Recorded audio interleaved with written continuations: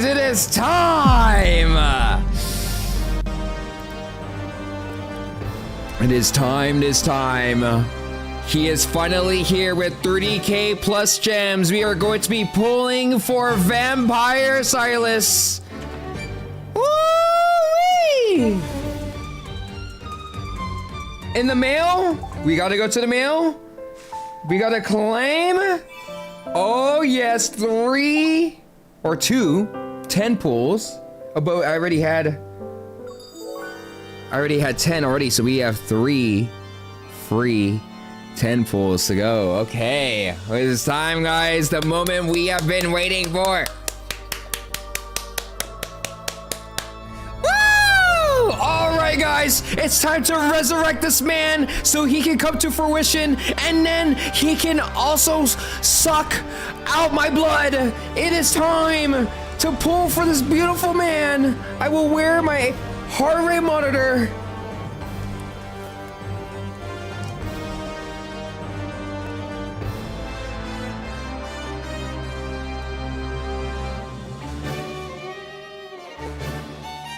You caught one on the second pull? All right. So, I was thinking, before we pull, we haven't been lucky with the blue hearts. So I was thinking we should spam the red blood emoji with the vampire emoji so he can come home. Or blood. Actually, let's spam the blood emoji because I think that would be fitting because he needs to drink blood.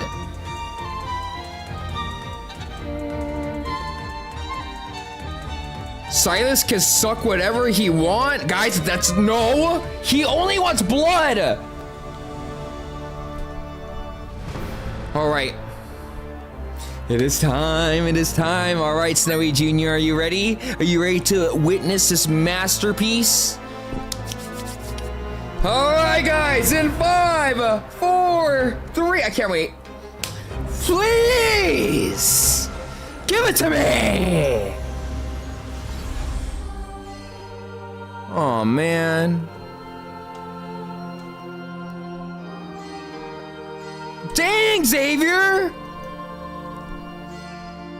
Always popping up. Okay. Zane? Xavier and Zane! Okay, it's fine. All right. Ooh, and we get free wishes. All right, spam the blood, please. Oh, Sylus, please. Oh, thee, may you come back to life and be a vampire for me. May you put these fangs into the skin and suck thee. Please come home with the 10 wishes for free. Please. I'm spamming blood in real life too.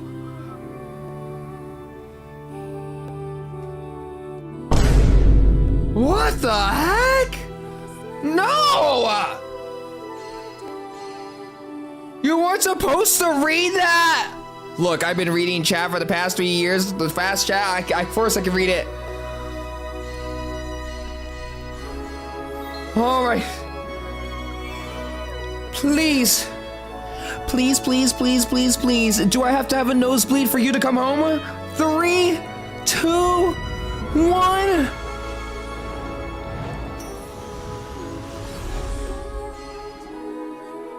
Use my man period? I don't have a man period.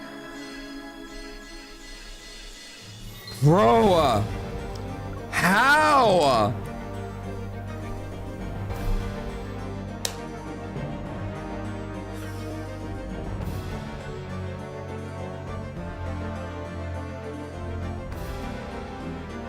Okay. It's okay. I got this. How about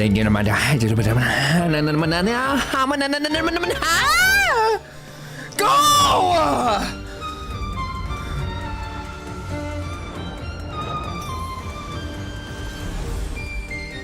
Savior! Apples of my eye! Apple, get out of here, my guy! I need to see the Sylus of vampires, okay? Stop! I need... It's a Xavier! Calls? I don't want to call right now, okay? left on red? Bro, I will leave you on red if you don't stop. Stay in touch. What is everyone with the calls right now? Do not disturb. Critical strike. Everlasting. Okay, hello, Zane. How are you? But what?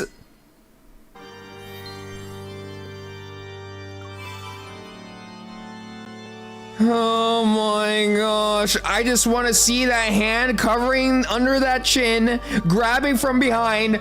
Go right here. Please let me be generous with these gems being saved up. Please.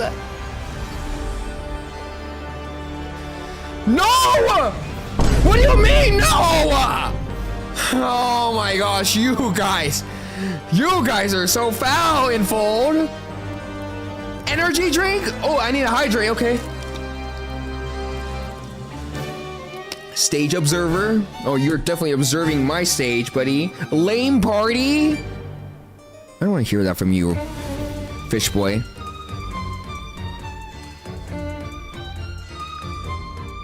Not angry. Checkup. Recall. No way. No way I'm going late pity for the past 4 banners. Infold, what happened, okay? What has happened? This past 4 banners, you have been nothing but stingy. A long night? Oh, we're gonna have a long night indeed. Not in that way. I'm talking about how long it's gonna take to pull this card. Just encounter? Oh my gosh. Oh no.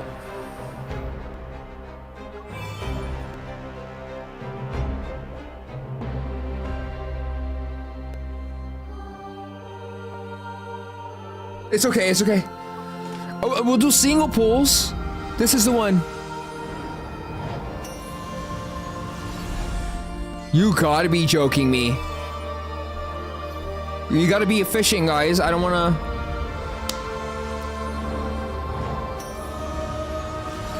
Come on! Are you joking me? Please! There it is! It's about dang time, Infold! Oh my gosh! Okay.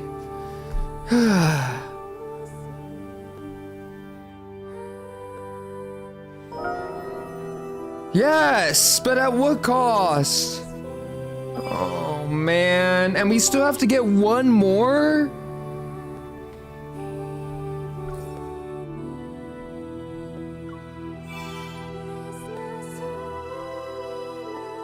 Alright guys, I guess offering our blood isn't gonna help. So what do?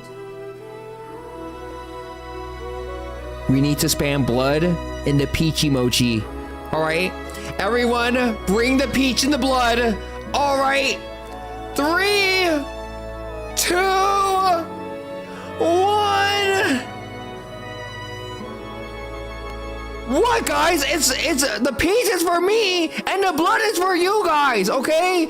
Surely he would want a peach because peaches are delicious and I have a peach in my fridge. So if he sees, you know, it could be a midnight run, a midnight snack. He goes downstairs, looks at the fridge, and sees a delicious peach, which is mine, in the fridge. And then he's gonna say, yes, I'm gonna come home. So 3, 2, 1. This is it. Please.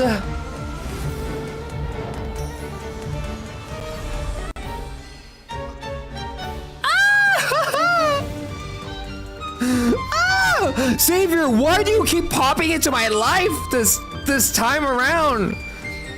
There was 4 Savior cards in a row. Oh, take care of me, Raphael. Not right now. Oh my gosh, this man. Okay, it's still winnable. It's still winnable, guys. Watch.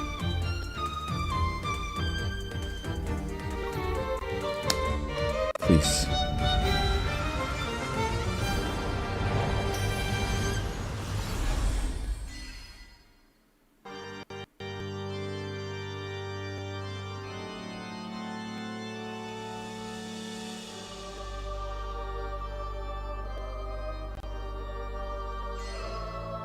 I give up.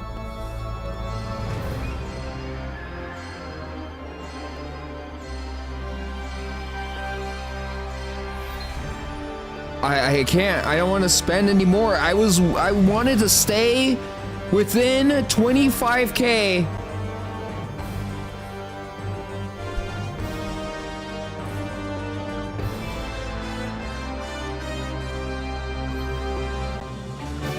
Please, please, please, please, please, please, please, please, please, please, please, please, please.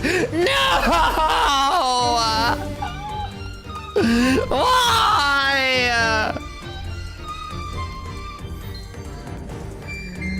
It's either Zane or Xavier. Look, I know you two get jealous, but you need to relax. Okay, this is a different timeline. This is his time to shine. Oh my gosh. Please, this next one. You gotta be, this has to be it.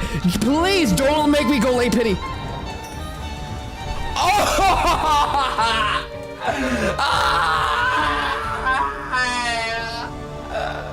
Oh no. You're really gonna make me go late pity? Twice! You did this last banner too! You did this the last banner! It fold!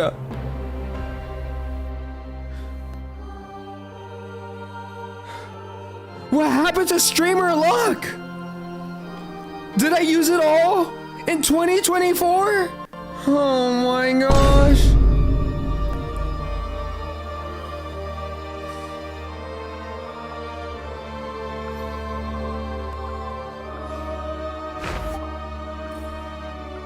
I did 100 pulls and I didn't get. Okay, one more. This is it. This is it. This is it. This is it. Oh, you gotta be absolutely freaking absolutely negatively atrociously freaking kidding me. Oh my hibbly hobbly goblets. I can't believe I just spent that much. Oh my gosh. Oh my gosh. Oh my gosh.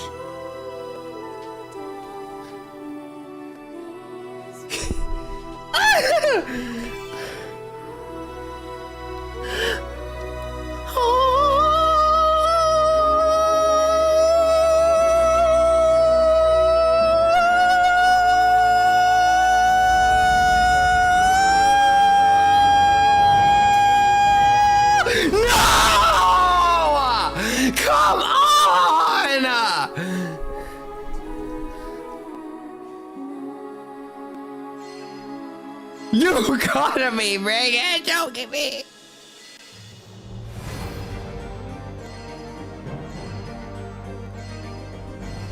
That was so heavenly for a vampire.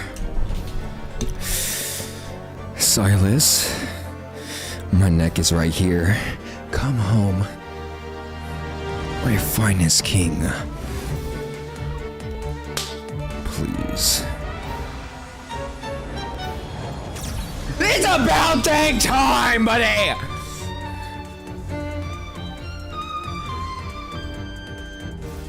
You out! You gotta be joking me! You gotta be! You Caleb! Caleb! Ooh, hello, Caleb! Caleb! For space deprivation. Yes, I'm being deprived right now. I don't want to see. Ooh, I want to see this. I don't want to see this right now. Oh, come on, Iffold. You're literally the dirtiest of all rats to ever experience. I'm not angry. I'm not. I'm disappointed. Oh my gosh, guys, how does this happen to me? I literally lose it 50-50. Oh my gosh, I spent so much.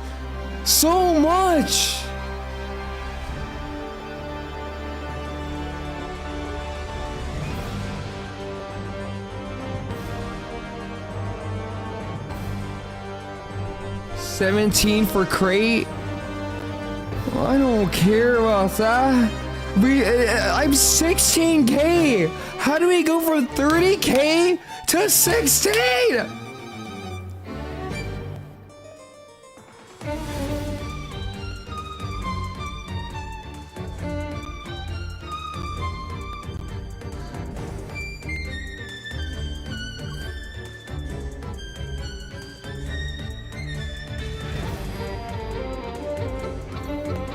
Crate has a card, but we don't have it, right? We have, it's 17.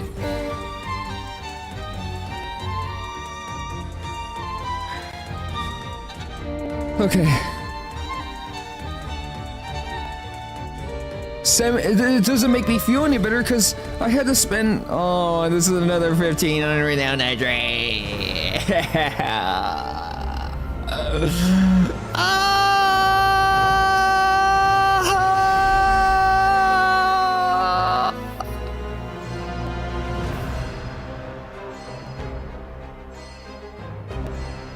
What you doing? I'm pulling for the Sylus, spending all this money. That's what I'm doing.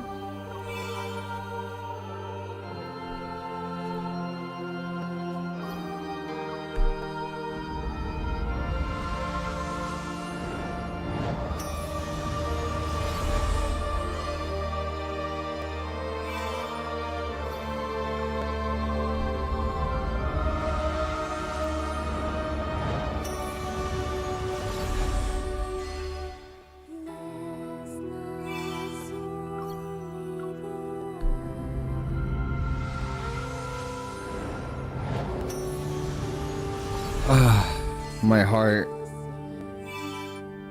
Oh, it just spent so much. I spent so much.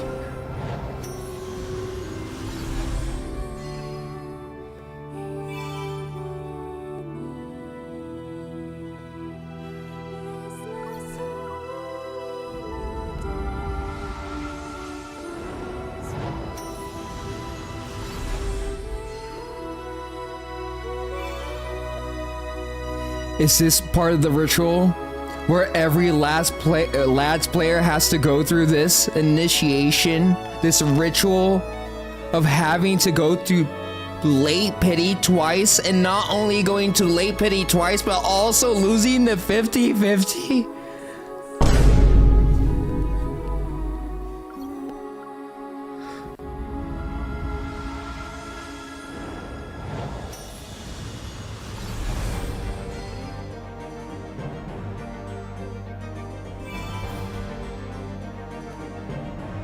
Watch it be the next one, and I don't even need to use the crate because I got it in the next one.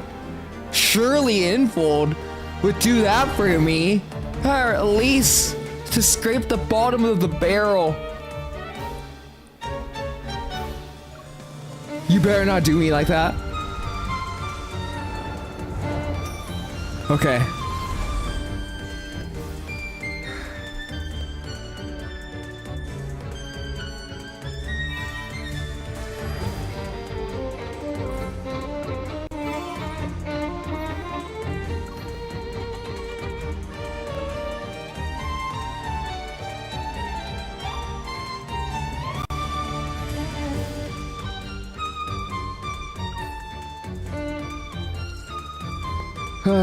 I don't feel any better, guys. What are you doing over there? Being very disappointed because you didn't want to come home.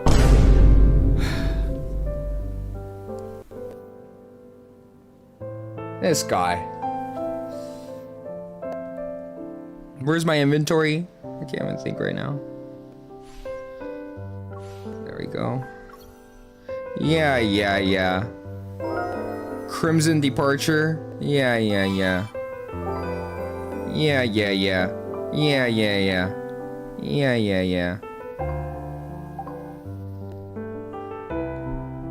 Oh man, guys. You know what?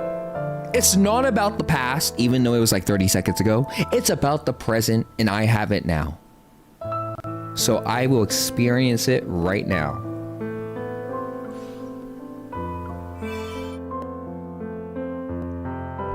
Guys, I'm just coping, okay? I'm just trying to find a Another reason month to down. Let's go. Oh, I like the new hair snowball. Looking good, pretty boy. Hope you all are having a good day night. Much love to you all, Moa. Stay for the 28 months! Thank you, thank you, thank you. It's good to see you. Hope you're doing well. Thank you. Oh my gosh, 28 months. That's so long. Ash, thank you for letting me be your leader for 28 months. You just missed the amount of hard pity that I had to go through. It's okay, it's okay. I have it. I have it now. I have it now. All right. I have it now. I have it. I have it. I have it. Oh, his hero is laughing. Wow, just laughing at me. Laughing at my misery, huh? Okay. Wait, is there 3? There's 3 cards? Oh no, that's a 4-star. That's a 4-star. Okay, okay. Okay, we're gonna go to Tate. We're gonna go Falling for You. And then we're gonna... Okay. Hey, wait, is this the right order? I haven't done a myth in a while. Which one are we doing first?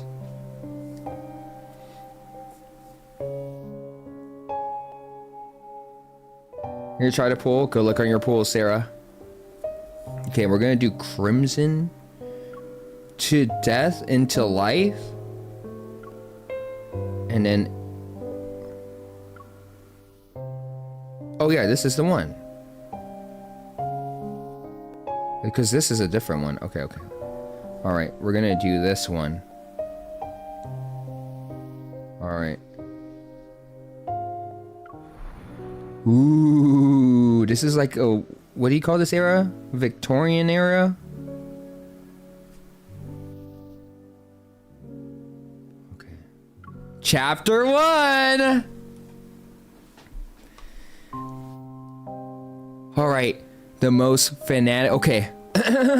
Lock in Niyeko, because I know you're gonna at least mess up at least 10 plus words throughout this lore, or at least 20.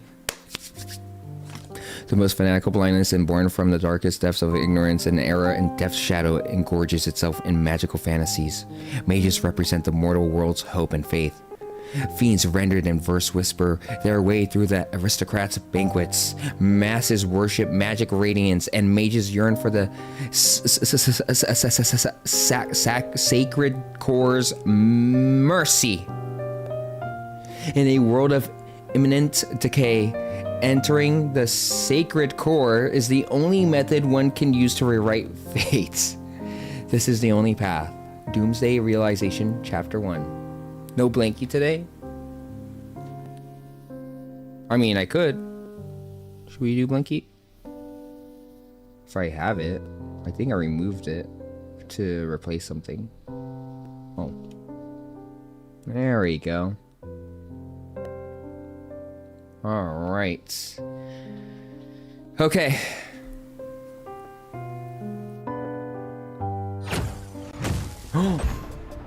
Let me know if we need to lower the volume or up the volume. We know what this book can summon. A mere mage shouldn't use it. Evelina, thank you for the 19 months! Can we get some W's in the chat, please? Thank you, thank you, thank you. For letting me be your party lead for 19 months, Evelina. Okay, Sniper! I don't have a celebration song for this scene, but thank you, Sniper, for the 10 gifted. Can we get some cheers in the chat, please, for Sniper for the 10 gifted subs? It's good to see you. Welcome in, guys. How are you guys doing? Okay, okay. A mere mage shouldn't use it. I point my staff at the book's parchment as it peeks out from beneath his brown robe. Its ancient silver markings revealing its authentic origin. I'm not after that. What I want is Sylus. Oh, she's already yearning! Are you aware what happens to those who dare to summon the Archfiend Sovereign? Oh, it's an archfiend? Not a vampire? Wait, what's the difference, guys? Does anyone know? Can we just call him vampire?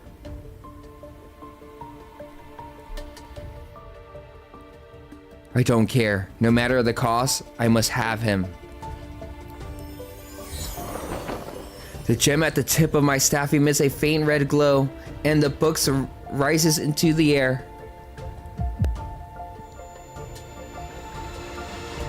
Excruciating pain, akin to flesh being torn apart, devours every part of my being. My curse is revealing itself once more. Why must it happen now? The fire mage notices the falter in my step. A magical glyph appears under his palm. Sending you big hugs, leader. That pull was brutal. Thank you for being so wonderful. Thank you, Corey. I really appreciate it for the 3 months. It's okay. We have it now. The past is in the past, and we're in the present. Okay. But I appreciate you. And the creature made from the soul fire leaps forth. Fiendish flames! Curse mine enemies! Burn their spirit and bones! The creature spews out black flames, and thick serpentine smoke slithers towards me. I summon a defensive glyph under my feet. However, the pain slows me, and the burning claws tear into my shoulder. Incinerate their body and obliterate their essence! He conceals himself in the thick smoke and attacks with his familiar. The black flames engulf me. Who are you? Red crystals rise from the glyph and pierce the creature. They also impale the fire mage's limbs. Ugh.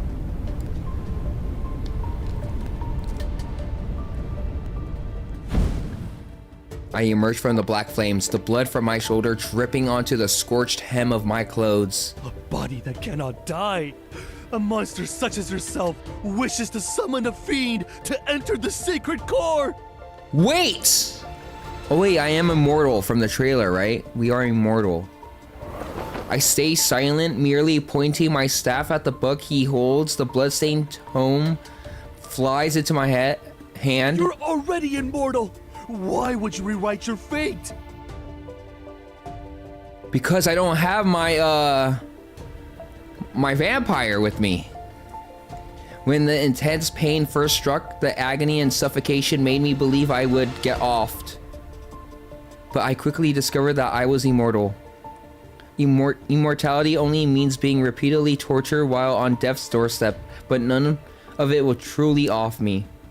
I want to save myself. Thus, for hundreds of years, I ceaselessly searched for something to end my torment. I submitted to being studied, willingly becoming a test subject, and traveled from one dynasty to the next. Nobles, political leaders, religious figures, and arcane houses who once viewed my immortality as a miracle branded me as a heretic, an evil spirit, when they failed to unlock the secrets of my condition. People yearn for immortality, and yet those fools fear it. Dang. So she was looked up to, and now she's looked down upon. I never trusted humans ever again. I could only rely on myself. I hid my identity and wandered the world as I studied the most ancient and profound magic. All of my efforts were directed to finding the source of my suffering.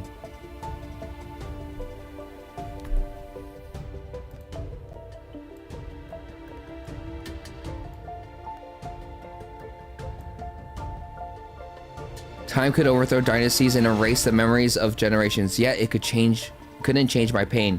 Then the woman who taught me forbidden magic told me the torment stemmed from an ancient curse. Furthermore, no magic in this world was capable of removing it. Only by entering the sacred core and beginning anew could the curse be lifted. That was my only path.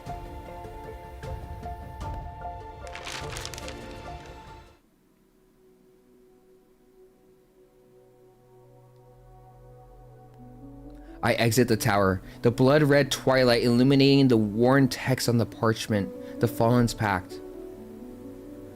Akin to the shadow that's always present, the searing pain tears through my body. This curse is beyond my memories, and yet, at this very moment, I sense a strange lightness. I've lost count of how it's been and how many mages I confronted for this tome. For an immortal, time and memory are destined to fade.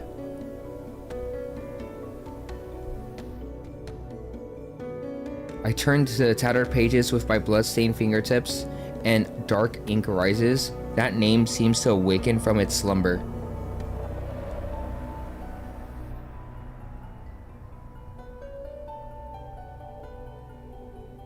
His name is ancient and no different from night itself, yet it's neither a divine whisper nor a simple inscription on stone. Depraved, he descended into 7 shadows. In that realm, light has never bowed its head. A lonely city stands at his coffin, and only the purest of blood serves as his sustenance. To summon an underworld fiend, the ritual glyph must use blood as its chain. Draw the spiral and connect the shadows. Those who bind him will inevitably be bound themselves. So it's like a ritual that she needs to do in order to revive him, right? The underworld is where the fiend exists, and its place humans cannot enter. However, powerful mages can summon fiends to serve them. Welcome back, Lisa. And Sylus, a name whispered amongst mages for centuries, is the underworld's uncrowned sovereign. The pain inside my body temporarily subsides before the searing agony. Tears through me again. Tears through me again. I was eyes. You didn't hear that. Blah, blah, blah. I can only enter the sacred core with the immense power. I find an abandoned sanctum. Following the book's instructions, I use my energy to draw the summoning glyph. Guys, don't say, stop, don't add it, okay? I knew I was gonna mess up on something. I was locking in. The wind rises and gathering clouds slowly devour the full moon's light. Sylus. Or I have to say it. Oh, Sylus. Oh, it's it! The ritual!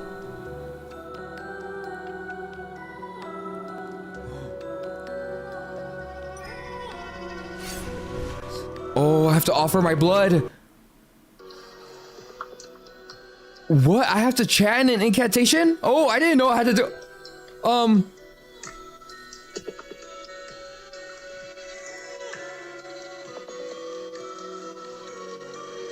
Bippity boppity boo.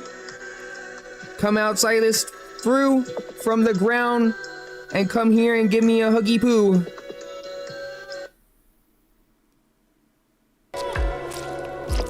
There we go. Aha!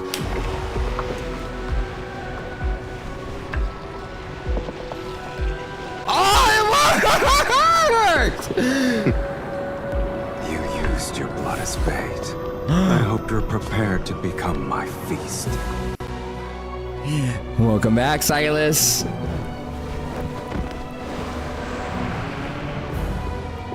However, answering these summons, it's a first for me. You're the one who awakened me. Dang!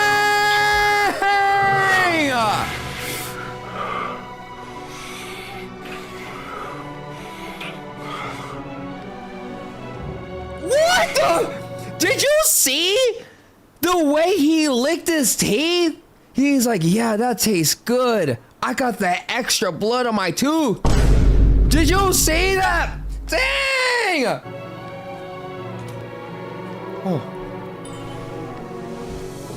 He actually wants to drain me of all my blood? Shall I give you a chance to resist? Whoa! Form linkage? Oh, we're gonna form the pact, guys.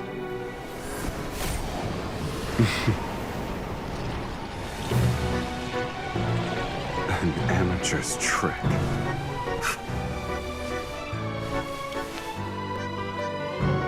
This is how you should do it.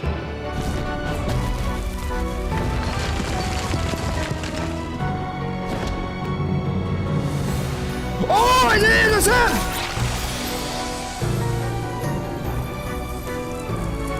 I was in awe! An immortal. You have some worth. Dang!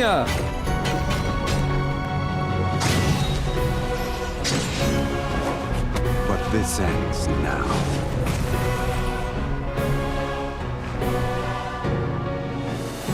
Control him? I shall tame him. Right now, with this chain. I'm gonna pull down.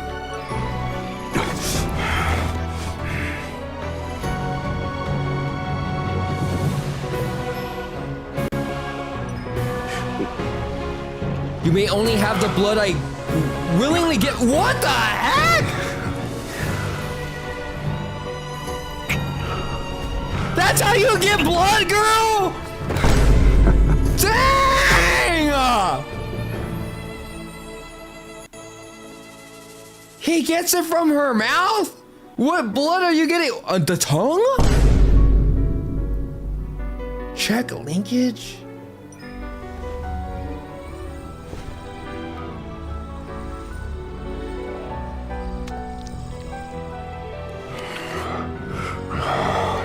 Blood. It tastes better than I expected. Right, you can command me until your blood and power fulfill my desire.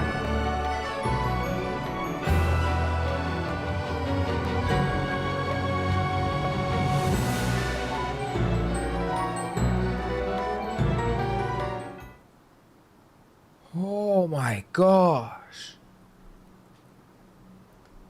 Clouds disperse and the blood red moon returns to a soft yellow. His shadow looms over me. Speak. What do you want me to do for you? Shall I capture 10,000 magical beasts and extract their energy? Or perhaps you need my aid to overthrow a kingdom? Before I can open my mouth, a subtle, strange ripple materializes in the air. They were quick to find me. This place is so desolate that even ghosts would avoid it. But it seems you have visitors. Are you famous? Why are you talking about ghosts? Aren't you one yourself? It's not even amusing in the slightest. Several shadows materialize in the air before surrounding me and Sylus wearing a robe. The man acting as if their leader points at me. You're the one who killed the fire mage? My hair? Oh yeah, we have long hair.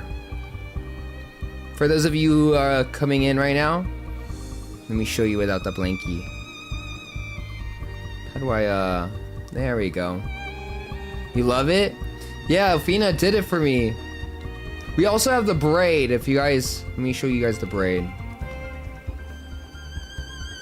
There we go. I like the braid with this too. It looks good.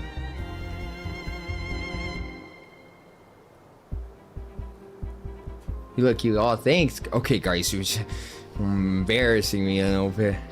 Okay. It's a little embarrassing. Okay. What was I saying? What was I saying? Oh, I need to read. Okay. You're the one who off the fire mage. But you look so good. Oh, thanks, guys. I turn to Sylus. Off them, Sylus? Are you insane? Come closer. Let me see. There.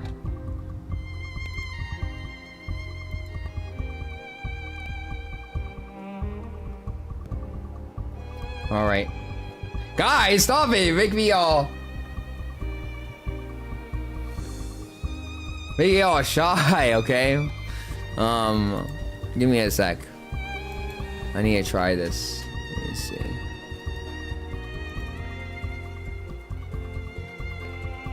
Beep beep.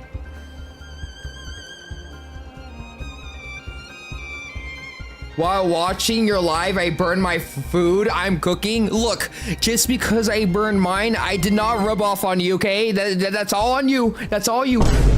No. TikTok, I just restarted it right now. Alright. Guys, it's not contagious. Alright. Are you insane? Sneering, he taps his staff on the ground. You put on a spectacle to summon me. Also, you could order me to crush some insects. So he's tamed by me because I put the linkage on him, so he has my chain, and now I can tell him anything I want. How ridiculous. It's not ridiculous! I revived you! Yes, I did. Please allow me to finish that sentence. You can command me. Though whether or not I obey depends on my mood. You can't do that!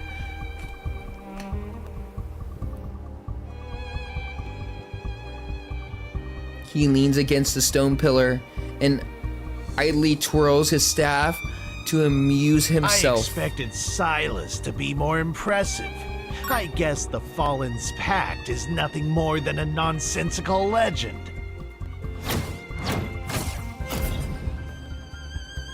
Flames erupt from the attacker's sleeve and transform into dozens of serpentine whips that lash out. Sylus, you're making me look like a poorly executed joke. The summoner determines one's reputation. You are nothing but a nameless mage. Bro! I'm an ice mage for your information. Wait, maybe this is really for me, guys. Mage? He says my name in the trailer?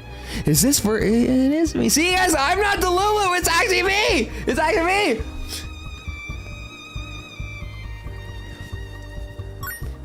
When a person uses the reveals their taste, ability, and status. The linkage materializes around my wrist and I pull Sylus's arm. Do I know about Obey Me? I've heard of it, yes. I did look into it a little bit, but I haven't played it. Oh, it stacks? Let me fix it. Boom.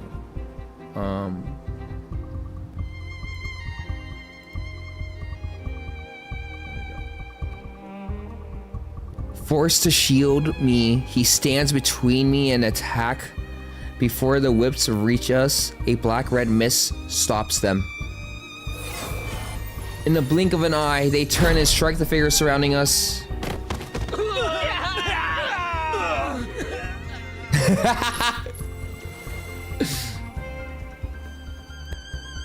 Okay, I dismiss the linkage and dust my sleeves off in Sylus's direction.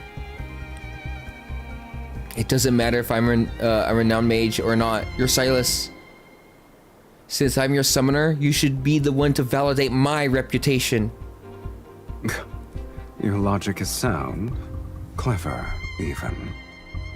The stars have shifted, and the most powerful mages across Philos have gathered in Velmir. They're waiting for the sacred core to manifest. Accompanied by a fiend, you shall be a target everyone will fight against. And you still hope to enter the sacred core to rewrite fate? Your dreams are...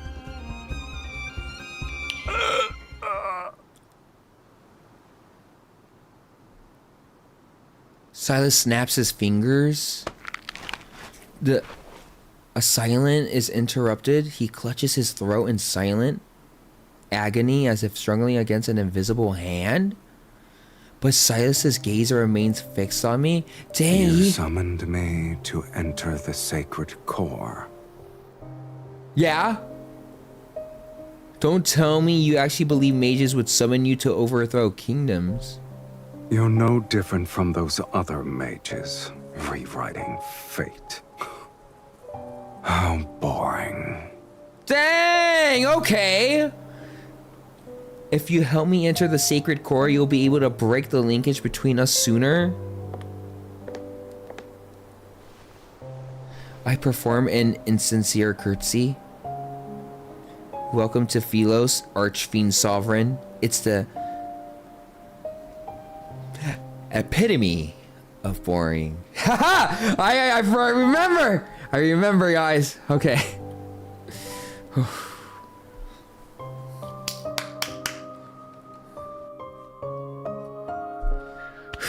I was about to say epitome, but I was like, no, I remember from last time.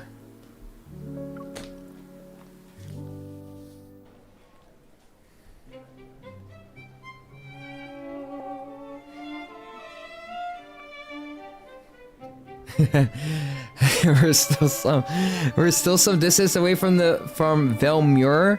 I'm impatient, but the fiend is unhurried. He still has blood on his clothes. You gonna clean yourself up? I'm tired. I need to rest.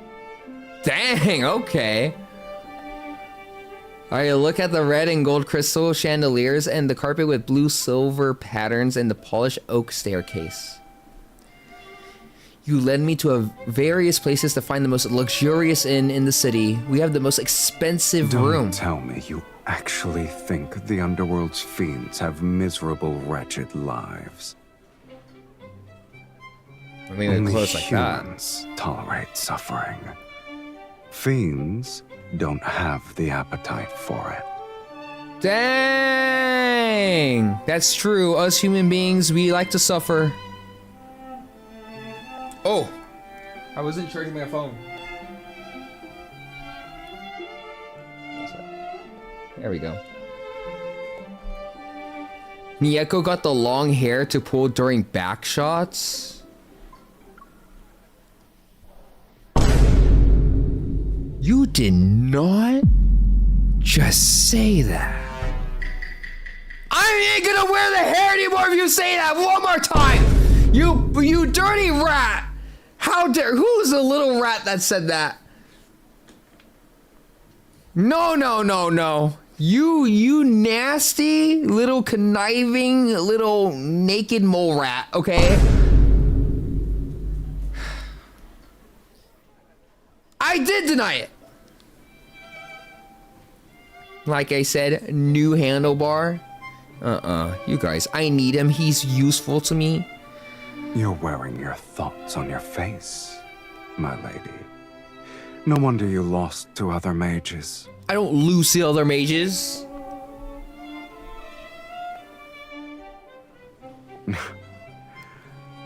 Then I hope you'll treat me well. I'll treat you well, alright. I'm gonna give you a nice warm meal, a nice comfy bed. Bring us your most expensive wines and dishes. All of them. All of them? Yes, sir.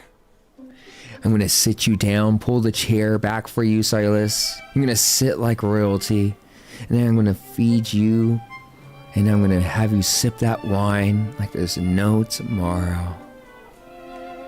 Just don't cook risotto. Okay, guys, let me have this for once. You know what? No for you guys. You guys don't get anything, okay? Only some of you who have been good. You guys get a nice royalty meal. But I'm sick. Okay, Evelina, you get soup.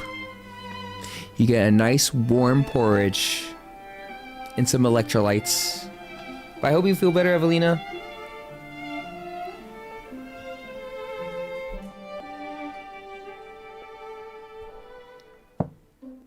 You don't like tea, Jace? I've been good. Master? Don't burn the soup. Okay. Yeah. The enormous table is filled with exquisite dishes, separated by a dazzling array of silver platters and candelabras? What are candelabras?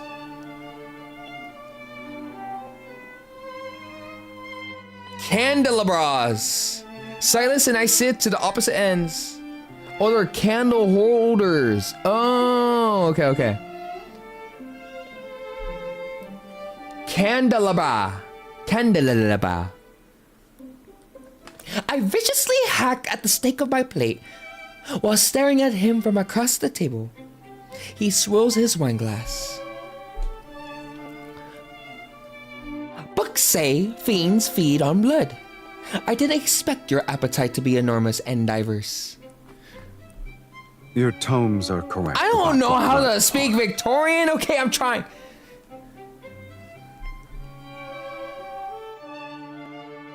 Then why did you order so much food? I have to make it special. This is our first dinner. He raises the wine glass in a toast. To you, Miss Mage. It's Miss Mage. See, that's me, guys. That's me. It's me. You know, Miss Mage.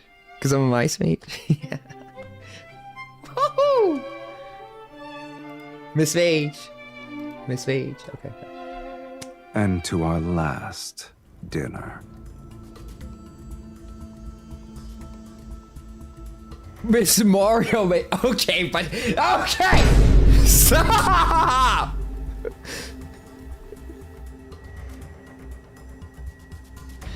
Not you guys saying that. The crimson wine moistens his lips. It gleams like fresh blood in the candlelight. Is there still a reason to give up? I told you. To command me, you need sufficient power and desires to satisfy my appetite. Oh, so what do you want? We can go get a Happy Meal at McDonald's. That's very, very filling. Or you want a 20-piece? Your power and talent exceed those of ordinary humans. Yet your desire is as banal as the other mages. A crimson light flashes across his right eye, then he narrows his eyes and hides his gleaming pupils beneath the shadows of his eyelashes. The desire to enter the sacred core can't even provide a modicum to satisfy me. A modicum. The Underworld has plenty of fiends you could summon. I've defeated those weaklings, but they're sufficient for dealing with mages. Shall I create a list for you? I pulled a knife from my steak and I point it at Sylus. Dang, girl. You only took one sip, and yet your words are akin to a drunkard's.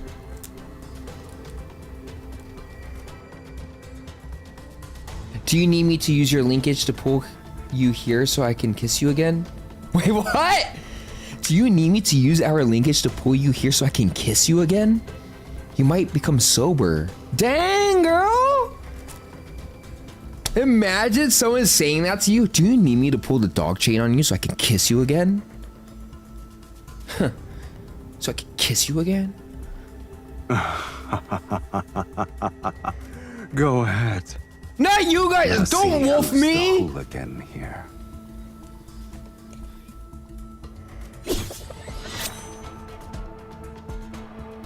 You say that to me all the time. No, Vivala. The linkage at my wrist flies across the table along the knife I throw. Sylus tilts his head. The knife raises his hair before it's a bit behind him. Black red mist emerges between his palms. Traveling along the linkage, it spreads and approaches me.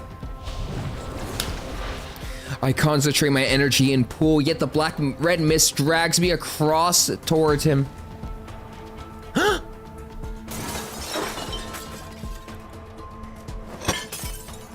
His staff is pressed against my throat. I pinned down on the table amidst the chaos mess of dishes. Didn't you want me to be sober?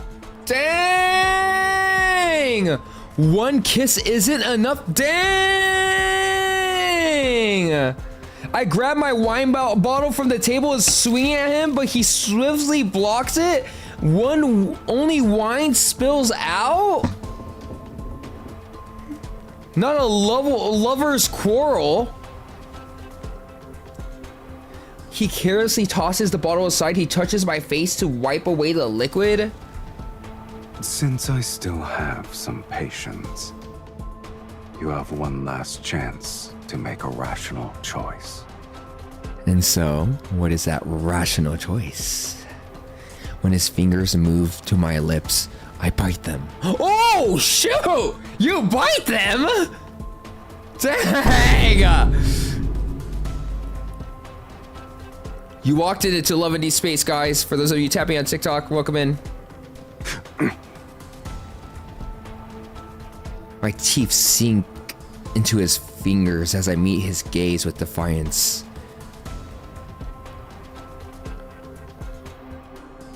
What else are you going to do?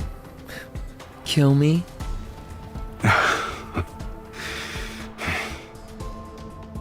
If you wish to know of matters more absurd than death, I'll grant your wish. Is this the new myth? Yes, it is, Vaxie. Welcome in. We just pulled for it. We're on chapter Sir, miss, 1 still, I it's think. getting late. Other guests need to rest. Of course. We'll finish this quickly. Dang. Whoa, you're a little close there, buddy. Oh my gosh, this song is giving me flashbacks. The chaos in the room moves from the dining table to the bedroom. I barely dodge the energy blade from his swinging staff before I can launch a counterattack. I'm pinned to the headboard. Shh. I'm certain there are quite a few mages staying here. I wouldn't be surprised if their destination is Velmur. Ooh, the bedroom? Unless you want to expose yourself at this very moment. Wait a minute! What do you mean by that?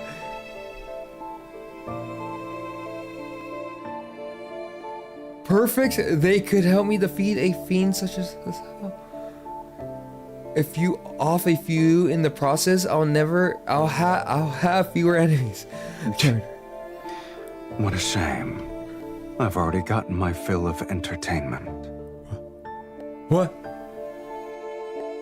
This is entertainment? Wait, what do you mean this is entertainment? Did you honestly believe this meager linkage magic could restrain me? Whoa! Wait, you I can. wonder why you didn't think about the fate of that tome's author. Wait, you can escape my chain?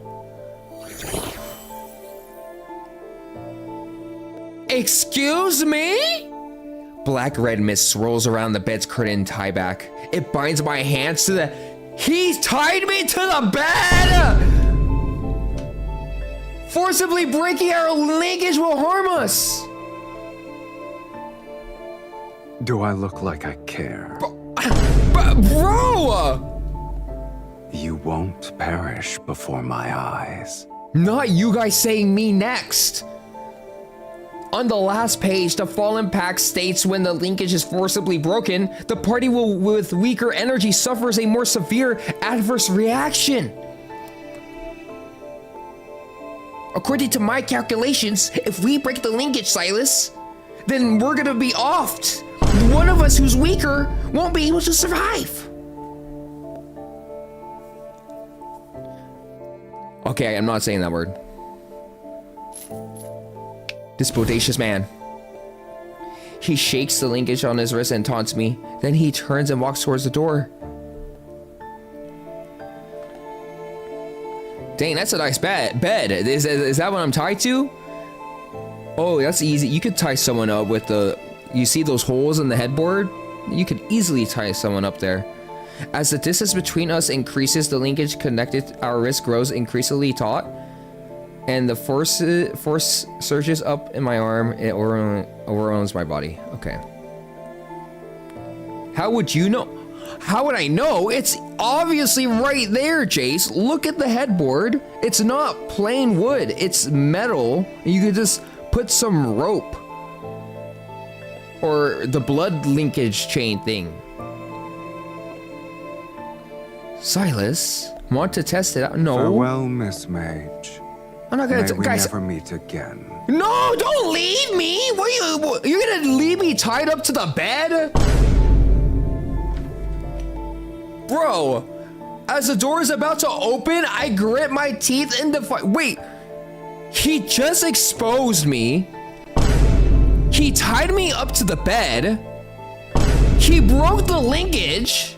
And then he's gonna leave me there?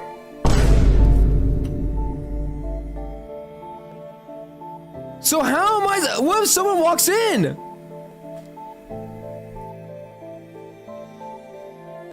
Only the sacred core could free me from this curse and let me begin anew? Oh my gosh. Countless eons have passed before my eyes and I miss my chance to enter the sacred core every time. Summoning Sylus is my last desperate attempt for everything to end so pathetically. I refuse to give up. I'll find another way to summon you.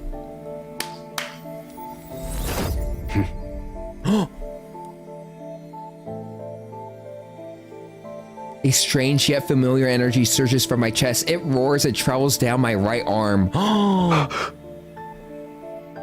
A powerful invisible force pulls an even greater energy toward me. I open my eyes. He stepped outside the room for a moment ago, but he's been pulled back to stand in front of me. Yes.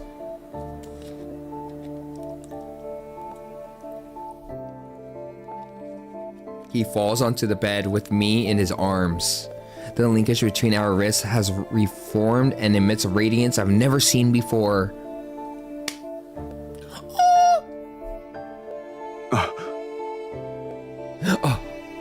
Impossible. It is possible. What's happening? Wasn't the linkage broken? Before I could process these events, Sylus's other hand is already at my throat. Bro! It's not a normal connection. Where did you learn this forbidden spell?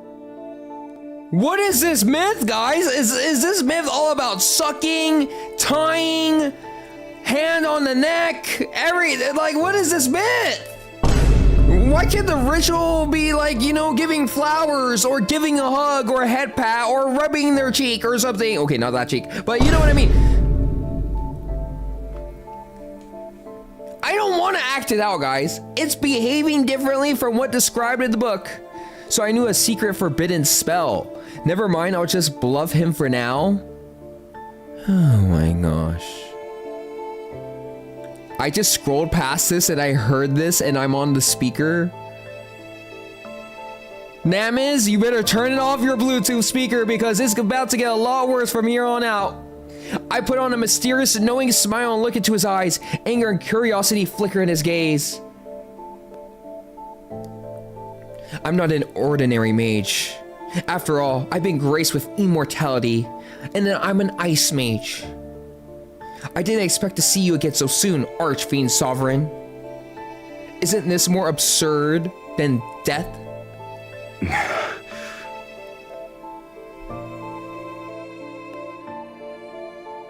He doesn't immediately contradict me, so I seize this chance.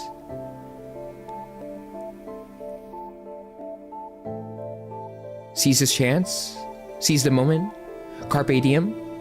Since you can't off me or break the linkage, I guess you can only honor our agreements. You look pleased with yourself. Ooh! The way you said that. It's impossible for you to negotiate, Sylus. Once I accomplish my goal, you will regain your freedom. I meet his scrutinizing gaze without flinching. His gem-like eyes seem capable of capturing my soul. I shall temporarily withdraw my previous statement. Can I do what? Oh, that word, Being that summoned line? by you I don't think I might can. not be that boring. Being summoned by you might not. See, you can have fun with. You can have fun being in this world.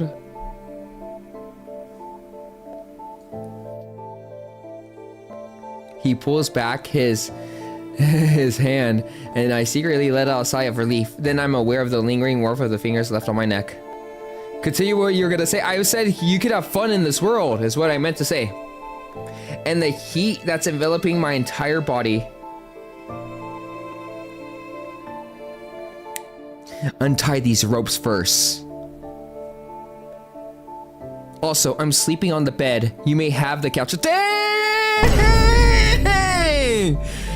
You're gonna let this handsome man sleep on the couch? Dang, girl. I knew Niyeko was a baddie. Bang! You know your worth. Snap. Put him in his place. He unhurriedly helps me undo the restraints on my hands. However, he shows no intention of standing. Wait, he's gonna stay on the bed? I'm hungry. Okay. Well, there's a McDonald's down the street. Why don't you go there? You ordered all that food earlier. Only then do I realize that he needs blood. Oh, dang, it's one of those. I haven't been fed since I was summoned, and the energy I've expended is astronomical.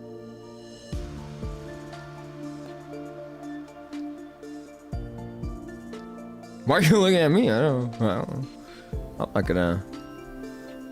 I planned to go out to feed. Alas, I can't leave.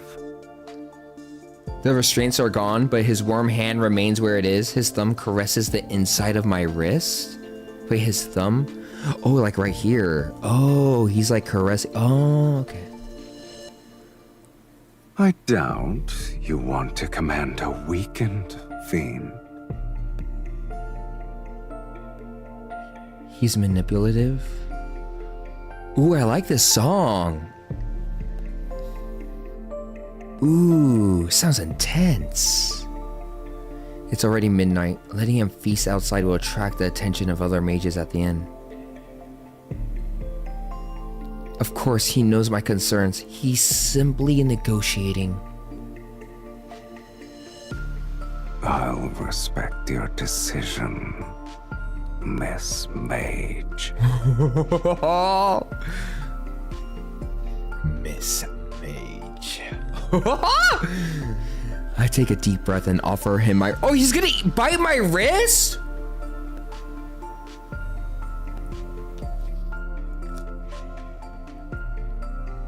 I didn't know he had Twitter. He saw my wrist. Hurry up and drink. I need to rest.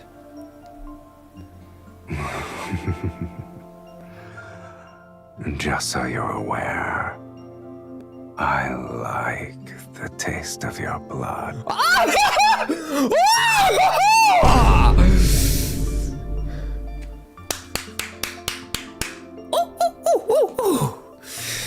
Oh, yes, guys. He knew. He was in the room. He was in the recording room. And then the directors were like, say it with that grunt. And he's like, just so you're aware, I like the taste of your blood.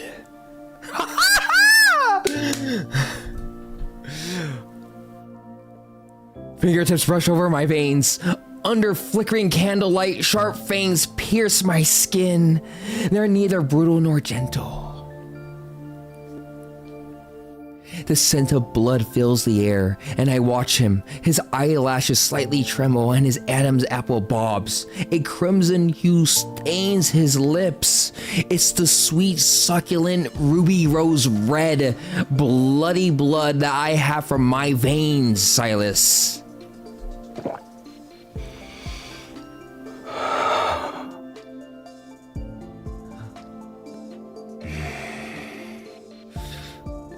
It's been so long since I've tasted blood that satisfied me this much. Thank you for your generous hospitality. Bro.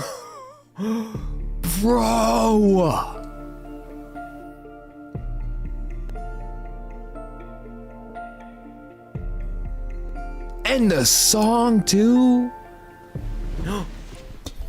After his meal, Sylus lies down on the sofa. He had his fill. Dang, guys, this is a good myth. This is a good story. It's easy to follow along. It's not confusing. The night is quiet. Moonlight pours in through the gaps between the curtains and shines on my wounded wrist. The blood has crusted over, and my injury shall heal soon. Nothing will remain but a faint streak of dried blood. Dang! I'm gonna levitate Kate? This is the immortal body everyone yearns for. Imagine having an immortal body. When Sylus helps me enter the sacred court to rewrite my fate, I'll become an ordinary human, one that offs after their blood is drunk. In this era, death often descends without warning. Age, health, wealth, status, nothing can stop death's sudden arrival. This is a world living in death's shadow. Oh, my blankie? Oh yeah, I forgot. Yeah, I wish to exchange my endless torment that has lasted hundreds of years for death's inevitability.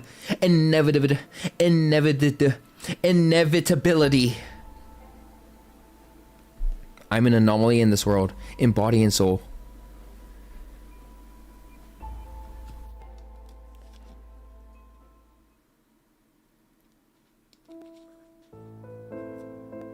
That was a big gulp.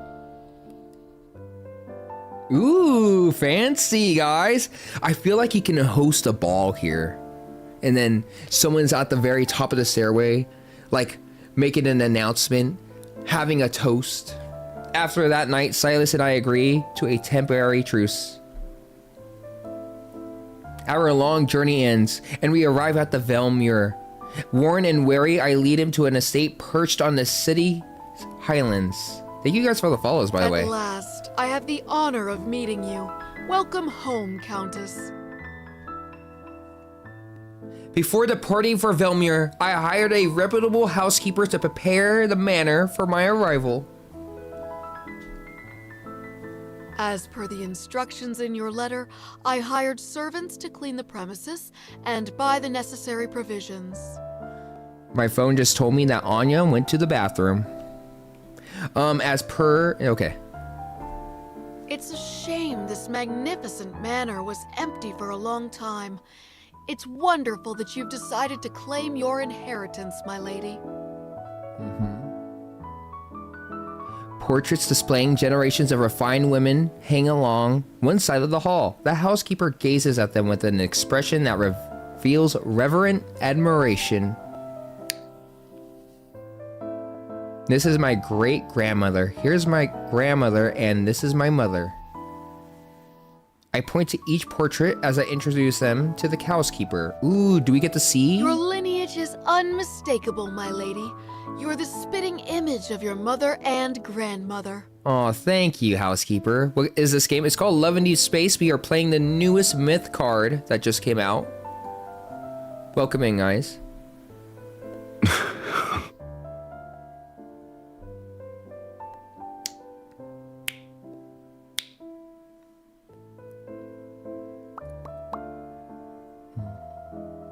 Sylus, who's been standing behind me, lets out a soft chuckle. He leans down to whisper into my ear. Ooh.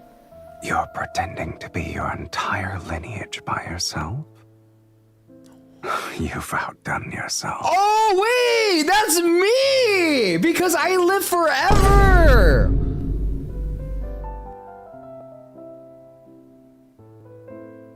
Dang! I resist the urge to turn around and glare at him. Instead, I maintain the proper decorum that's expected of nobility. You knew it, Suave? You are smart. Please forgive my negligence. May I ask who this gentleman is? That's Pookie Bear. Not a problem. I'm her husband. Husband? You may address me as Count Cyrus. Count Cyrus? Not Sylus? Cyrus. My apologies, my lady. You didn't mention your marriage in your letter. I thought... I shall prepare the necessities for the Count at once. Yes. Taking advantage of the housekeeper's departure, I pull Sylus into the bedroom. Not the bedroom again. Oh no. I can already tell. You see those holes right here? He's gonna do some sort of like Boy Scout tie and then do one here, do one here, here, here, here, here, here, here, here, and then boom, and then boom. Already know, already know. What are you planning? I only said one sentence. Why do I know that? No, I don't know. How do you know? No, I don't know. I don't know. I only said one sentence. You're supposed to follow my orders? Who gave you permission to define our relationship? You were going to say that I was your fiancé, yes? Maybe. He raises his staff to point at the bedroom door. Then he lifts his left wrist. What sort of noblewoman allows her fiancé to stay in her bedroom from sunrise to moonset? Velmir won't stop speaking of your name before sundown.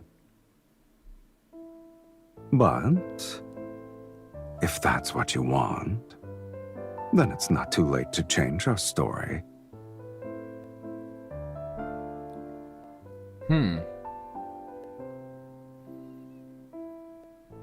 I've been traveling for so long, I almost forgot the etiquette established by Philosian nobility. Have you decided?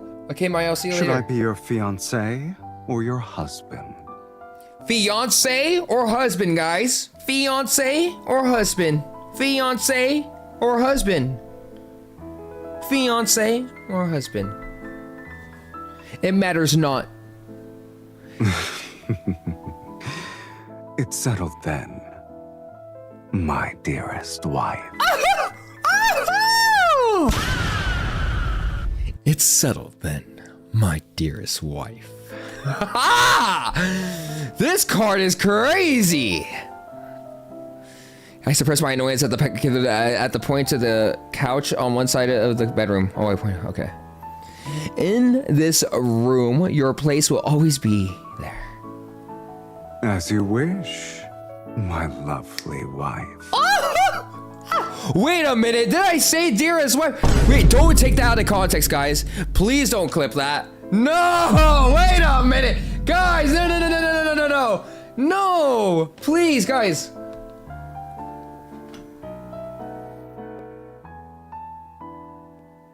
Oh, dang it. I wasn't paying attention. I was in this card. Oh, I'm so invested right now. I wasn't thinking.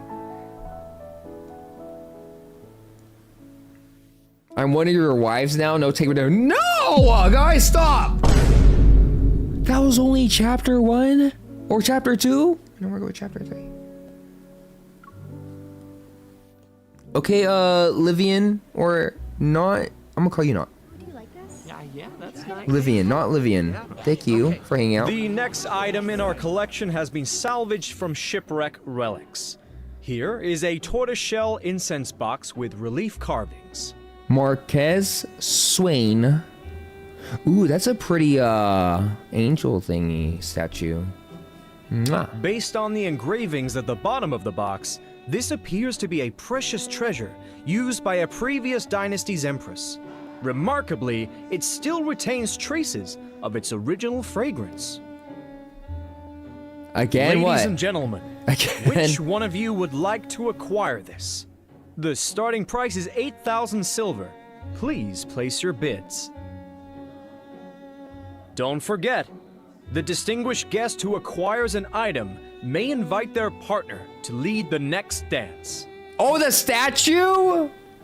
You know me, guys. If I see a statue, it's not a real human being, so I gotta kiss it. Mwah. Where's mine? There's a redeem for that, guys. Don't forget the distinguished guest who acquires the item and how to partner and leave it next time. For Daria, my beautiful daughter, I'm willing to offer 10,000 silver.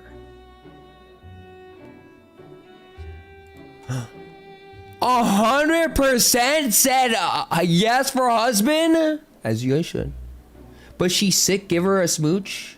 Let me redeem Moi. Okay. For you guys, okay. We're just there. Okay, I did it. You guys, I don't want to do it in this stream. Okay, you guys are something. For Daria. 15,000 silver. It's for my beloved Miss Ariella. Aw. I yawn listlessly from my corner of the banquet hall. Ooh, this place is nice too. When will they reveal the fragment of Night's Whispers? I didn't expect there to be this many mages present at a ball. We all have the same goal. Of course. The nobles only consider Night's Wow, Whispers I'm to surrounded be a by poetry other collection mages. left behind by Sir Saren.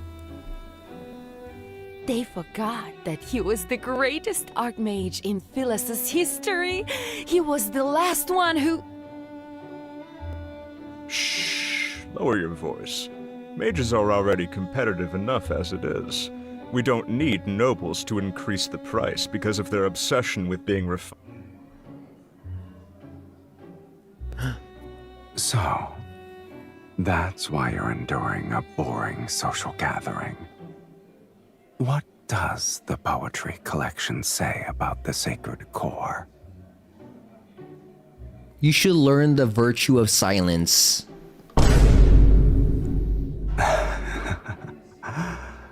It's a shame I'm not a fiend you summoned to blindly follow orders.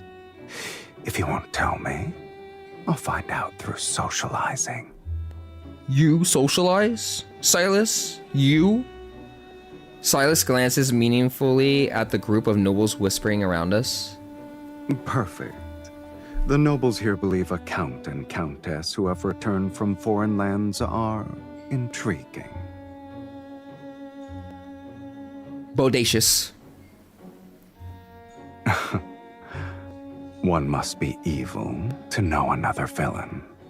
Dang! Under the curious glances of those around us, I pretend to affectionately take Silas's arm. Then I lean towards his ear. Saren was the last mage to enter the sacred core, but that was decades ago. Oh? I'm assuming you met him then. Did you lose to him? Is that why you missed your chance to enter the sacred core? What's with your hair? We have new hair, guys. Welcome in, by the way. I cannot speak Japanese. I did learn a little bit, like all the rules and whatnot, but I stopped for a while, so it's been a while. Unhurriedly caressing my cheek, he savors my silence. I guess the mages believe he wrote a prophecy that tells of the sacred core's next appearance. This arrogant fiend must have exceptionally brilliant mind. Your goals are all so banal. But my curiosity is piqued, I admit. How do you plan to outbid these mages? A noble repeatedly bidding against them would raise a suspicion. I am not that foolish. Besides, who says I have to bid? I see. I've underestimated your intelligence, Countess. Countess, I like that. That's good on the tongue, guys. Countess. Countess. Countess. Countess. Countess. An attendant carrying a silver case steps onto the platform and the Marquess speaks again.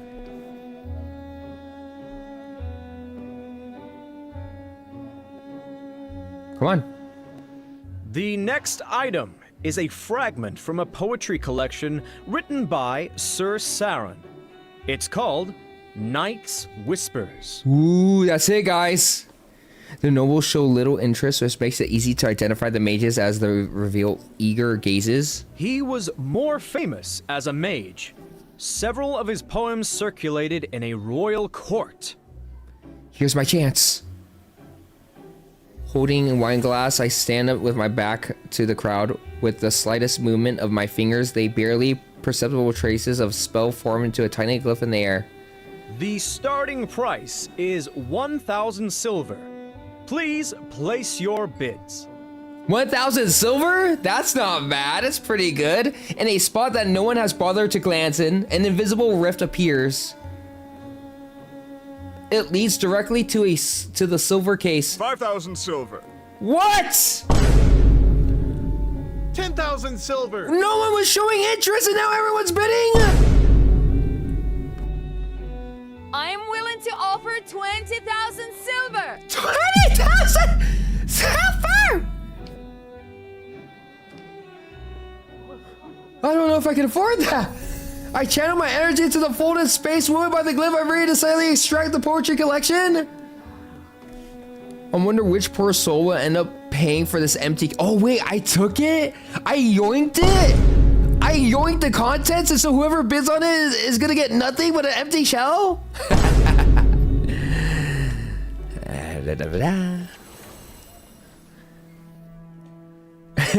Free 99. Just as the text is about to pass through the rift, the spatial boundary suddenly falters. Oh. This isn't my spell? Is someone tracing my magics? I hold my breath and add the barrier to the glyph so I can accelerate the flow of energy. If I can complete the transfer before they track me. The rhythmic chorus of competing bids comes to an abrupt halt.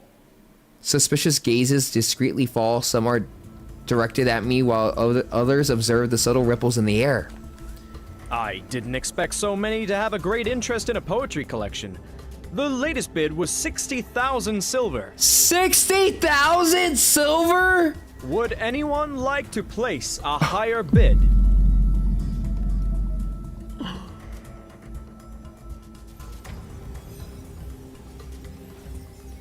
$6-7. Don't, Renee. Don't. No.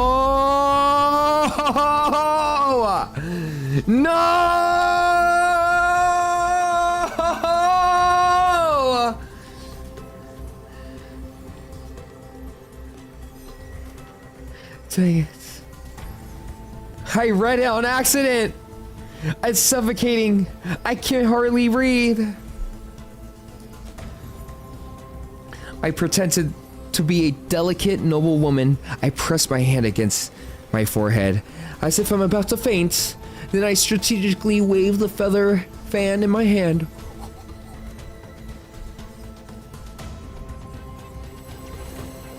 A few feathers slightly detach themselves from the transform into a semi-transparent threads that dance through the air. They trace an invisible glyph.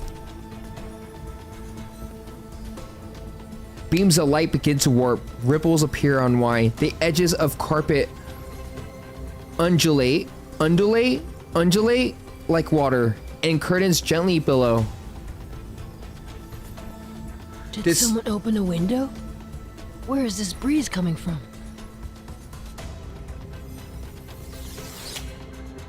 The tracking glyph has been destroyed. I continue my performance as dizzy noble woman and slightly sway. Someone steadies me from behind. My lady, why don't you tell me when something catches your fancy? You wouldn't need to be so stressed. Even in this life, he's still doing that for me.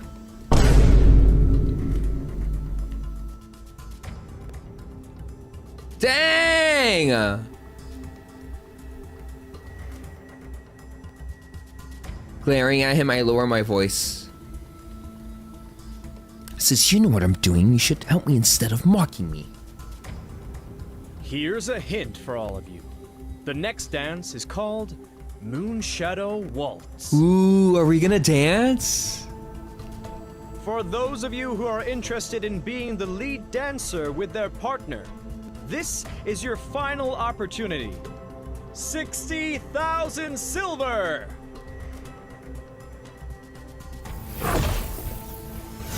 Not again. Another wave of stronger energy attacks from a different direction. I tried to create another glyph.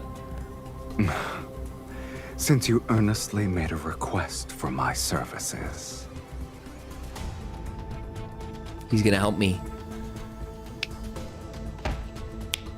Sylus snaps his fingers behind me. On one side of the banquet hall, an elderly man suddenly collapses. Dang! Sir, what's wrong? He has that kind of power? What's happening? Someone has fainted? Quick, call for a physician! I shall abide by your wishes. You're causing trouble. Do we need to draw more attention? You asked for my assistance, yet you're unhappy with my methods. I I didn't kill him. That's already being discreet. Sir Saren's poetry collection for 60,000 silver. 60,000 silver going once, going twice. 100,000 silver. Dang! Sylus, you have 100,000 silver? Did you say 100,000 silver?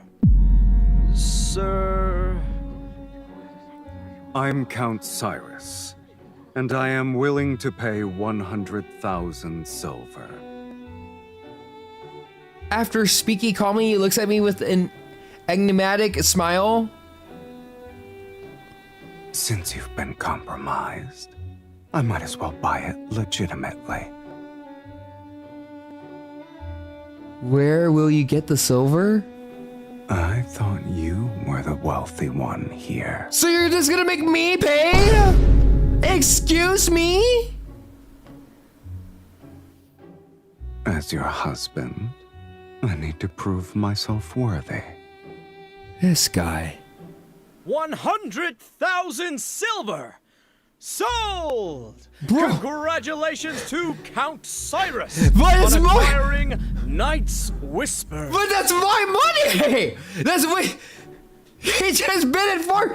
I don't have the, where am I gonna get that money? Where am I gonna pay for? How am I gonna afford that? Sylus unhurriedly steps forward and a dazzling gemstone gleams in his hand.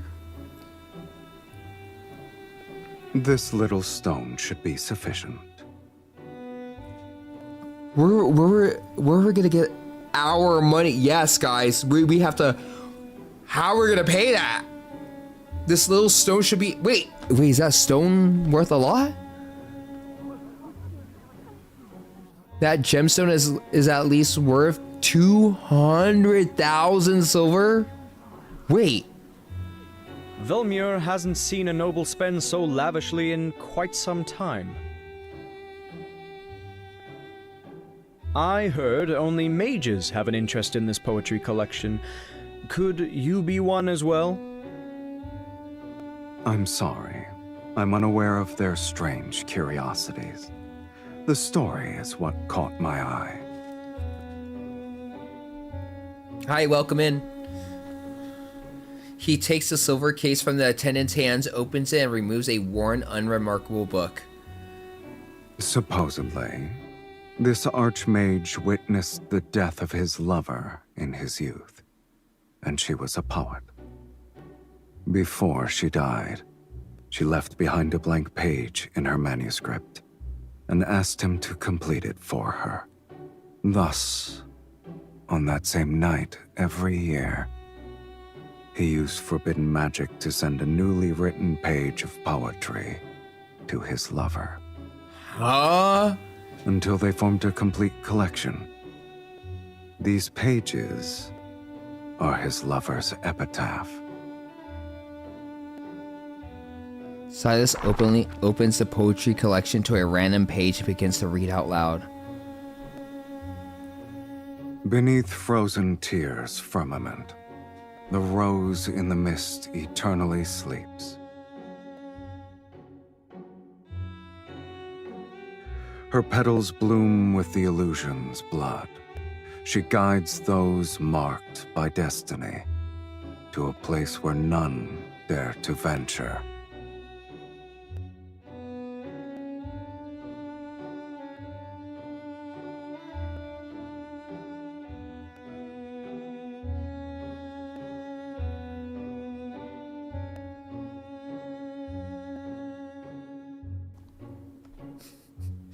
I was hoping he was talking a little bit longer so I could finish my apple.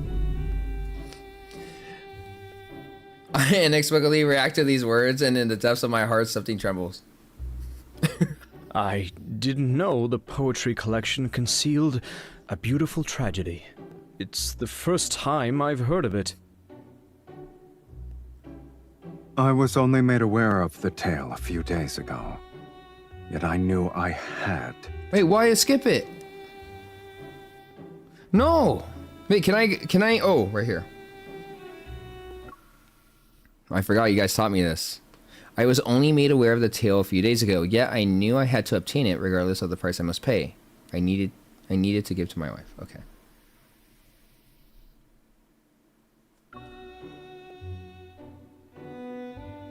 My lady, we have only tasted the beginning of marriage's joys. However, my commitment to spend my lifetime with you surpasses life itself. Ooh. Okay, gotcha, sweet. Thank you.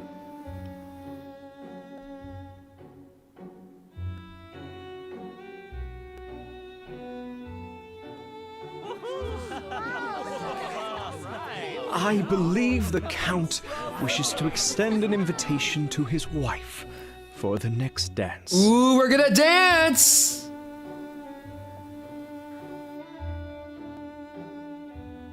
My dearest wife, would you be so kind as to dance with me?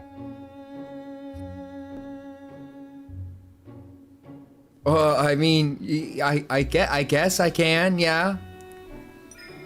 Everyone is watching our every move. I have no choice but to put on a blissful smile and place my hand in his.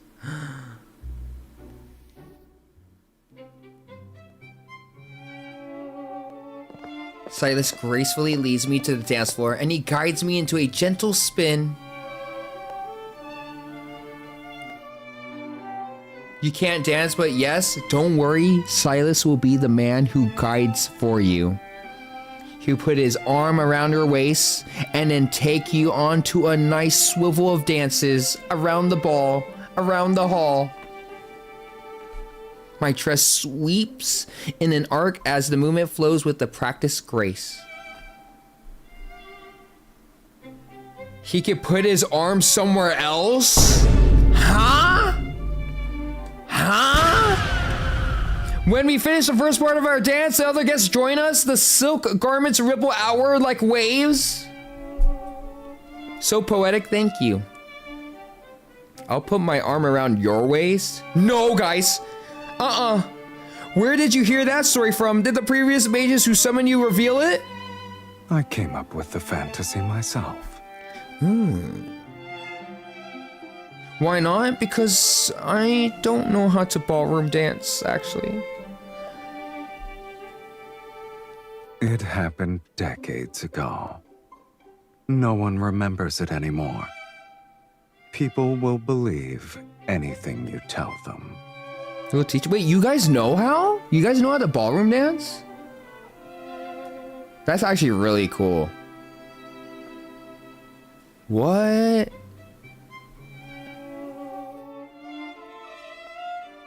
I'm a dancer, but like, you know how to ballroom dance though. Like, you know, like in the animes when they're in the ballroom and then they do the fancy dance and whatnot.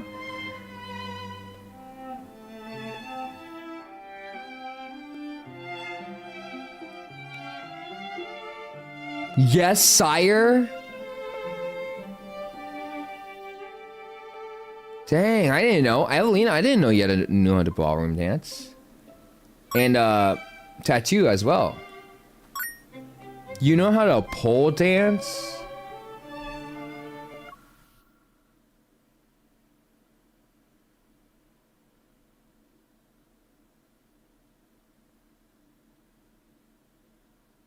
Oh. That's cool. I guess. You used to have a pole. You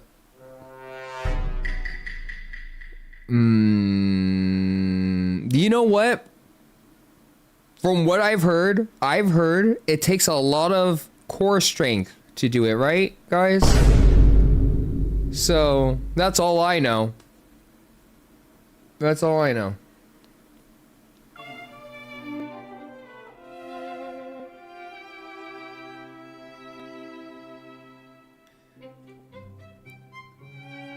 I can give you a private dance. I'm okay. I will stick to the ballroom dancing, you know?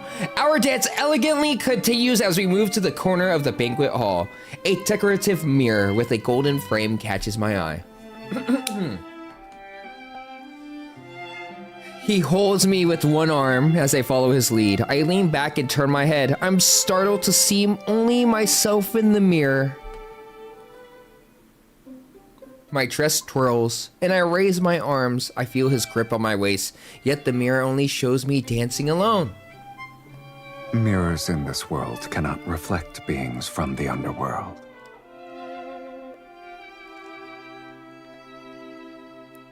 For some reason, his nonchalant tone stirs a certain emotion.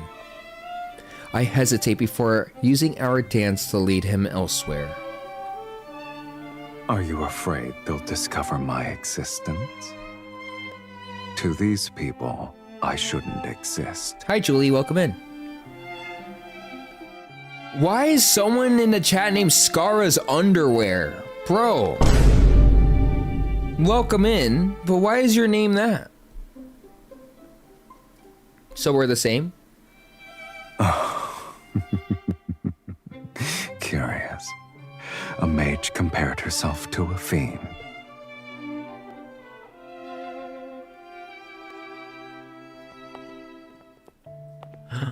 We're outside now. Our dance concludes. Since today's objective has been achieved, I take Silas's arm and make an excuse to leave the ballroom. Ooh. I'm still perplexed. If that person didn't trace my spell in the beginning, none of the other mages would have noticed me. That ripple was quick and precise. I have no idea how they managed to detect me. So she's grabbing onto his arm and they're walking out. As I speak, I'm recreating the scene in my mind. The first ripple didn't spread from where the mages were gathered. It was within 3 meters of me. My heart almost jumps out of my chest as I look at him. Ooh. Was it you? Don't let your mood be so easily affected. Remember, we're still in someone else's mansion. Wait a minute, what is she feeling right now? Our actions at this ball will become the gossip passed between guests. Hello? Is fighting your husband who gave you a precious item a wise choice? I grit my teeth before forcing myself to smile for Marcus Swain as he becomes to bid us farewell. By tomorrow morning, the tale of your loving devotion will be known throughout Velmure. Today's ball was truly memorable. Once we're home, we'll savor it for a long time. Savor what? Wouldn't you agree, my beloved?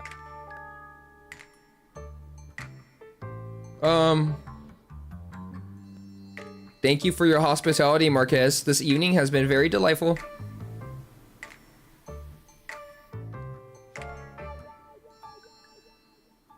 We shall take We our shall leave. take our leave. I hope you'll rest well.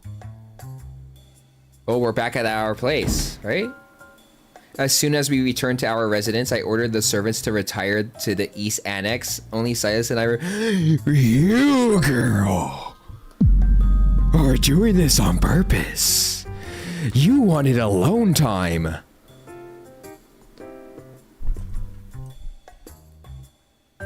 Go on.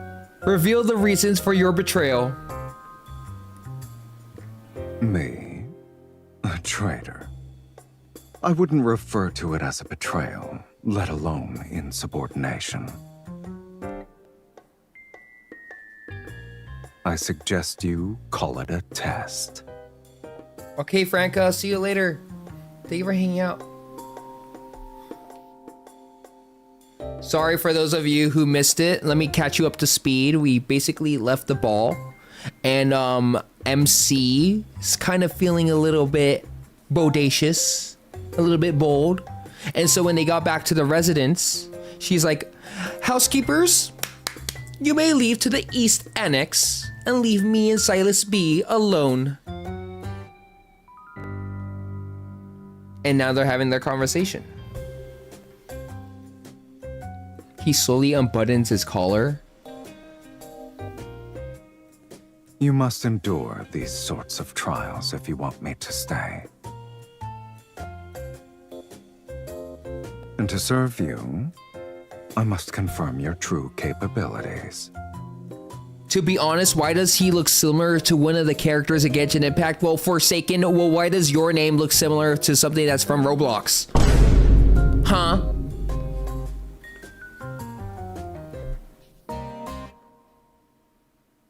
And to serve you, I must confirm the true capabilities. I scoff. With my hand behind my back, I begin to draw a glyph. Why don't we fight then? You're the one who should be tested.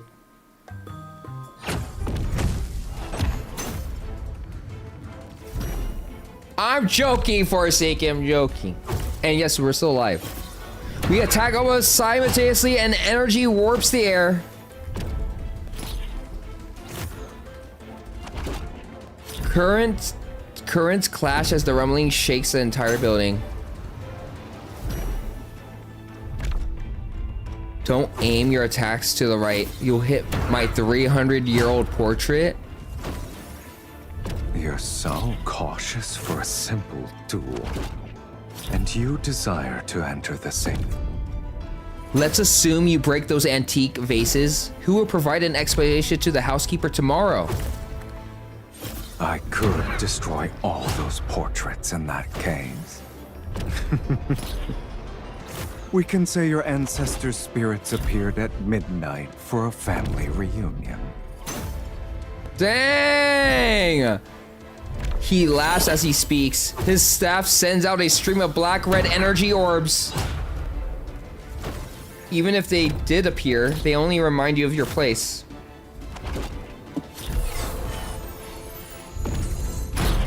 I wish he cracked me the way he's cracking those knuckles. Cracked you? This ain't no video game, Tattoo. Oh, it is a video game. But it ain't like a FPS game where you're cracked. I steady and tearing crystals. I steady the teetering crystal glass with one hand while releasing a glyph with another. I deflect his hand and force him to retreat to the staircase.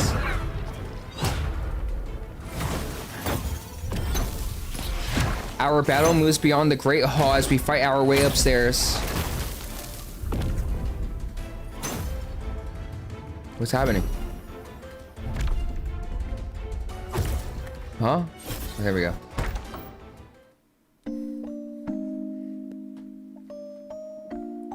When the door to the bedroom is kicked open, we've already disheveled. Our battle has drained our energy.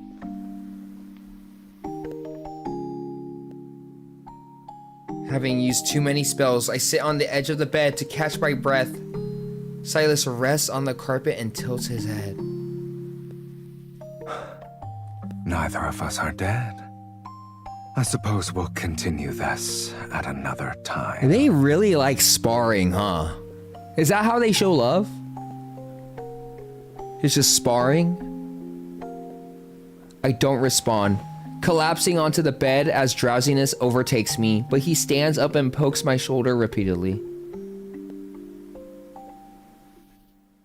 I'm hungry. Let me drink from you. Okay! I don't even have the strength to glare at him. I roll over instead. Oh, so she just accepts her fate. Leave me. Yet Sylus lies down next to me on the bed. He leisurely spreads out his limbs. You're not allowed to be here, Sylus. Go.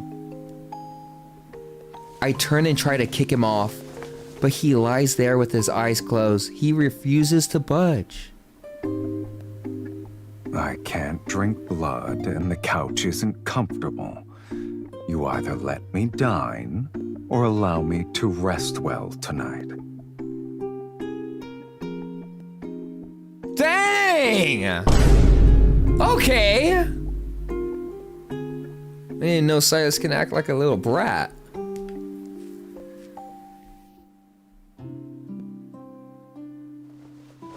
Furious, I gnash my teeth, but I'm too exhausted to keep fighting. All I could do is turn around and bury my face in the pillow.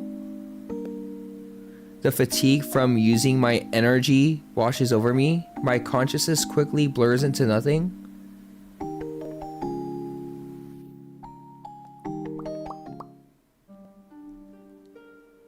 I had a dream.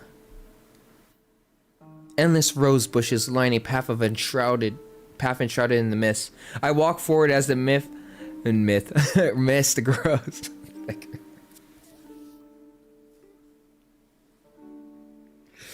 As the mist grows thicker. I mean, it is a myth card. Taking a breath makes me feel sluggish. A blurry silhouette appears and vanishes in the distance. Oh, come on, guys. Cut me some slack. I can't help but follow it. No, guys, don't add it. I don't know how long I've been walking until I reach the end of the path. Intense flames and blood red mist swirl to create a sight befitting of... I see myself running between the blood red mist and raging fire. I run as thick smoke erupts violently and from the ground. It pursues me from every direction. Don't look back. Don't look back. A voice that's familiar yet strange falls near my ear. Yet seemingly from a distant place. I turn my head back. A pair of crimson eyes stares at me. They're so familiar that it makes my heart race with dread. But the face in the mist is akin to sunlight shattered by rippling water. It's impossible to focus on. I'm not looking back, guys. I'm looking forward, straight with my eyes. The edges of the dream are burning.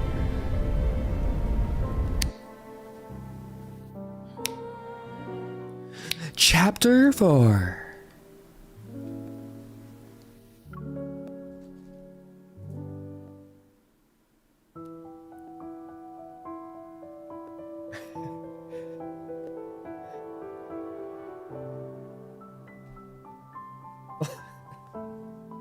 I'm not gonna even try to attempt to bite this. Last night's dream repeats in my mind, especially that familiar yet strange voice in those eyes. I was gonna try to bite my hard bagel.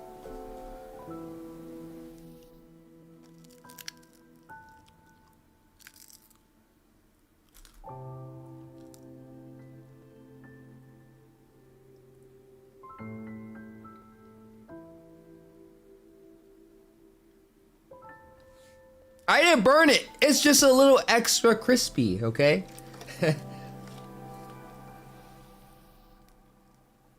You still eating it? I eat it slowly because it's a protein bagel. So, it's very dense. You burnt it. No, it's just a little brown. Browner than usual, but it's not like black. Want me to order fruit? No, guys, I'm fine. I'm good.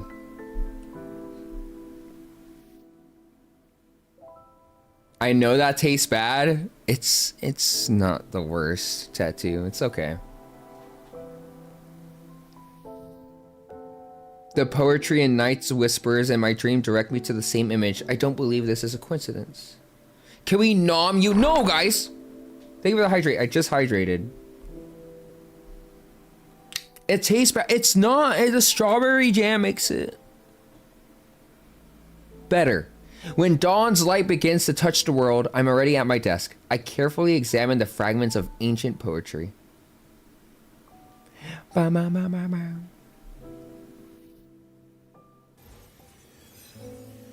My fingers trace the faint magical residue hidden within the pages. I follow the patterns and verse breaks, rhyme schemes, and the irregular arrangement of ancient grammar. Hi, Carly. Welcome in. Thank you. The fragment incantations are pieced together to form a map. Saren lived decades ago. This map must be from that era. I stand, approach the bookshelf, and search through the collection of maps depicting the royal capital. I must identify the exact location. You're already awake. I guess yesterday didn't leave you that exhausted. Watch your tongue! More sarcasm.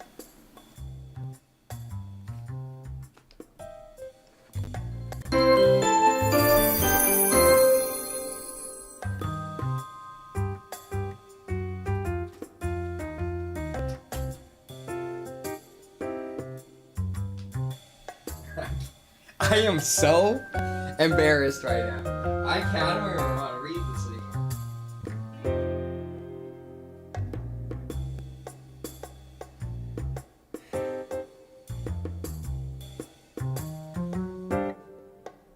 I'm so...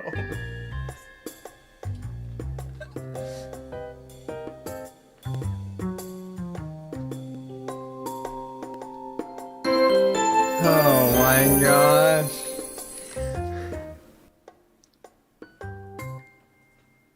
What happened? Oh, nothing. Watch your tongue. More sarcasm means I'm more likely to let you starve.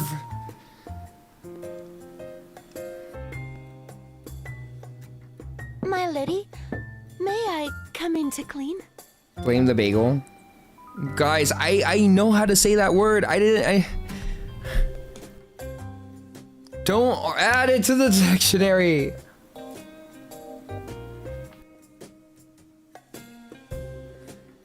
You want to come in?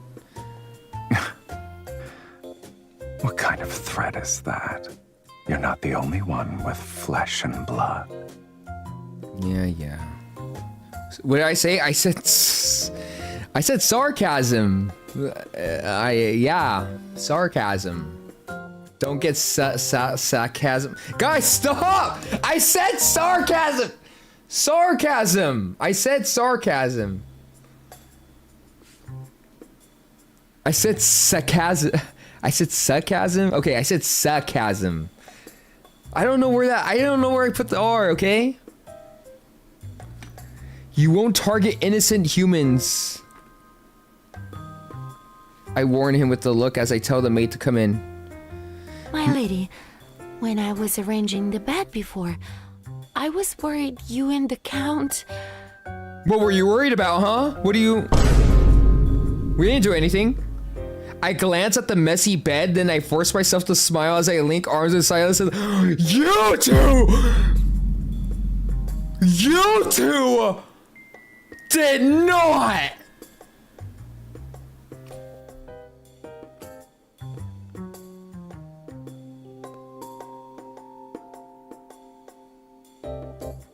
My lady, my lord, this is a painter who specializes in aristocratic portraits. The central part of the Great Hall cannot remain empty.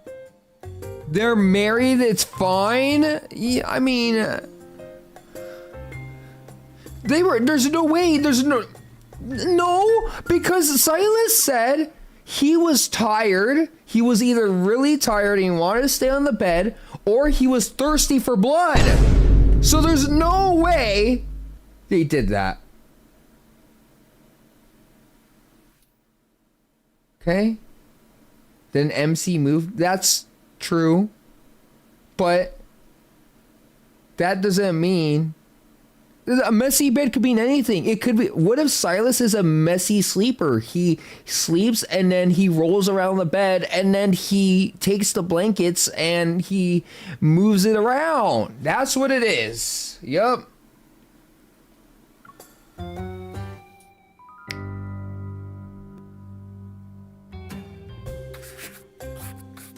My lady, please send a loving gaze to the Count. My lord, you may hold the Countess more closely.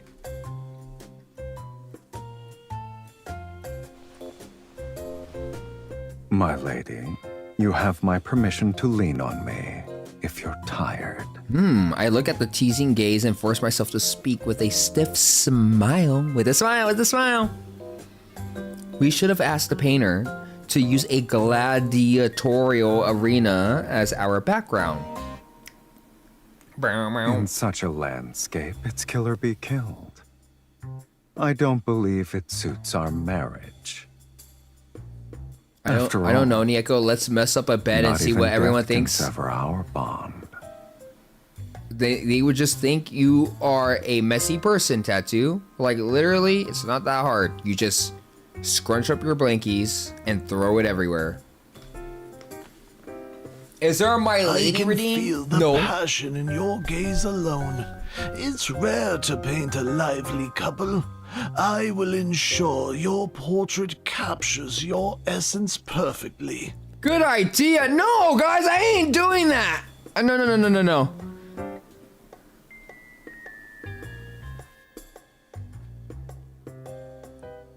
Because I can't say it, all right? Okay, my wife. Okay, absolutely not. I'm not saying my wife. Not my wife, not my husband, not my Pookie Bear. No, nothing. Not princess, no prince, no hubby hubbers. No baby girl.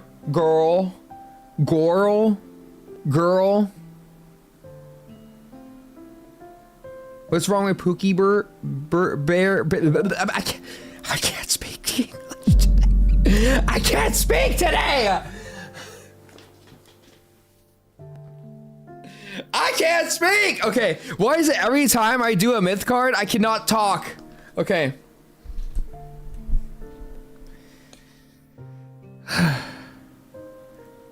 Pookie Bird. Oh my gosh. I rub my soul. I can't speak! I can't speak! I really... Okay.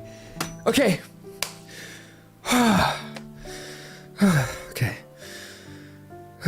Okay, I got this.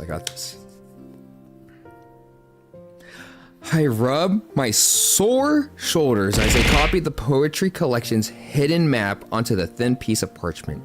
Then I compare each section to old maps. The convergence point is on the outskirts of the former dynasty. Oh my gosh, I can't. Dynasty's royal cap. Bro, I can't talk right now. Dynasty's royal capital, not dynasty. Oh my gosh. Okay. Really? I can't talk. I need to hydrate. Oh my gosh.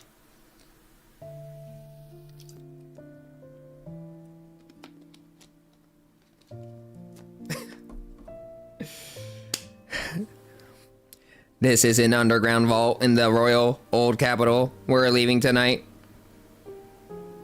You're well acquainted with it.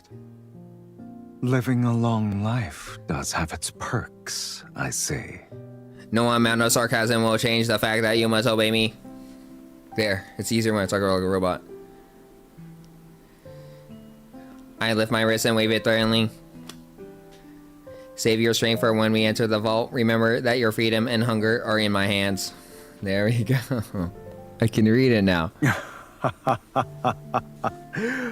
Oh, your arrogance is second to none. Bro, did you just say that to your wife, buddy? He pulls me to my feet. Let's go. Between freedom and hunger, you'll have to satisfy at least one.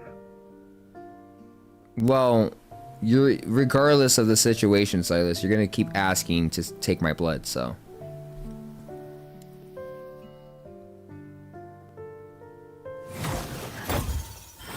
Ooh, another fancy hall. The entrance to the ancient royal capital's vault has been sealed. Its wards are stacked upon one another to serve as an impenetrable barrier. I used the incantation I decoded from the poetry collection to break through the several layers. Sylus impatiently waves his staff and tears through the final seal. A hidden stone door slowly opens. Behind it is a painting lying on the ground. At its center is a small path entwined with wild grass and overgrown with roses. In the depths of the mist, a lone figure walks into the distance. It matches my dream. The painting and images from my dream come to life. It's as if flames warped in a thick black smoke might erupt from the ground at any moment. Don't let it affect you.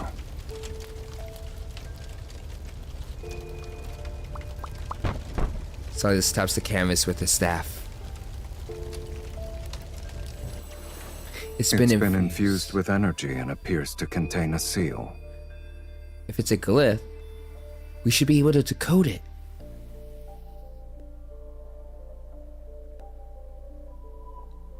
One end of his staff begins to glow with a crimson light, and it reveals the faint outline of a glyph underneath the painting.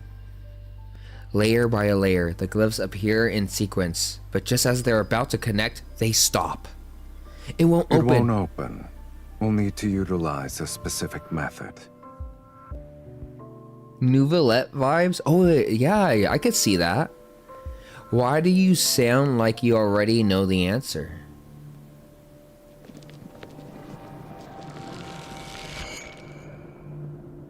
Fluctuating energy in a space like this. Subtle ripples put me on alert as several figures burst in through the stone doorway. I could sense their murderous intent before they cast their spells.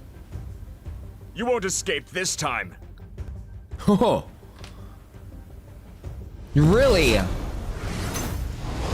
Several lightning bolts fall. The cracks on the ground are reminiscent of spider webs, and dust fills the underground vault. Strange, I made sure to cover my trail. How did they find me so quickly? I thought you'd be more secretive after succeeding at the auction. I didn't think you'd be so proud that you couldn't hide yourself properly. I recall the tracking spell Sylus secretly cast at the auction. You again?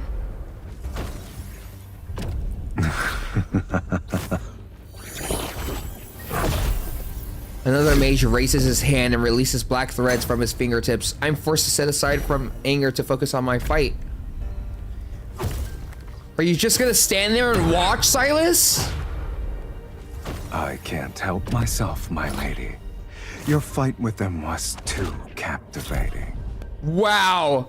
He throws his staff to effortlessly block a lightning bolt, but he shows no intention of... Bro, you're not gonna help me? You're just gonna block a lightning bolts? Draining my energy here won't break our linkage? Bro's trying to escape.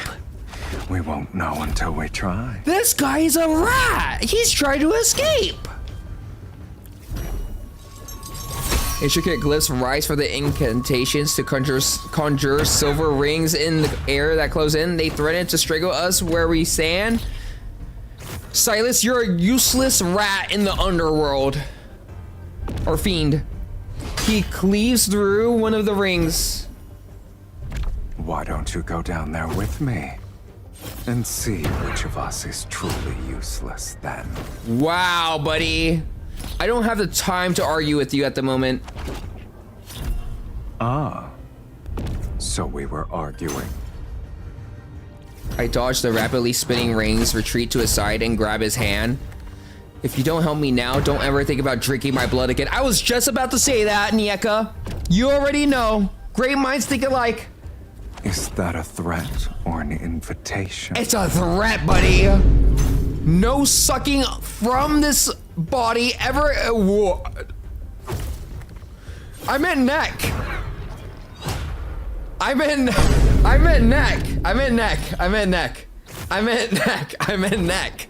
I meant neck. I meant neck. I meant neck. I meant neck, guys. I didn't mean to say that. I meant neck. That sounded wrong. Okay, it's an order. Eliminate them.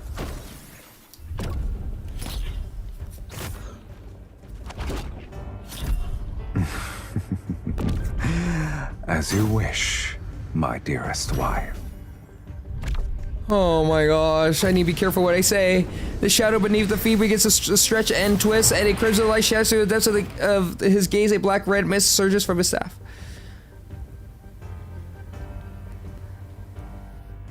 Queen, no I didn't. Amongst the mages, his movements are graceful yet ruthless. Our opponents can't cry out in surprise before they collapse between flashes of blood-red light. I'm not a nasty mage, guys.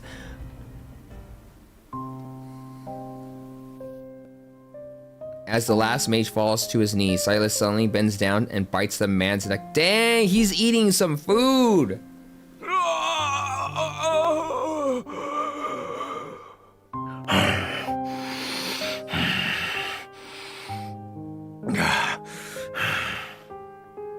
Dang, he ate that guy's blood like there was no tomorrow.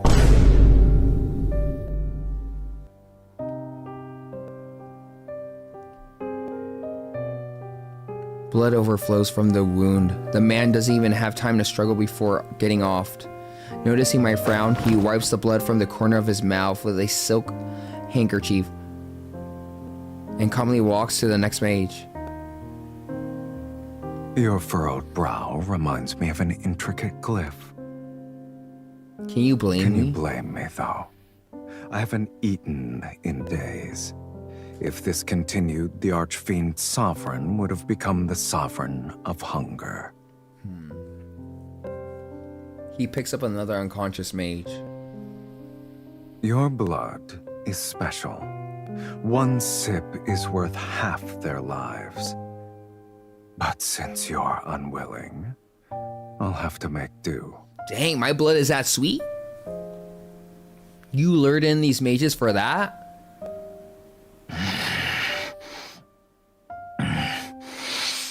He bites the man's throat, and after taking 2 gulps, a subtle change appears in his eyes? Not necessarily. Blood spurts out and splashes onto the bottom of the painting, and it seeps into the edge. The glyphs flare with the intense red light. A thick blood-red mist surges upward from the glyph and spreads out. In the mist, the stone doors slowly close. Sylus, run! I dash towards the exit, but a whisper reaches my ear. You're too slow. Embracing me from behind, he unfurls his silver wings and flies away. He breaks through the ceiling to reach the night sky. Bro trying to escape?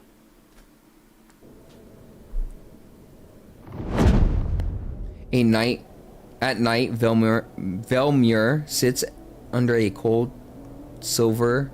Its tilted rooftops reflecting the waning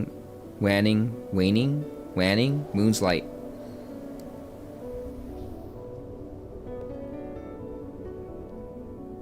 Blood-red mist silently encroaches through the streets and alleys and rises toward the sky. The cold moonlight is slowly waning. Oh, so I was saying it correctly, okay. What will this blood mist do to the Velmir's people? Weren't you willing to do whatever it takes to enter the sacred core? Yet you worry about strangers. Despite his sarcasm, he holds me more tightly. Sylus, you never actually asked me why I want to enter the sacred core. Countless people wish to rewrite their lives. Guys, You're not the first, sarcasm! nor will you be the last. What about you? Do you wish to do the same?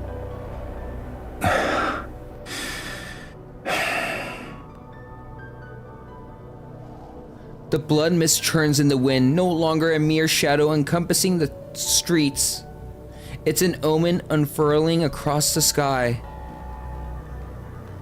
Yet within me rises a tranquility I haven't felt in ages.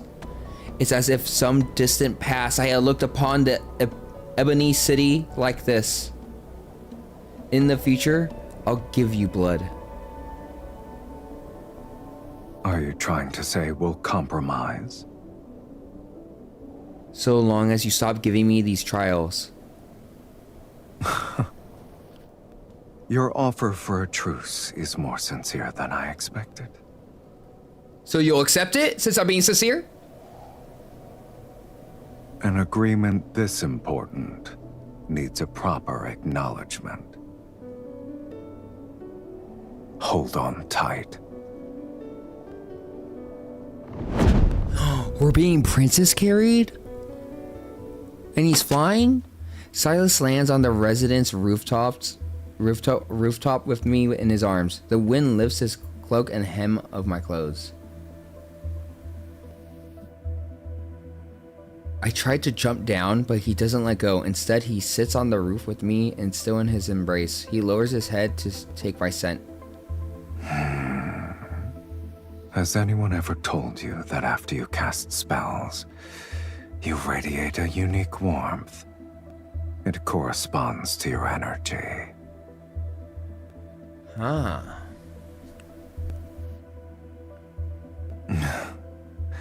If I'm the only one, that's even better. Has he never cleaned that jacket? You know what? Think about it. If he wants blood, he might as well save it as a midnight snack for later. That's why he hasn't cleaned it. On a humid night under the cold moonlight, he slowly licks my cheek.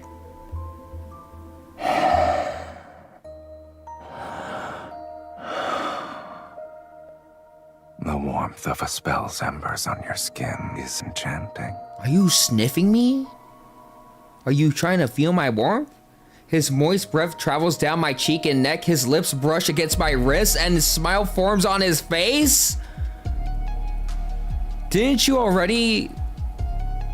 I flew across half the city while carrying you. Even fiends know what exhaustion is. What?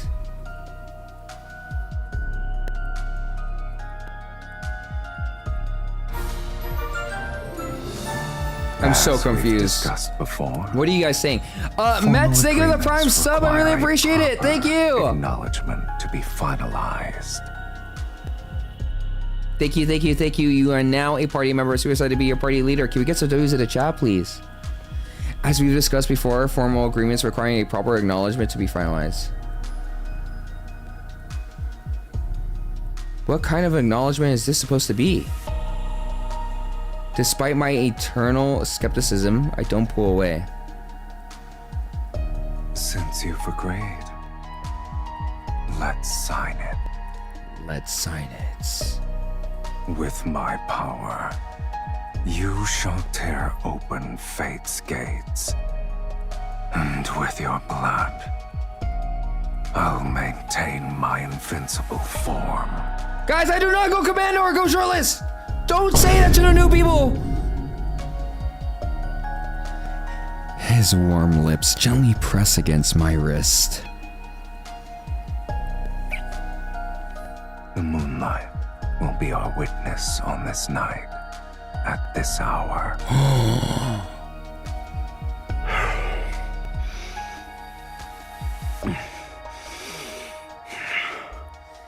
Pain courses through me as his sharp teeth pierces my skin. I shudder as a strange tingling sensation spreads from the wound to my fingertips.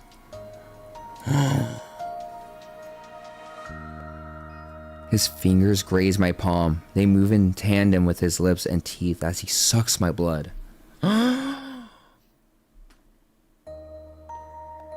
It's meticulous and slow, as if he's savoring a rich, exquisite elixir.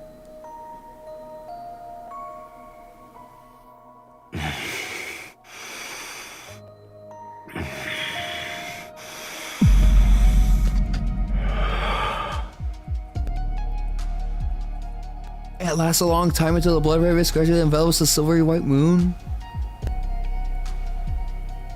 Bro likes to sniff her blood.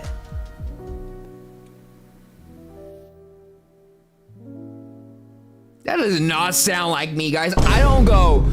Yeah, I'm not doing that, but I don't go like, you know, I don't sniff like that, okay? Chapter 5.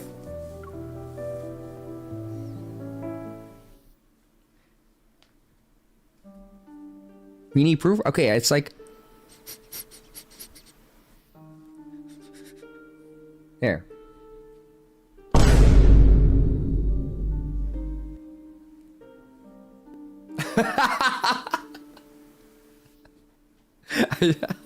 Okay. What am I sniffing? I was sniffing my mic.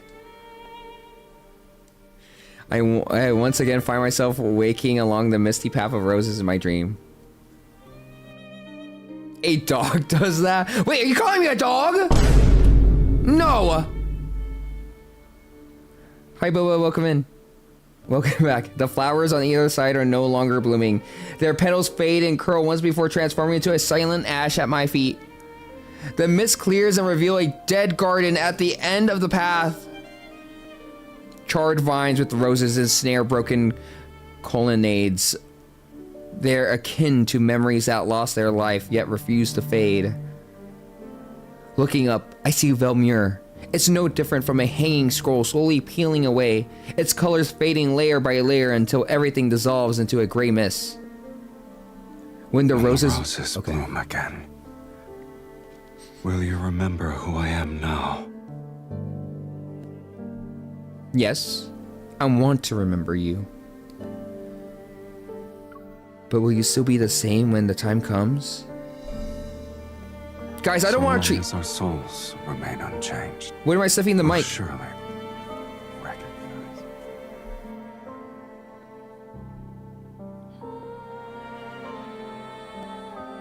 Guys, I'm not a little dog.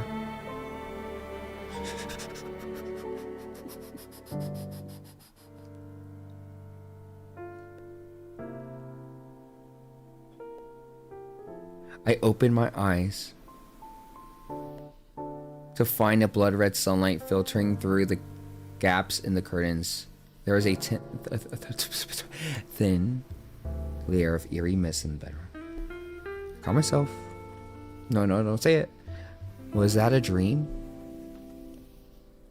You're awake? I am awake.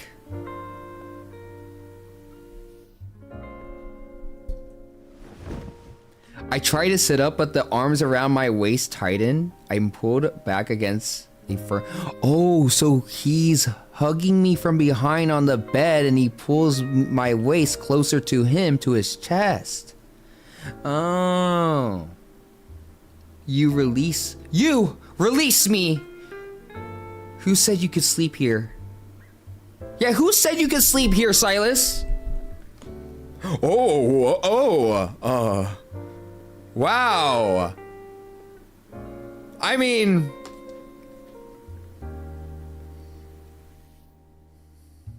Did I say who said you could sleep here? I said... Why weren't you here? His annoying arms ignore me and make me face him. You slept so soundly last night that I couldn't wake you up.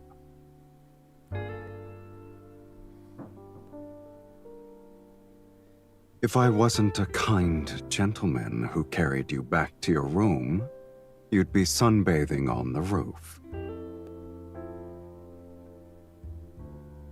Worry not. When I walked in, I told the housekeeper that you were exhausted from dancing. No one will suspect anything. That's true. Are you saying I should be thanking you for your thoughtfulness? I'm honored.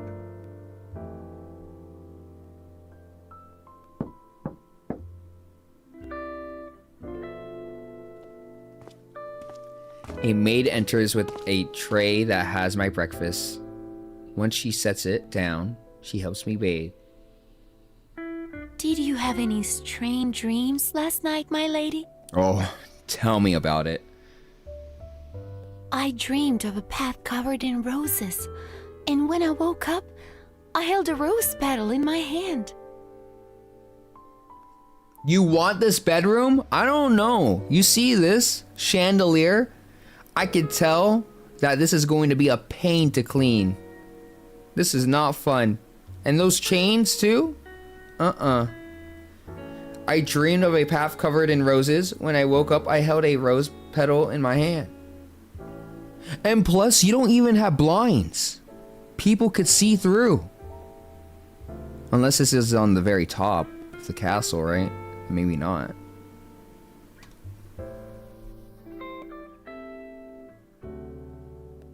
Let them watch then? No, guys! Let them? No. What else did you see? They have servants? That's true. I can't remember. The path was hidden in a heavy mist, and everything was blurry. Let's give him a show, guys. No. Hi, Anna, welcome in. I question all the servants, and they say they experience similar dreams. Dang, everyone has the same dream. By evening, this entire city is talking about the strange dream. In a world where death can strike at any time, people believe this is an ill omen. Panic spreads.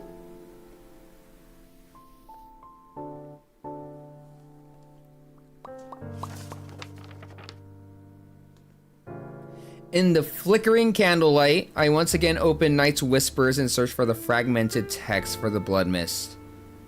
When the mist kisses the rose and its petals fall, the Supreme shall awaken from its eternal slumber. Do you believe this refers to the sacred core? In a book I once read, there was a record of a powerful magic spell considered forbidden. It's called the Rose Dream Plague. It can force an entire city to witness the same dream. In other words, it's a disease that infects one's dreams. Only Sauron would have the power to seal forbidden magics within a painting from decades ago. Is he truly kind-hearted to show later generations the path to the sacred core? This could be him mocking people like you. At least his insults toward me wouldn't be as frequent as yours. Dang! You hear that, Sylus? As frequent as yours. What about you, Count? Did you dream last night, or are your dreams the same as humans? Or do fiends have no dreams?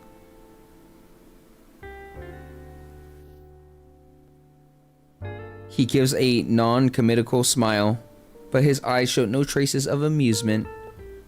Rather than concern yourself with whether or not I'm like you, you should focus on searching for the clues about the sacred core. Okay, buddy. Yeah. He doesn't answer my question for some reason. I'm certain his dream had something he didn't want to see.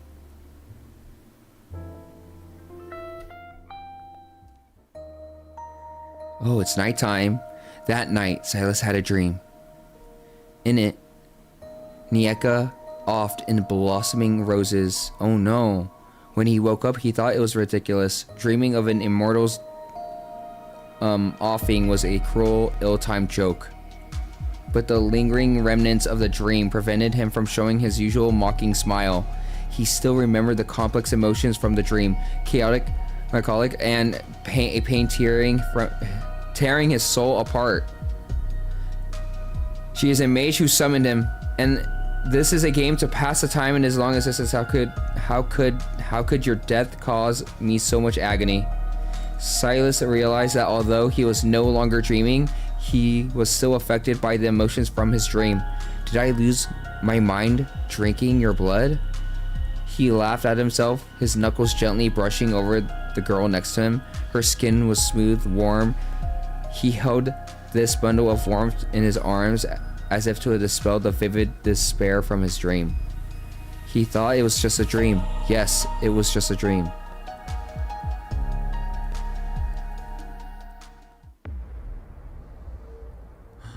Blood-red mist hangs over Vilmur.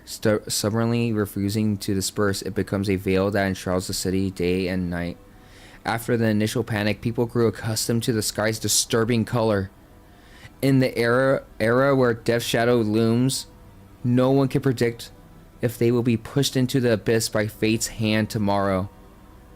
People continue to seek comfort in magic, and mages use any means necessary to enter the sacred core and rewrite fate. Sylus and I follow the trail clues entwined with dreams, poetry, and the blood mist. Vilmur is a painting slowly corroded by time. Despite our extensive travels, useful information remains scarce.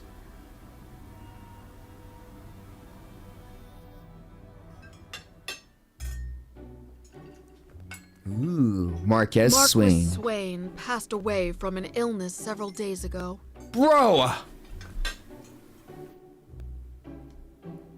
My lady, my lord, you attended a ball he hosted when you first arrived in Vilmur. Do you remember? At the dining table, Sylus and I exchange glances, but the housekeeper's expression remains as calm as ever. He looked hale back then. They say his heart stopped beating. Such tragedies aren't uncommon, yet everyone believes it's connected to the ominous mist. All the nobles are desperately inviting mages to divine their fate and extend their lifespans. If my lady and my lord wish it, I can arrange for one to visit you. Not your name being "Do you want it, kitten"? Why is your name that? My lady, my lord, today's steak is selected from the healthiest calves raised on farms outside the city. It's been seared at a low temperature with herb butter. Ooh, herb butter. The elderly chef anxiously watches the maid serves the dishes. He casts uneasy glances at Sylus while his voice unconsciously drops to a whisper. If the Count doesn't find it beneath him, please, do try it. I glance at the untouched dish in front of Sylus and can't help but pity the dejected chef. I wish I could tell the chef that the Count is only interested in blood. Don't be rude, Sylus. Eat some food, buddy. To my surprise, Sylus picks up his knife and fork, cuts a small piece of steak, and places it in his mouth. Oh wait, he's actually eating it. It's not bad. Thank you. I'll go ahead and prepare the dessert. He can eat something else? Dessert, guys, that the chef is going to make soon. The housekeeper and maid also visibly relax, and the atmosphere in the dining room seems to improve by a considerable amount. So Sylus can be like this too? What is it? It's nothing. I saw a hint of humanity in the Count, and I'm not used to it. Perhaps. Perhaps. I've been drinking too much of my wife's blood and was infected with the consumption. Yeah. I glare at him as a servant delivers a letter to the housekeeper. It's from Duke Bass. His Grace has invited you to a hunt. They still wish to hunt as the blood mist covers the sky? Do they not fear death anymore? My lady, you may not be aware, But ever since the blood mist descended, extremely rare animals have appeared in the royal hunting grounds outside the city. Oh. How rare are they exactly? They say deer with silver horns and pheasants exhibiting golden feathers were spotted, and they've only been... Sylus and I exchange a glance. We recognize the interest in each other's eyes. Unusual animals suddenly appearing. This might be connected to the sacred core. Since His Grace gave us an invitation, there's no reason for us to refuse. Besides, my lady should acquire new attire, a custom hunting outfit.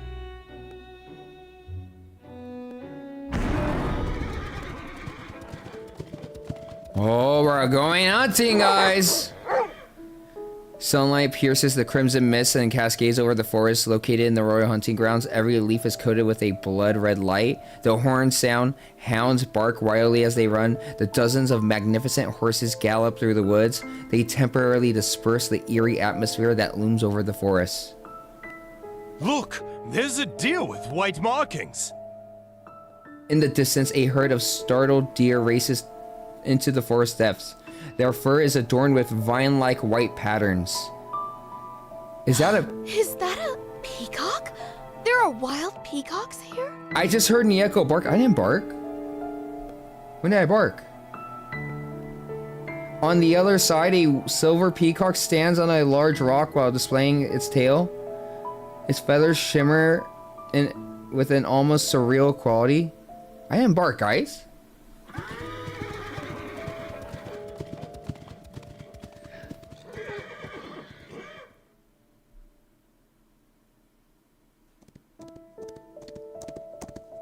I guess none of these creatures are your actual targets.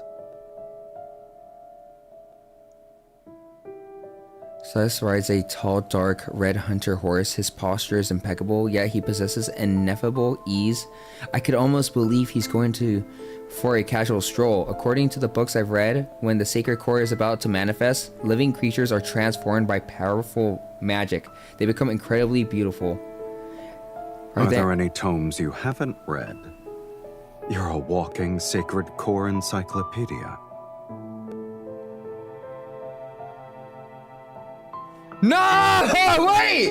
Who added that? Oh my gosh.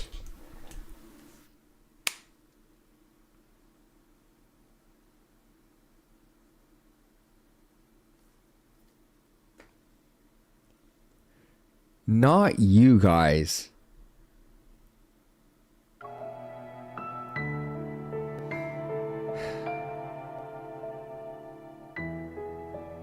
Oh my gosh, this is embarrassing. Why did we make that redeem?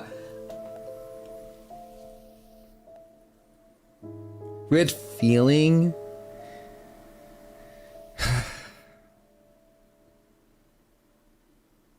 Kate, guys, stop! Stop! No. Okay. Oh my gosh, guys. Really? No.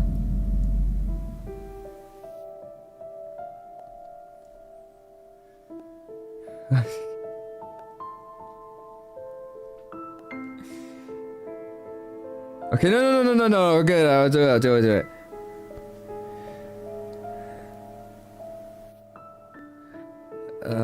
Oh my gosh, this is embarrassing.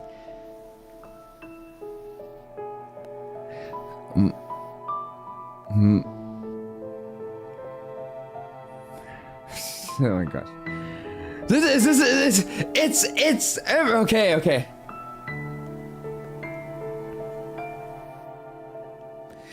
Evelina, it is my honor to be in your presence, my lady. 10. It is my honor to be in your presence, my lady. Okay! This is embarrassing! Okay. One more. This is embarrassing. Okay.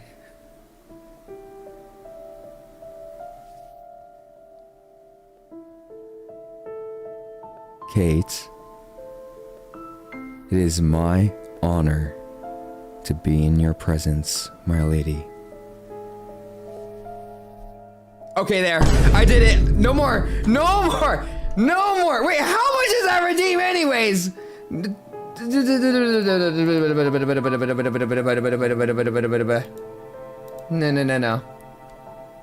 Of course. Yeah, guys. There's one more. No, there's one more. No. There's no more. There's no more. I did 3. There was only 3. There's only 3. Of course, guys. It's just... Okay. I did it, guys. I did it.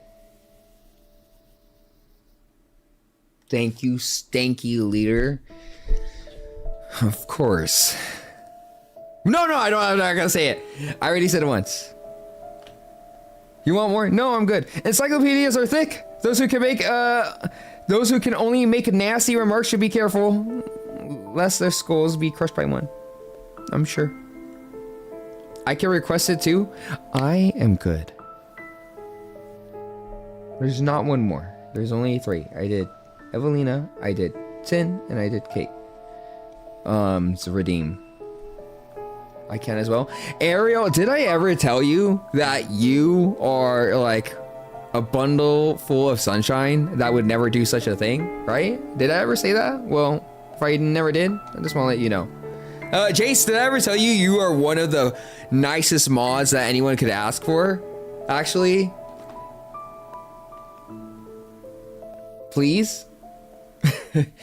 Thanks, guys. Oh, we have ads.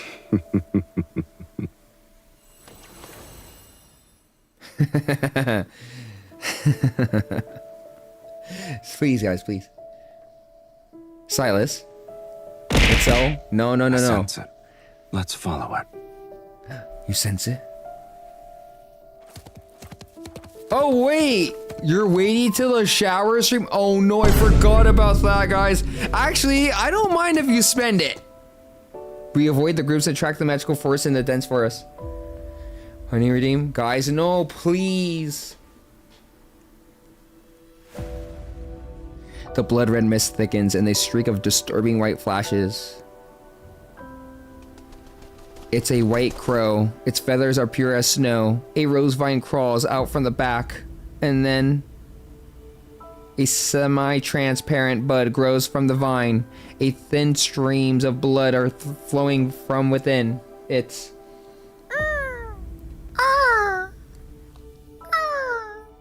It's a magical creature.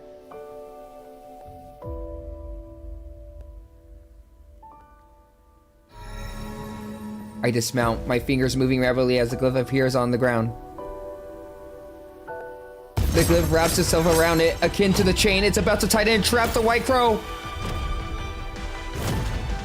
A dozen blurry figures appear in the mist. They transform it into sharp spikes and unleash a barrage of attacks. It's not yours. Wait, is that Mephisto in a different life? Before I could dodge, Sylus is already in front of me. He twirls his staff to block the spikes. You'll be unable to obtain anything with this speed. Sylus, these are illusions. I already knew that. The real spellcaster is hiding amongst them. Dang, I like the detail on his clothes. Like, it's so realistic in this game. Attack with me. Attack with you? After what you did back there at the hall when you were only blocking attacks and letting me fight? And you want me to attack with you? We'll see how it feels, buddy? Huh? I swirl my staff with him. Crystals expand to a glyph and pierce the illusions of the mist. These people severely underestimated the connection between a husband and wife. What do you say, my lady? Okay, you know what? Never mind. I'll help you. I suppose you refuse to miss my chance to flaunt our relationship count. We trade barbs as usual, yet our rapport in battle flows more smoothly than ever. folded so easily. No, it's just I can't let someone so precious be hurt, okay? Okay, no, I'll see you later. Thank you for hanging out with us. See you tomorrow. The mages who want to take the White Crow are forced to retreat. Powerless, they can't fight back.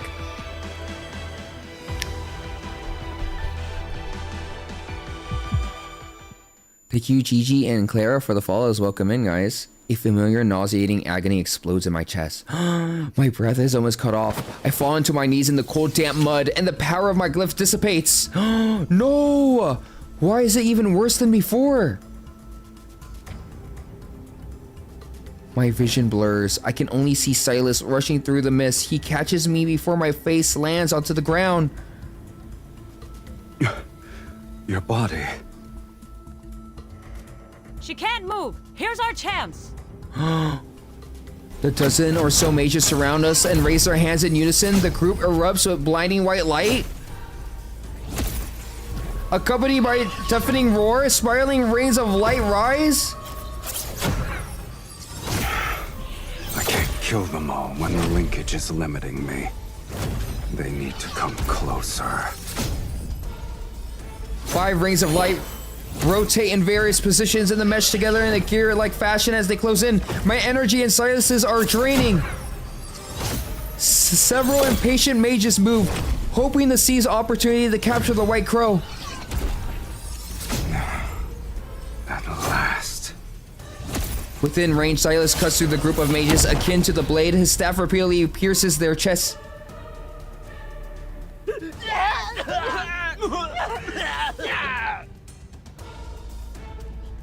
You want to drain my energy? Pay for it with your blood. Fiend! It's a fiend who drinks blood! Nobles draw. Oh no, they found out! They found out he is a fiend!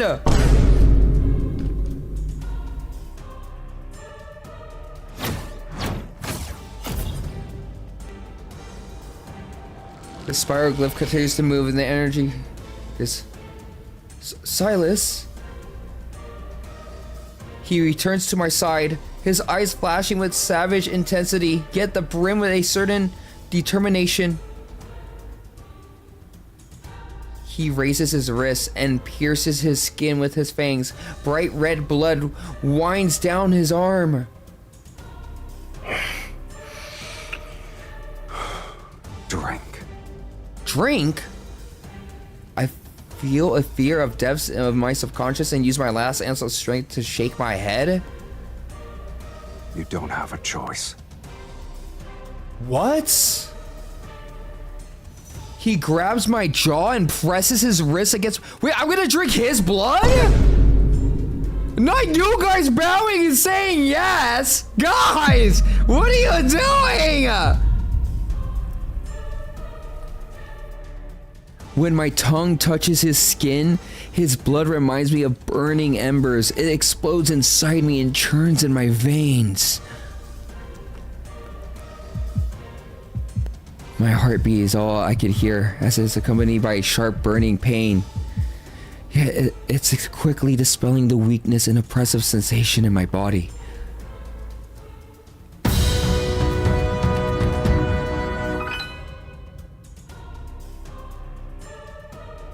What?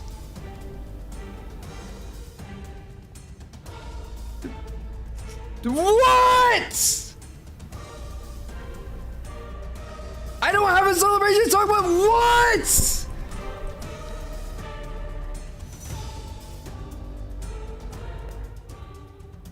Sniper! That's 10,000 bits! 10,000 bits! Sniper!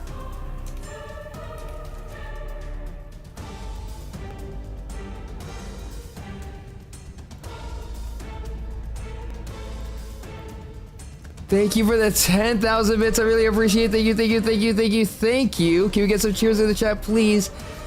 Oh my gosh, I really appreciate that. That deserves a my lord redeemed.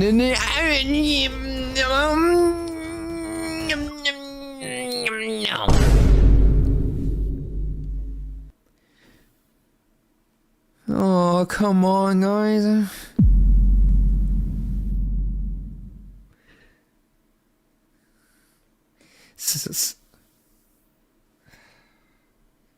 Okay, fine.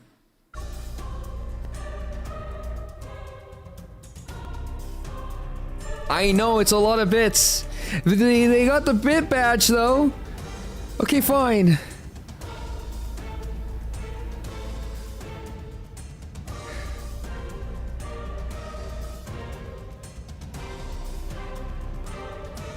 Sniper.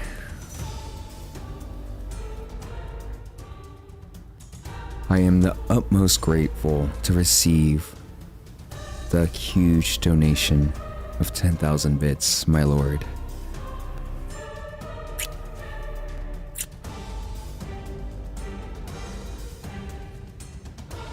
There. I did it! I did it! Okay? I did it. I did it. No, not again. Okay? That's it.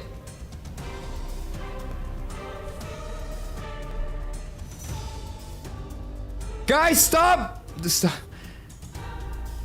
Stop. No, no, no. Okay, I appreciate Sniper so much. I really appreciate that, but no, I'm not doing. I was muted? No! That's too dang bad, okay? That's too dang bad! Alright, we're not doing that again. No, no, no, no, no, no. No, no, no, no, no. I feel some type of way right now. No! No, no, no, no. We're continuing.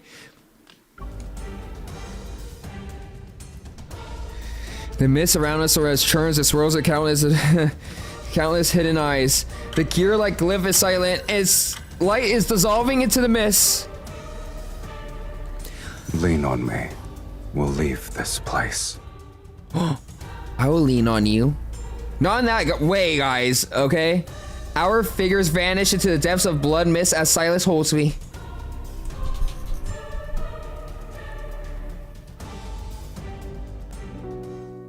Okay, chapter 6, guys. Dang, we still have 4 chapters. This is a long myth.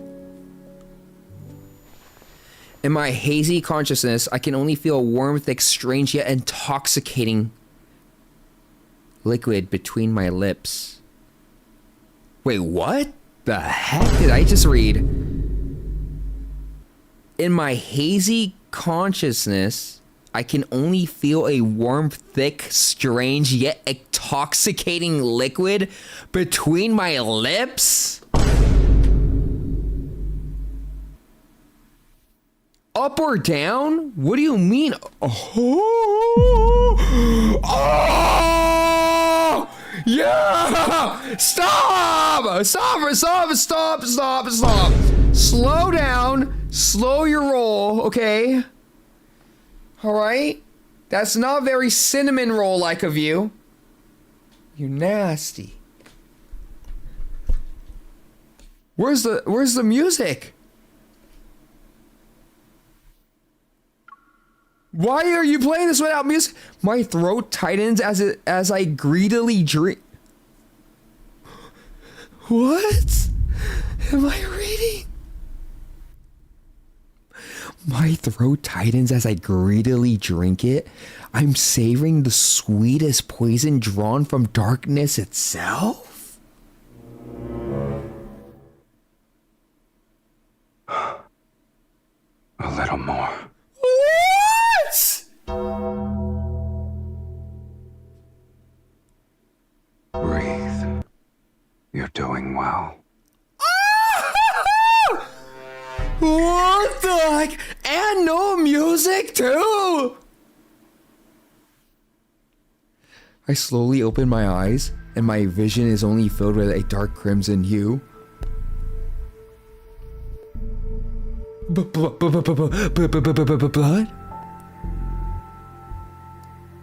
I realize my tongue is lapping Silas's wrist, his blood slowly trickling down from the corner of my lips. I quickly move back and sit up, only to discover that I'm lying in a stone coffin. It's adorned with intricate carvings. Welcome home, Countess. What? Where am I? I look around. This place resembles... Wait. Where am I? My home doesn't have anything like this. I look around. This place resembles an underground vault. That walls made of dark stone, candle-like cast shadows that stretch into them in monstrous shapes. What? Of course. This is my home. This is your home? I could use another descriptor.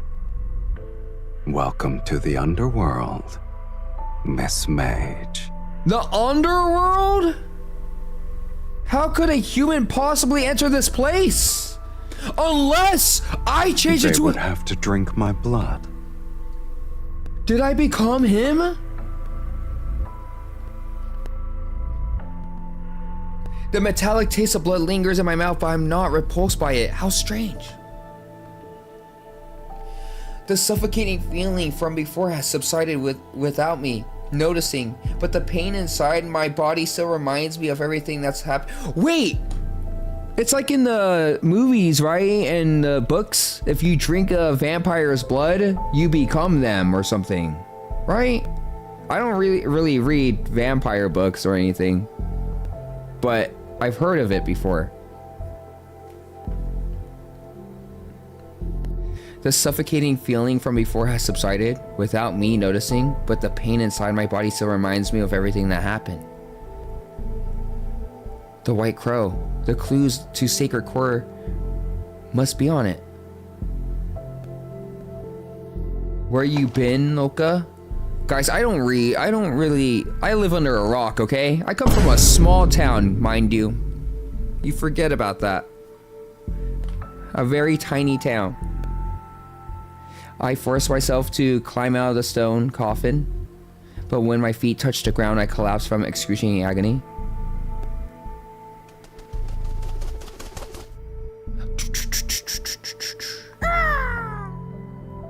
It's Mephi. A white feathery figure flies across the underground chamber and lands gracefully on Silus's shoulder.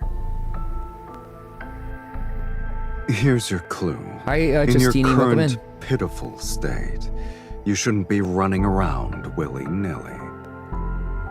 Willy-nilly. We like that. Willy-nilly. The magical creature can enter the underworld too. Or two. Since it was prey that caught your interest, my lady, I naturally couldn't let it escape. I'll admit, it's peculiar. I've never seen a magical creature that can freely travel between the human world and the underworld before. Silus helps me stand. The white crow shows no intention of flying away. Instead, it tilts its head as it watches me.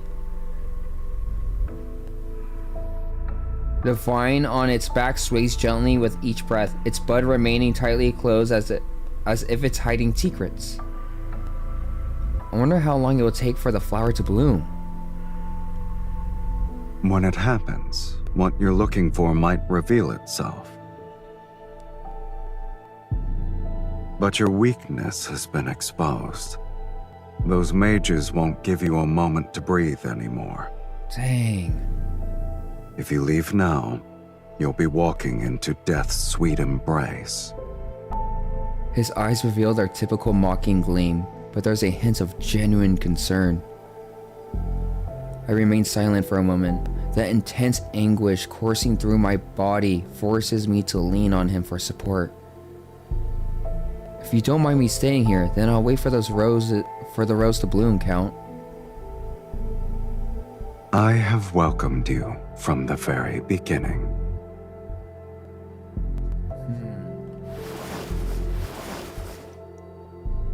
Justini, don't listen! Don't listen to chat, okay? I do not go shirtless.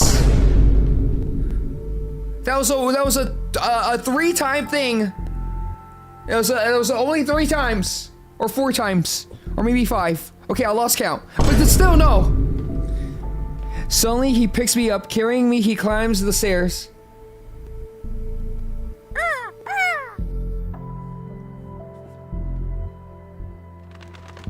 Not TikTok saying Now it too. that you're staying, let's help you become acquainted with our home, my lady. Ooh, it's our home, huh? In our home.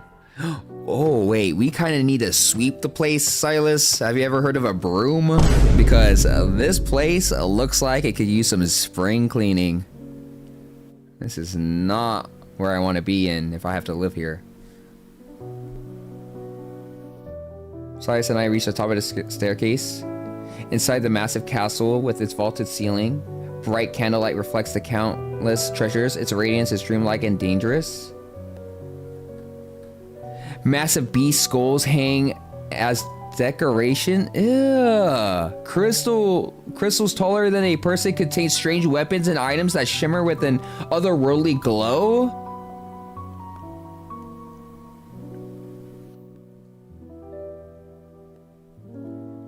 Is this how you live in the underworld? No wonder you hate being summoned. They're nothing more than trophies. Opponents I've defeated here, mages who tried to summon me only to die. I always keep one item from each of them as a souvenir. His nonchalance sends chills down my spine. So this place is actually a graveyard?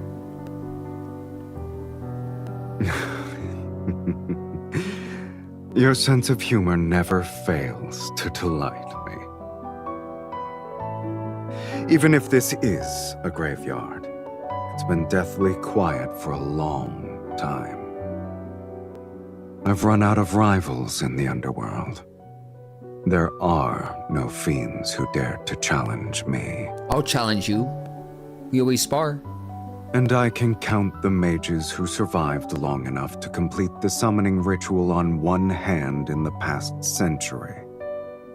So, I'm bored. I'm also a mage who summoned you. Are you planning to take a souvenir from me?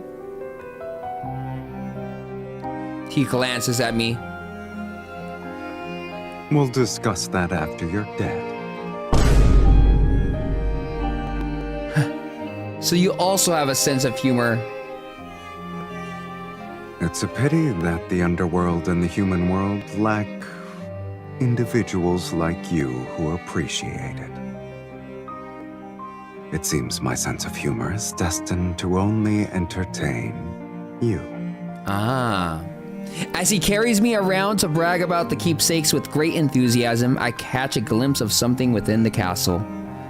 Is that a pipe organ? In the midst of flickering golden light stands a silent, imposing, dust-covered pipe organ. Oh, I've actually got an opportunity to play on one before. It's so loud. I wasn't sure if it was a genuine one, though.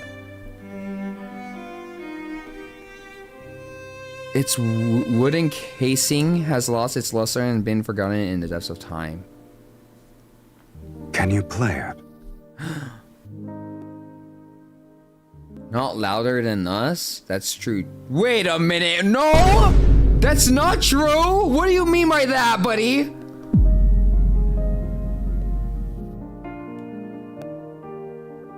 He places me on the bench and I press a few keys? Can I play with your pipe organ? If I had one, Renee, you got. Wait, what happened? Girl, you do not play piano like that, okay? You do not play it.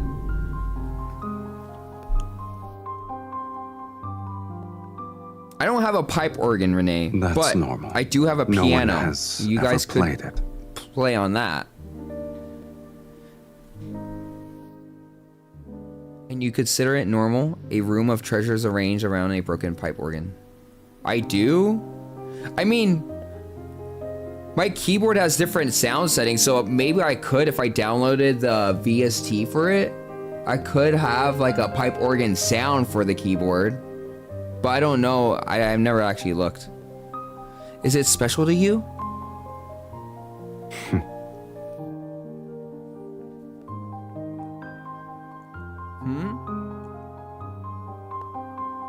Sylus doesn't answer. He picks me up again and carries me. Look down. I don't need to look down, guys. My iPad's up here. Like, I'm looking at my screen, so I don't need to look at the iPad. I'm about to ask more questions, but the sight before me makes me forget my curiosity. Ooh, what's happening here? On the balcony, the wind is as cold as the knife's edge. You're extremely slow today. Wait, whoa. What are we talking about? My tent? Why are we talking about my tent? Guys, why are we talking about that? Pinch! How do we go from pinch? How did we get here? Your pipe organ means pinch? No, it doesn't! No, it doesn't! No, it doesn't.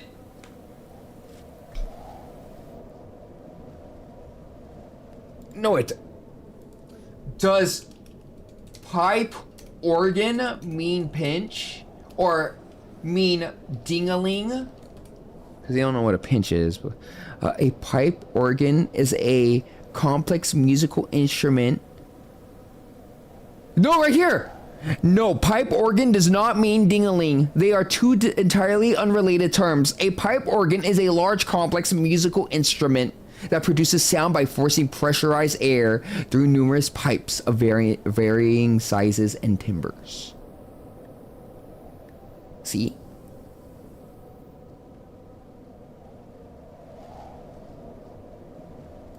I got it. Now let's check the Urban Dictionary, because sometimes it usually tells me the right answer through there. Oh, right here.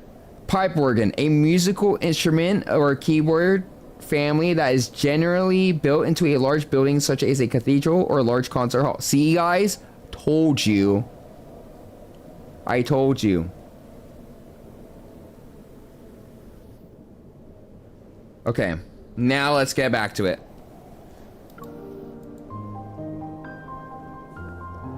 It does not.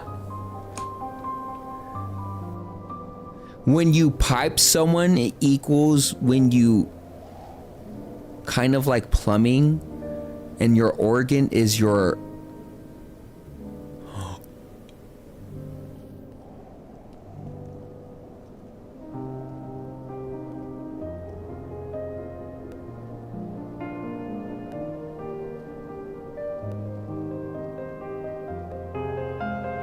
That's not true! Wait! I just got it! The organ! The pipe is the hole! And then the organ... Ew! Guys! That's a lot of pipes! You only have one! Wait a minute. No, you don't. No. Guys, stop it. I know I'm slow, but you guys don't need to... I didn't need to know, okay? Don't ruin an instrument for me, okay? Oh, what? Now the next thing you're gonna tell me a trumpet is sus too? Huh? A tuba? A xylophone? Yeah. No. It is... There's no shot a tuba is sus or a trumpet. You are not ruining instruments for me. A flute? Yeah, next thing you're gonna tell me a flute is sus. Wait, you think a pipe is a hole? Yeah. Isn't it it is a hole. Wait, it's not a hole? No, don't tell me it's not a hole. A pipe is the act of plunging your in the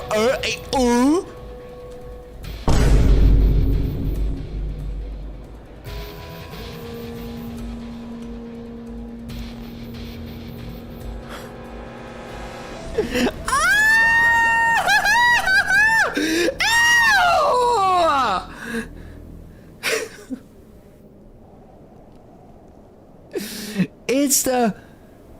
Wait a minute.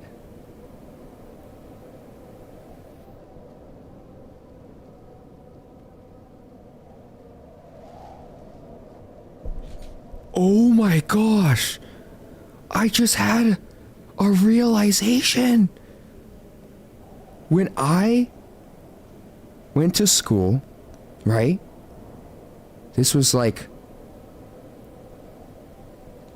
when like my classmate was not paying attention and they were like a gross guy, like they were talking about like getting girls and stuff. He would talk about cleaning pipes. He said, yeah, I'm gonna clean those pipes, like to some girl that he liked. I understand what that means! Oh my gosh! I know what he meant now! He meant he was gonna clean those pipes! Yo guys! It's years! It's years! It's not 7 to 10 business days! This was like the package was lost in the mail and it finally came one day! Oh my gosh! Oh my gosh. Congrats, you're a man. Wait, what did you say? Huh? I'm a man regardless if I didn't know that, okay? Alright?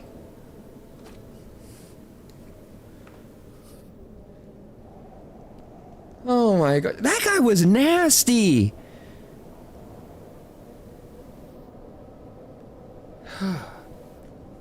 Yeah, we need to finish this. The underworld sky doesn't resemble the daytime or nighttime. It remains an unchanging gray. Oh my gosh. Oh. The world before me is distorted and fragmented. Buildings of various architectural styles present as far as the eye could see, as if they've been violently pieced together. So you wouldn't pipe silent? No! In the distance, a crimson barren mountain rises. Large rock chunks float around its edges.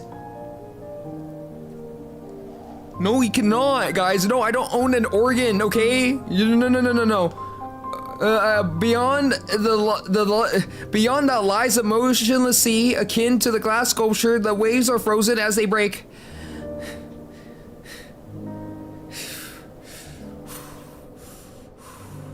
The underworld described in various books is nothing like this. You should read less nonsense. These structures seem to be from different worlds. What exactly is this realm? A graveyard.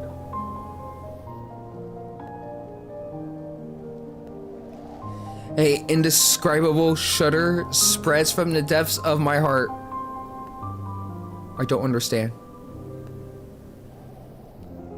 He slightly turns his head, his gaze passing me like the wind. You're not the only one who wants to rewrite fate. And there are other timelines with people such as yourself.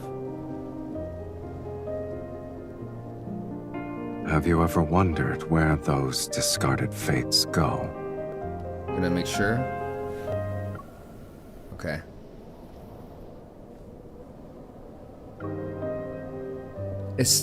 Established cause and effect cannot vanish into thin air.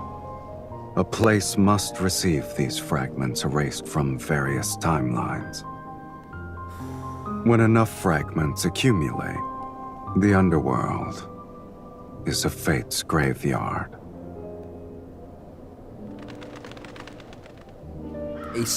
Similar to a hunter searching for a carrion above a graveyard, the white crow soars in the distant sky. Guys, TikTok, you have been spamming 6-7 for the past 2 hours. 2 hours of 6-7. And like every time I look, there's one person spamming 6-6-6-7. Okay, guys, stop it.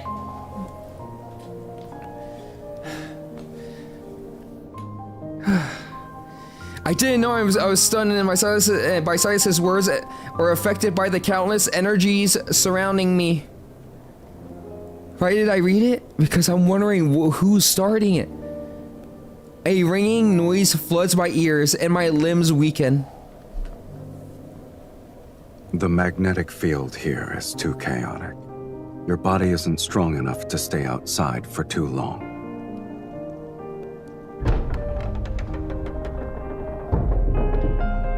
Without saying another word, Sylus lifts me into his arms and carries me back. Black-red mist flows out to seal the doors and windows behind us.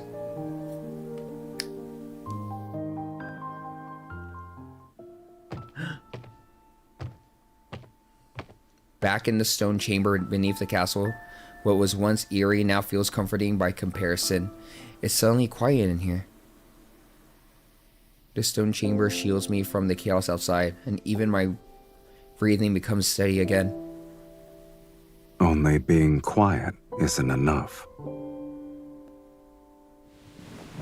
He places me back into the ornate stone coffin. Noticing my look of protest, he pats my hand to reassure me. You'll recover faster here. Aw, how sweet. No wonder you use this stone coffin as a bed. However, humans need plenty of food to recover. We can't just rest. You only require blood now. There's no need for regular meals anymore. Wait, so I have to drink blood now? I mean, that would make sense, because I turned into his kind. Dauntless, I grab his hand. I've been eating human food for hundreds of years. I can't quit. Even if my body doesn't need it, I still need food to sustain my mind. Otherwise, I'll keep pestering you.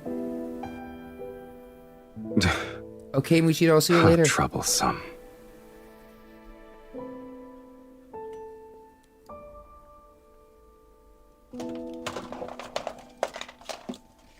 I hear rummaging, then Sylus quickly returns to several pouches in his hand. Ooh, is that like fruit pouches? You're fortunate. In the Underworld, my abode is the only one where human food can still be found. I wonder who's the unfortunate mage you scavenged them from. This food isn't centuries old, is it? It's 100 years old. It's fresh compared to you. 100 years old? I'm not gonna eat that.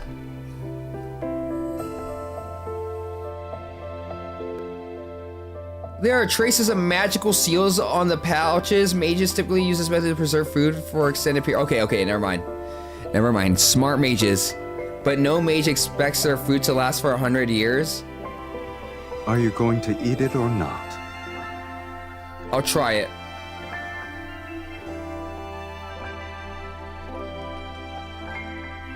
Silas's face shows disdain, yet his movements are swift and efficient as he opens the pouches and lights fire in the stone chamber to heat the food.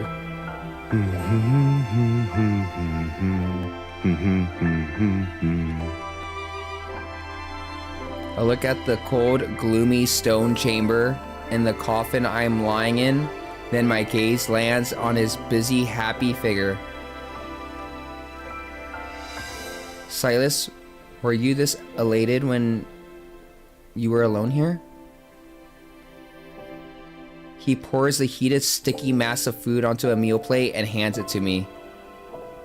No.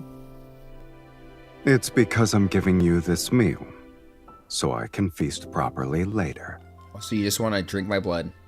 Then I must be the first dish to make you happy, a gourmet delicacy. Dang, I'm a gourmet delicacy, guys. You're confident about your status. Wait, is this status, guys? Have I been saying it wrong the whole time, my entire life? I thought it was status. I taste the steamy substance. Although I'm not actually hungry, its aroma still brings me comfort and helps me relax. Both ways are correct? Okay. I didn't know that. This isn't my first time lying in a coffin? Oh, so both are right. Just so, like, sarcasm and sarcasm is the same because I'm from the world of Zorora, so sarcasm means the same thing as sarcasm. And it's just the way it's pronounced differently. Yup, that's what it is. Yep. No, that's different. Yeah, no, it's not. It's not different. It's the same thing. It's the same thing. All right, guys. Once enough time has passed, I woke up to find myself buried alive. Don't justify the wrongness? Okay. Okay, maybe not. I stare absently and at the thick liquid on my plate, but my voice remains steadfast. I struggle to crawl out of the coffin. I bet that place still tells ghost stories about me. But this happened ages ago. After several eons, I doubt anyone remembers. Sylus listens quietly. Surprisingly, his mocking expression is nowhere to be seen. Is that why you wish to enter the sacred core? Yes. I lower my gaze. It's the first time I've told anyone my real reason for seeking the sacred core.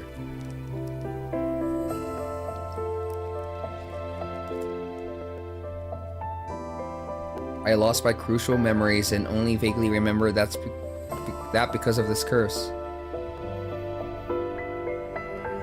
Only a certain person could grant me a true offing. Baitan, he quietly observes me as looking at a reflection below a lake surface. You want to rewrite your fate to escape eternal torment. Correct. Eternity for me is a nightmare I can never wake up from. So she wanted to go accomplish the sacred core so that she would not be immortal. I mean, how many of you guys would want to be immortal? The flickering candlelight in the stone chamber casts a gentle glow on his face. It encourages me to ask a question that has lingered in my heart for so long.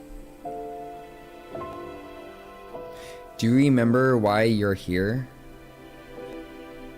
That's one more thing we share.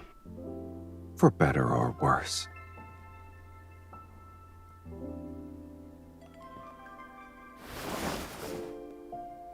He sits down and leans against the stone coffin. I don't remember how I arrived here. You don't? Sometimes. I think the Underworld's fiends are simply people abandoned by fate. Since they're not embraced by it, they're free from the mortal world's moral constraints. They only live for their desires.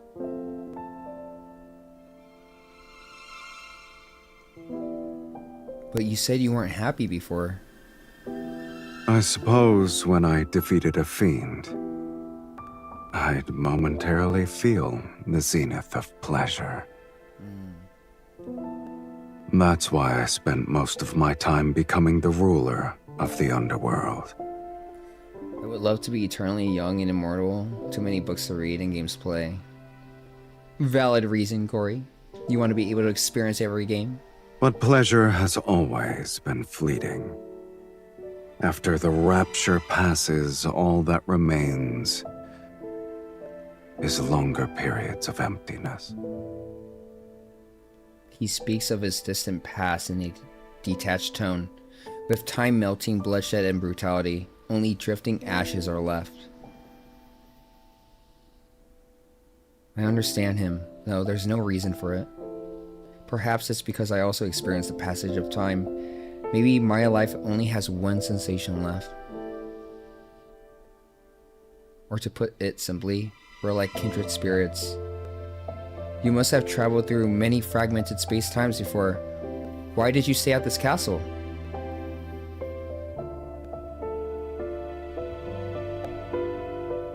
He glances at me, his tone making it impossible to tell if he's being genuine. Must there be a reason? This might be the only place where I've seen a pipe organ. Oh my gosh, the meaning of that word has changed and now I can't unlearn it! Oh my gosh. Is that so? It's the only object that feels familiar. Oh no, oh brother. Sylus, you don't know what you're saying. My heart races for no apparent reason. An inexplicable thought appears in my mind. The castle doesn't have to be so deathly silent. After all, its owner isn't cold-hearted. You guys. Alright guys, we're almost done. We're almost done. Chapter 7. Chapter 7. Several days later, the torment inside my body has slightly subsided. I can now leave the stone coffin and walk around the castle. Living alone in a large building must be boring. That is true. Grayish light pours through the castle windows as the white crow dives. It's carrying something in its beak. Honestly, if I lived alone in this castle, I would hate to clean. It lands on the railing beside me and opens its beak. A black flower gently rolls into my palm. Okay, Rainy, I'll see you later. Have a good rest of your night. Sweet dreams. And I'll see you next time. It has a shape of a rose, but I've never seen the color before. When did it bloom? I haven't seen the Underworld's gardens yet. I grabbed Sylus's wrist. We should follow it and take a look. You've barely recovered. And yet you've already forgotten what happens when outside energies affect you. I've been stuck here for days. Besides, you can protect me. This is an order. Are you certain your orders still work in my territory? You started playing Love in Deepspace because of me? Oh, Chromie. Well, I'm glad I can influence you to play this beautiful game. Who's your bias? Several wisps of black-red mist faintly swirl around me as if it's to shield my body. Same for you, place, I'll only abide by them once. Thank you for that hydrate. Yeah, we're not finishing until we finish the myth. We have 3 more chapters. Well, 2 more after this one. Like the granny at the gym. Guys, don't remind me! I'll tell you that story later or tomorrow. It's a long story. Oh my gosh. That was so unexpected. A granny? Yeah, Evelina, I got a granny to download Love in Deepspace a couple of days ago. I'll tell you guys tomorrow. It's crazy. No, actually, I did. You call us? No, guys! No, I'll tell you guys tomorrow, okay? We need to focus on this. The hillside is shrouded in hazy light. To my surprise, a field of blossoming blue and black roses lies at the bottom of the stone steps. The white crow circles above the sea flowers. And this scene feels strangely familiar. Hi, welcome in.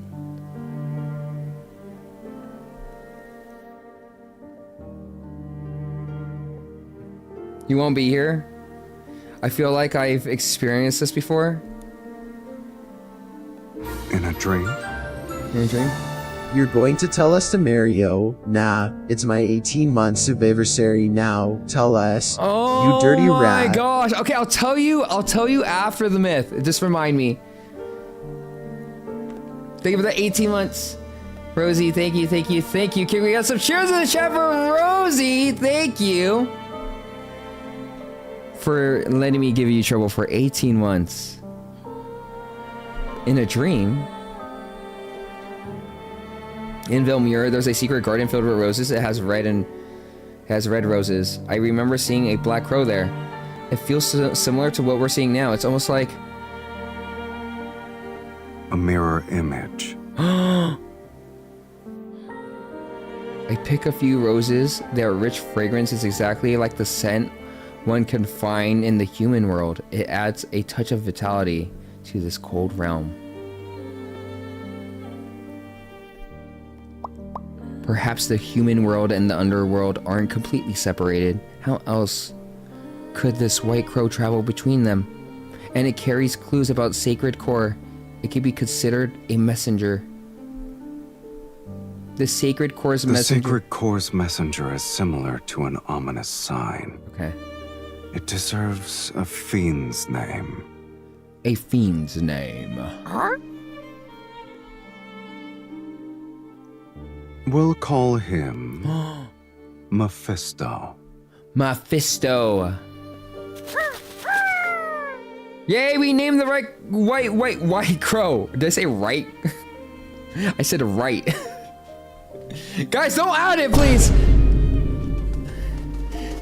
Oh my gosh, I'm just messing up every word today. Oh my gosh.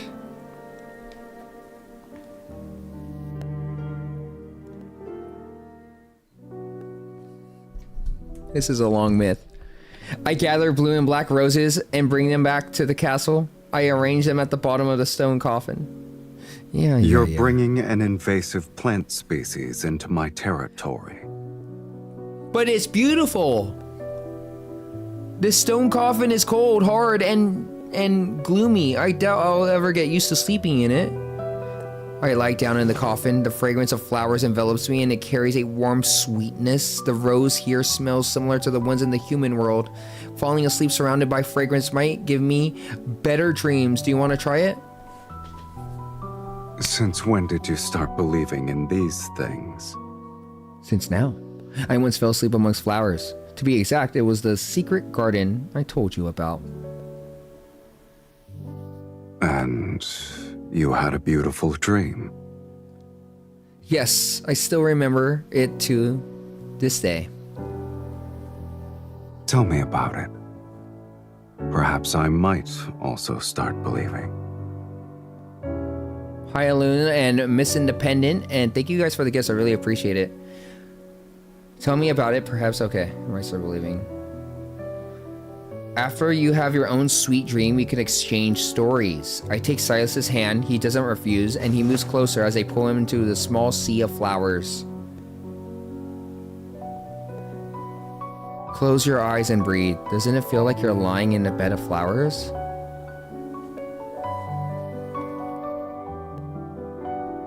I can believe I'm basking in the sun. His tone remains as teasing as ever, but there's a subtle joy in his voice. He has yet to let go of my hand. I close my eyes and sense the floral fragrance intensify in the darkness. I become more aware of his warmth that I'm holding. Sylus? When we return to Velmir, I'll take you to that secret garden and show you those roses. All right. Holding hands, we sleep while surrounded by the fragrance of roses.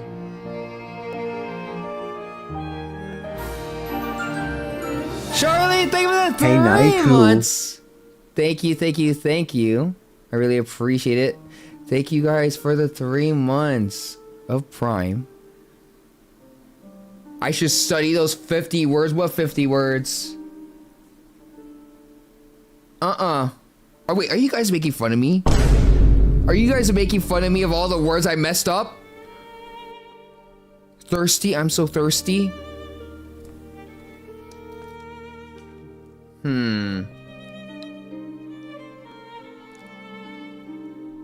We would never... Oh, because you guys are oh so sweet, right, guys? You guys are perfection. Never make mistakes.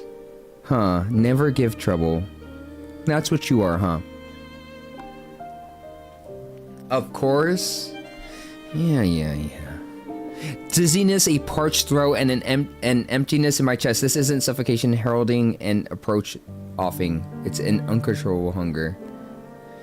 I'm subconsciously drawn to the presence beside me. I don't want the scent of flowers, but this intense burning essence.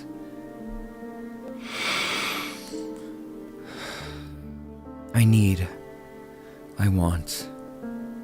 I can't help but move closer to the source. Seemingly in a deep slumber, Silus's eyes are closed. I lower my head toward his chest and inhale his scent. His heartbeat awakens a deeper carnal craving within me. I follow his warmth over his collarbone and his Adam's apple. I'm drawn to the side of his neck. The essence is more evident. It's warm pulsating against the tip of my nose and lips. I want Sylus.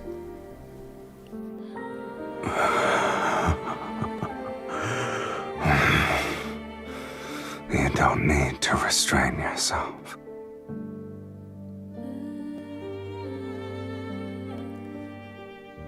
Since we're the same now.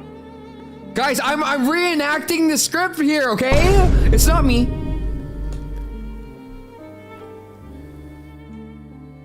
Why don't we make an exchange? Yes.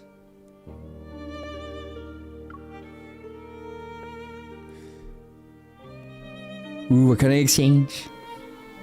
The wild growing hunger inside me doesn't let me hesitate. I agree instantly.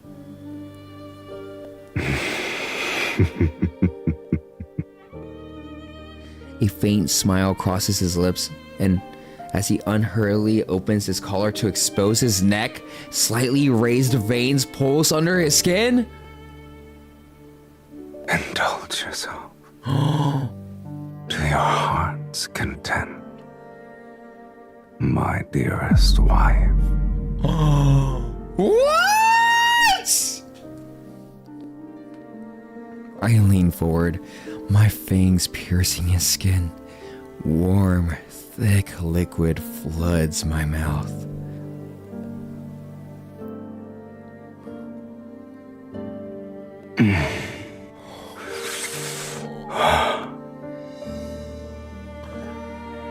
The taste in my mouth is rich.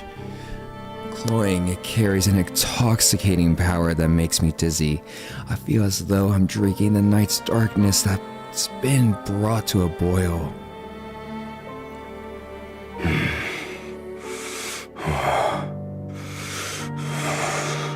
His ears are turning! His ears are turning red! Whoa! Whoa! Give it to you?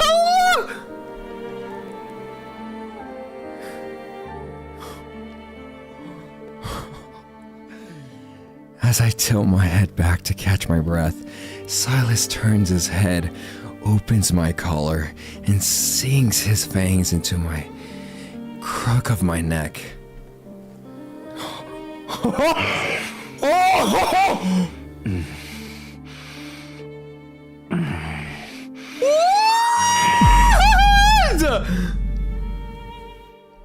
the heck?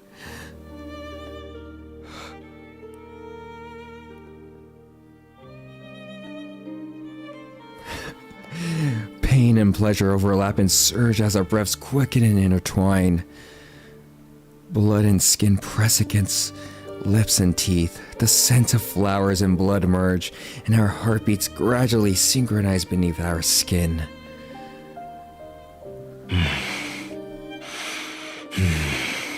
Dark red blood drips from my pierced neck, soaking my disheveled collar. It soon falls onto the roses under us. Petals greedily drinks blood, and dark crimson seeps into the blue-black roses. Oh, guys, this is crazy!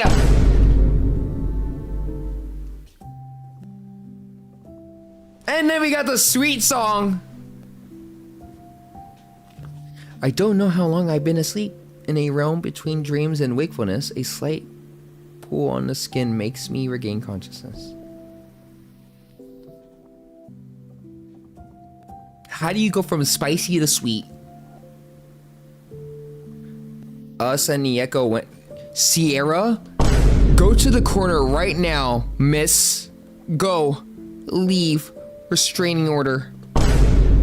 Next to me, Sylus lies on his side. He holds a soft handkerchief and unhurriedly wipes away the traces of blood from the corner of my lips.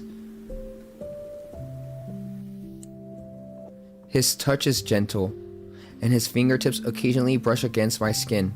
They leave behind a subtle yet unmistakable warmth. Did I wake you? You can sleep some more. Because you got your fill, huh, Sylus?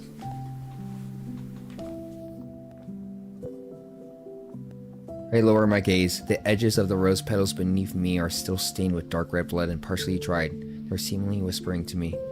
I recalled the burning roses from my precious dream. Their color was the same.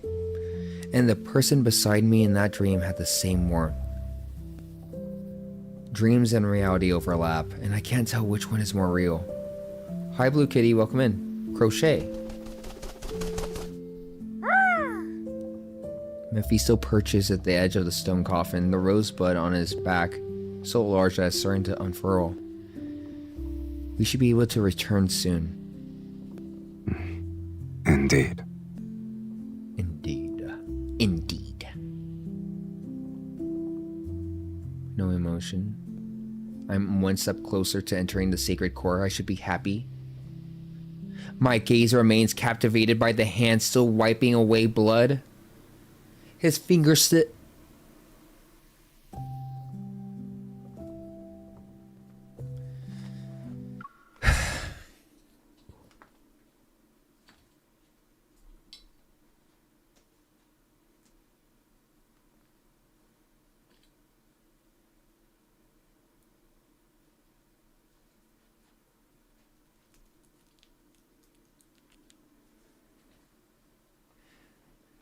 I said finger sips. Finger stips. Oh my gosh, guys. We have 2 more chapters. Niyeko, can you stop and read properly for the rest of the remaining chapters? Okay? Oh my gosh. We're making a whole dictionary already. Oh my gosh. We have an essay already, okay? We need to stop this.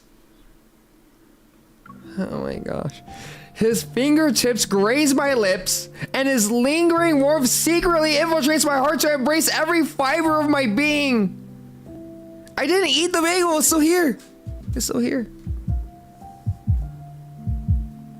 Once I enter the sacred core, the curse's shackles would no longer bind me. Doubt lurks, its rusty blade silently embedding itself into my heart. Isn't this what I've always wanted? Why am I hesitating? Niyeko could squeeze me with 2 2-4 finger stips. You guys are so...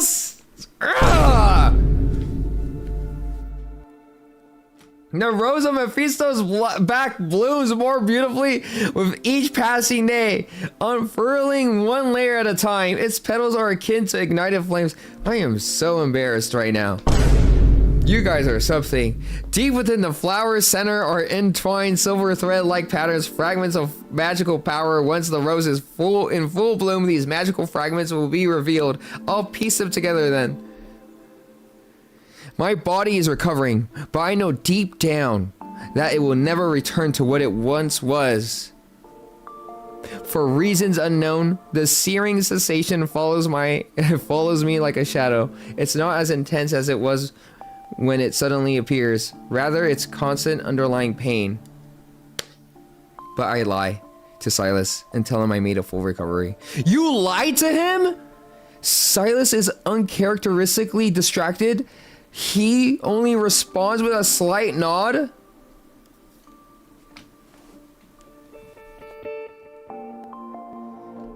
The unspoken truth between us is that after leaving the Underworld, we'll reach the sacred core.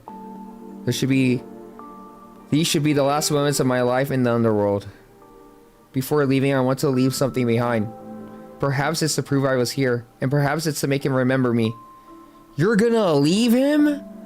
I wiped down the neglected pipe organ deep within the castle, opened its cover, and cleaned the pipes. Oh my gosh. My You're mind! already bored of this place?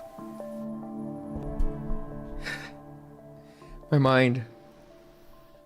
Or you have a rare hobby for repairing pipe organs? Oh no.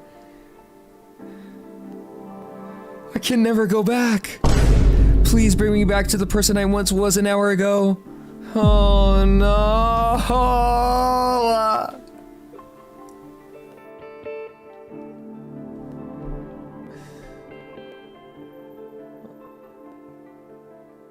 Not necessarily. In the past, I disguised myself as a devout crier. Remember to find a book containing forbidden magics. It was sealed in a chapel.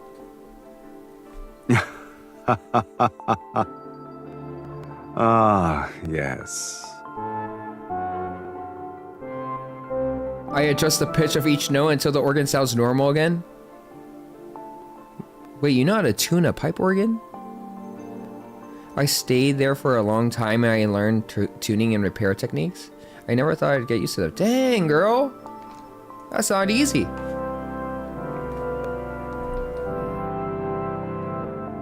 There we go, it's tuned now. You can tune mine. Why don't you do that?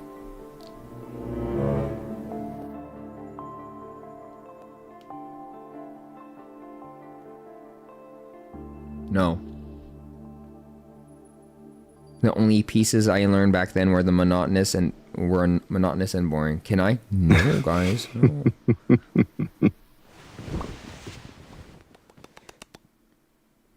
Chuckling softly. Not chuckling. Chuckling softly. He sits down. His slender fingers rest on the instrument's keys.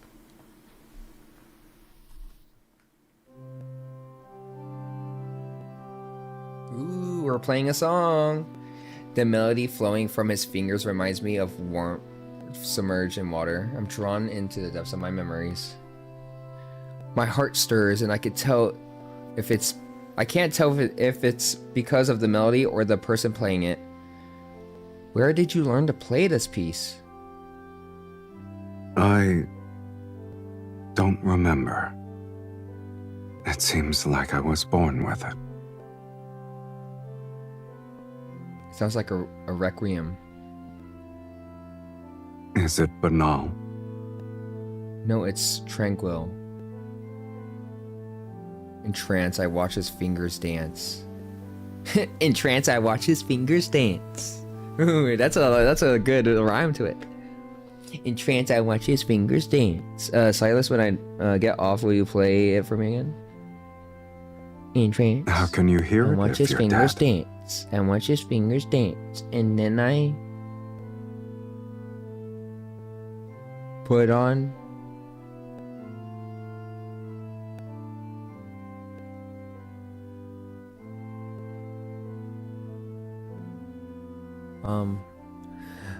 How could I hear it if you're off? I'll hear it.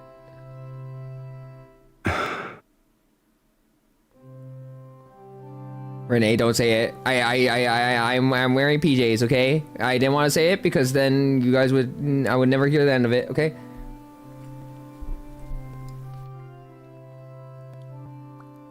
He doesn't say anything and continues playing.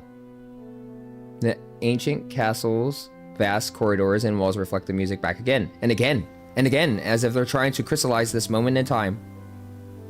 Nothing under. I am, guys! I am! There is something under, okay? This is our last night's. This is our last night in the Underworld. I'm positive, okay? That night, the white crow is perched onto the castle window. A blood red blooms along the vine of his neck. I don't believe you. You got to, guys. I swear. The delicate. Wait. Yes, I swear. I swear. The delicate lines of the petals converge into a silvery white spiral in the flower center. It resembles a dissected nebula. I lean in. Deep within the spiral lies an illusory mirror. which rotates like a kaleidoscope.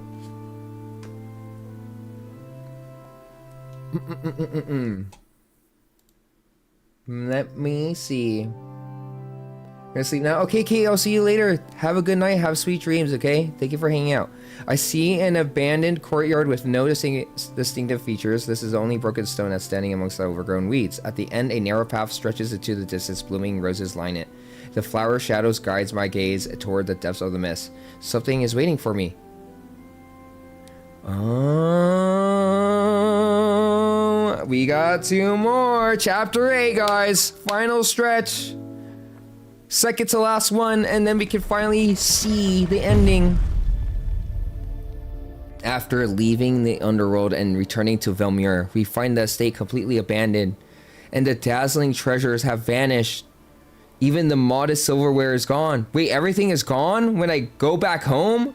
In the center of the Great Hall, the large portrait of me and Sylus has been splattered with crimson paint. It's a bloody, grotesque sight. Our faces have been erased, only crimson words are smeared on them. I'm only here because of the clips of Niyeko being broken by chat. So you just want to see me broken?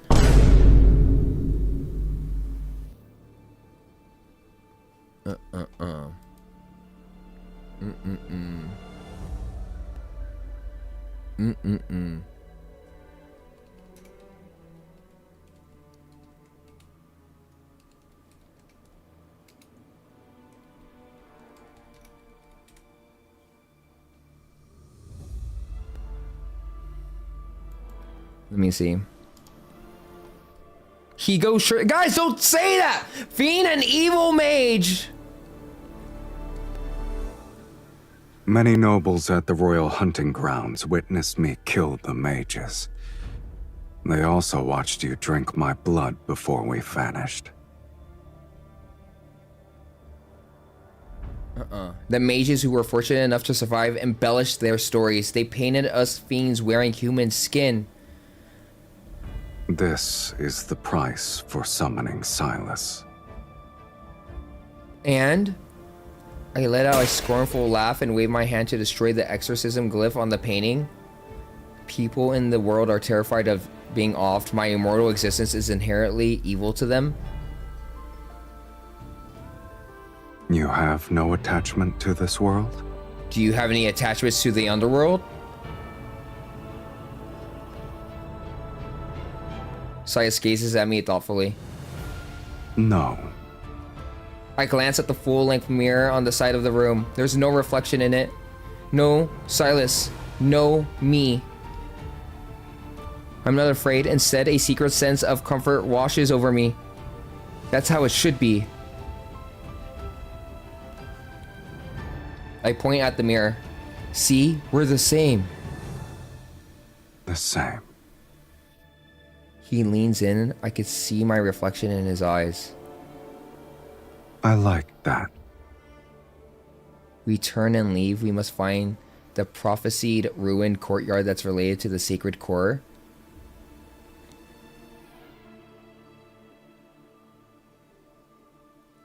We search Velmir for an abandoned courtyard containing a bust. Mages block our path. They shout nonsense and justice and retribution, waving their staves. However, their eyes reveal their true greed.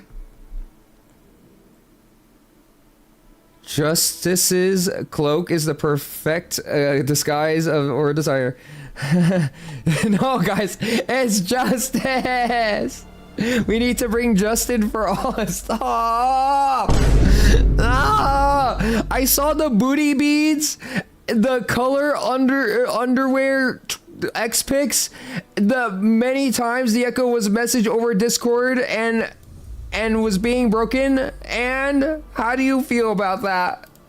Do you feel sorry for me, or are you like them who like to join in and watching my learning misery?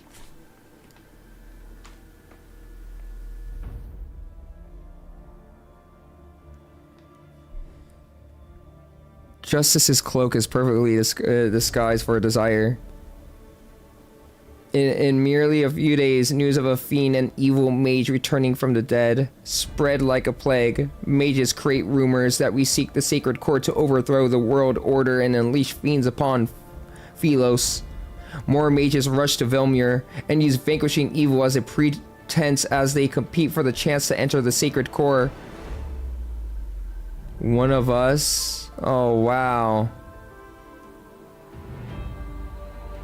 Did he ever make the booty beads based on the necklace? No! The night deepens after another constantly moving and fighting several mages. We take shelter to an empty house in the city outskirts. The ceaseless, searing pain in my body grows stronger with each passing day. Maybe it's because we're getting closer to the sacred core.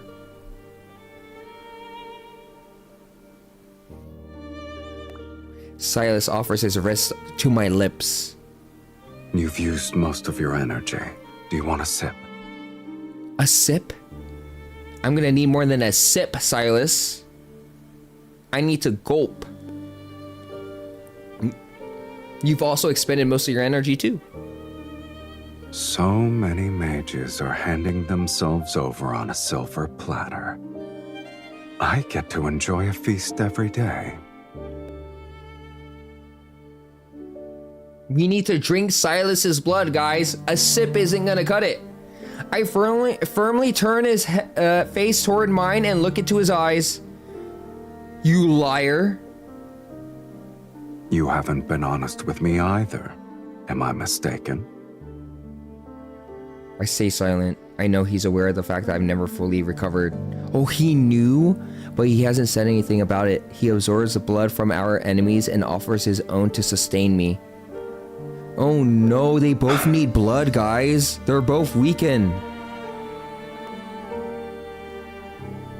Niyeko, I'm sincerely sorry, but I'm a gremlin. My partner doesn't know how to handle me some days.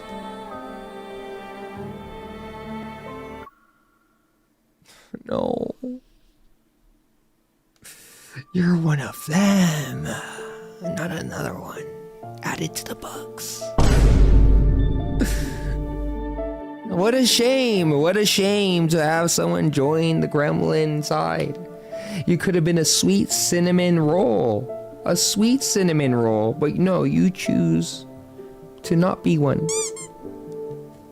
It's fine. You think you can beat me at your own game? Well, that's too dang bad. I will defeat you guys one day.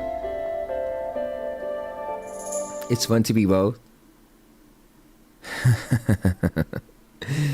Sweet, huh? We'll see about that.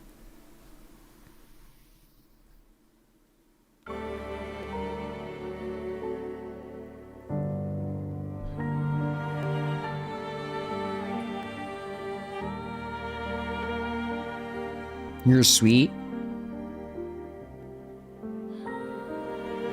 Fair. True.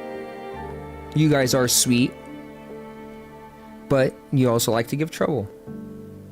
He sighs before he somewhat forcibly pulls me onto his lap. He guides my head to the side of his neck. If you still want to enter the sacred core, then bite me. Oh!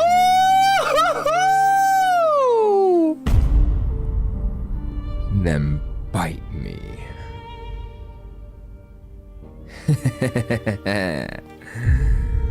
I stare at his injured neck that hasn't fully healed. My heart aches. Isn't it our ritual? I gently press my lips into his skin, and warm blood flows into my mouth.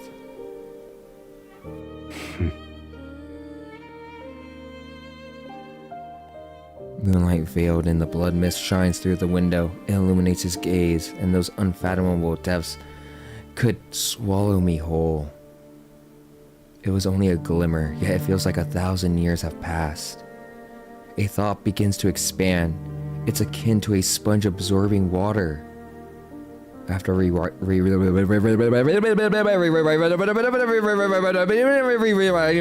see the eyes, and then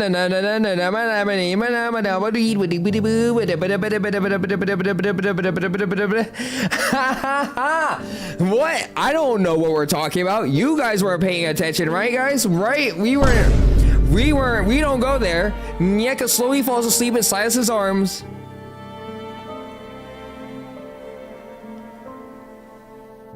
But even in her slumber, pain is merciless. What did I say? Nothing. Nothing, actually. Nothing at all. I was reading the Sylus quote. She frowns, and her breathing is rapid, as if an invisible hand is squeezing her heart. Stop. Please, please, please, please, please, please, please, please. Subconsciously, she grabs his fingers before reluctantly releasing them. I honestly don't know what I said. But I know I messed up, but I don't know what I said. Sylus pauses, then he holds her hand again. Their wrists touch, and the chain binding them flickers with every breath.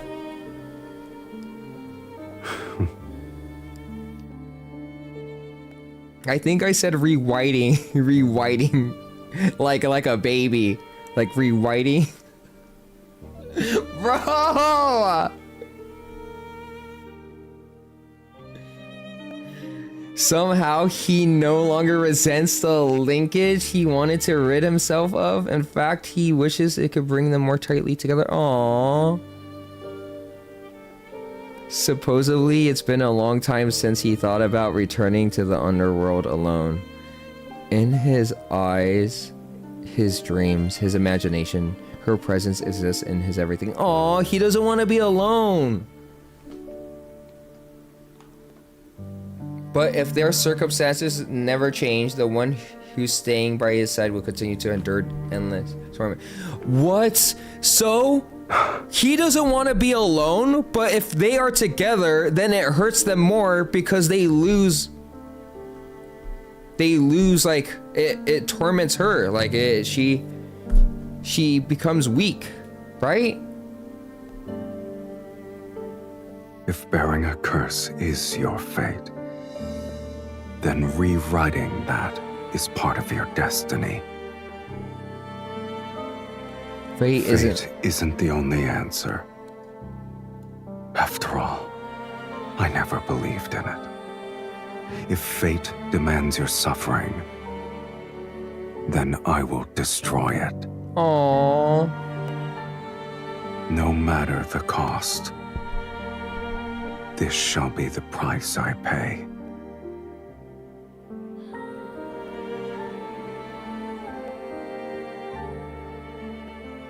Oh no, guys, we're gonna go to the part. After searching through the most of Valmir's courtyards without any success, we arrive at the abandoned churchyard. The stone sculptures here are intact. Not all of them match the text of the prophecy. Isn't it odd? Isn't it odd? The buildings are weathered and old, yet the sculptures appear as though they were crafted days ago. An illusion?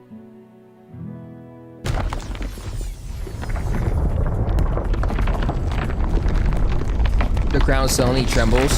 Stones break and a massive skeleton rises from this. Dang, what? Its body is forged from black iron and brittle bones. Dark red flames burn within the chest cavity. And death's essence flows from its hollow eye sockets. The skeleton swings a massive rust-covered axe, which generates overwhelmingly energy. Regardless of what it is? Regardless of what it is, the fact that a trap was set means we're close to the answer. Sylus stands in front of me. He binds the skeleton's arms with a black-red mist, but the creature violently breaks free. It's not another Zane moment, guys. It's not a weakling. It's gonna be happy ending. Don't worry. Disregard the trailer, okay? He thrusts his staff into the skeleton's chest. I seize the opportunity to cast a spell as I press my hands on the ground. Glyphs appear and spread out from under the skeleton. Now! Bound in place, Silus's staff pierces his skeleton chest. Flames surge from the beast that doesn't fall. Brittle bones scattered to only resemble the larger than before. The creature stands once more. The giant axe sweeps across the ground. Oh, the fragments flying. The fragments flying. The attack makes the slam against the base of the stone statue. Blood trickles down from the corner of my mouth. Get behind me. Silus spreads his wings and flies in front of me. He takes a second strike as his shoulder becomes a bloody mess.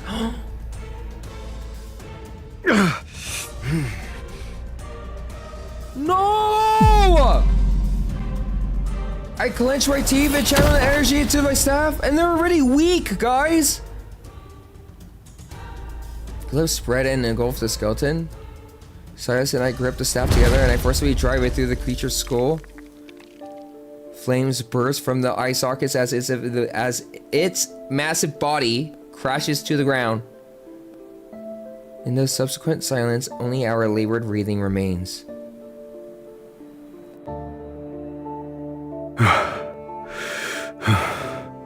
I fall to my knees, my palms covered in blood. I gasp for air, and the searing pain inside my body intensifies. Silus folds his wings and drags his injured body over to me. He supports me as I stand, even when he's injured. What a shame. We almost died. Yes, we barely avoided the opportunity. In spite of our pain, we weakly smile at each other. Amongst the broken stones, a half-destroyed statue emerges. It matches the one in the prophecy. At the end of where the statue points, a narrow path lies hidden in the mist, the blooming red roses lining it. I've seen it in paintings and in my dreams. This is the entrance to the sacred core. The goal that I've chased for 100 years is right before my eyes. I'm momentarily stunned. This isn't a dream, yes? Silus stares at the misty path that leads into the unknown. His expression darkens. Since this is what you want, let's continue. I extend the hand toward him, silent. He looks at it, then he takes it. Hand in hand, we step into the rose-covered path and venture deeper. Guys!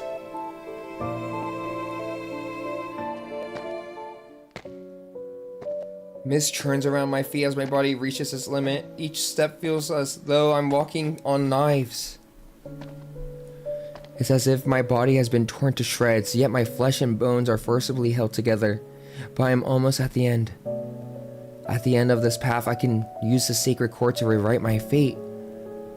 Then the pain will be over, and then she will no longer be immortal. The linkage between Silus and me shall end as well.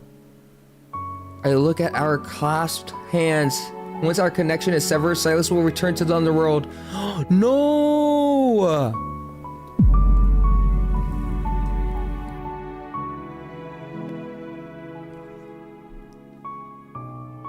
As for me, I'm uncertain of the life waiting for me, and she doesn't even know what awaits her.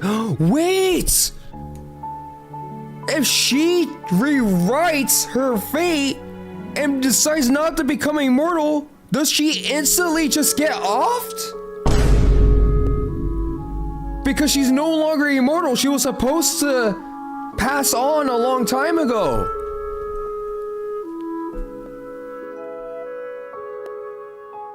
Oh, heck no, you can't do this to us.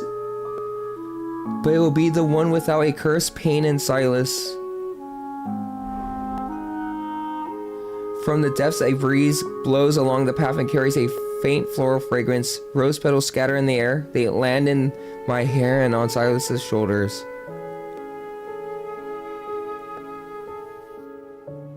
My gaze shifts from the clasped hands in his face. I realize he's looking at me.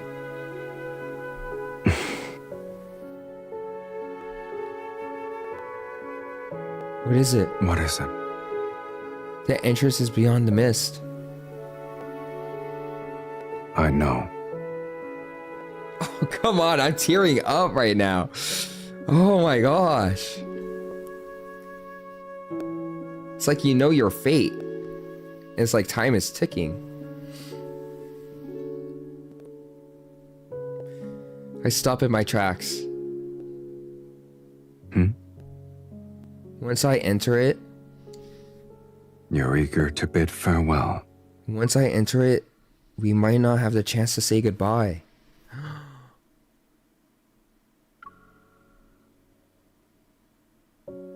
I want to do it properly. It's similar to a proper acknowledgement. You don't want me to see the sacred core? All right then. I wasn't even the slightest bit interested. His tone carries its usual sarcasm, but there's no trace of amusement in his eyes. Oh man, he's hiding Should I offer my blessings for your inevitable death? He's hiding his true feelings and he doesn't want her to go, but he has to because that's what she always wanted for hundreds of years. She wanted to be a normal human being.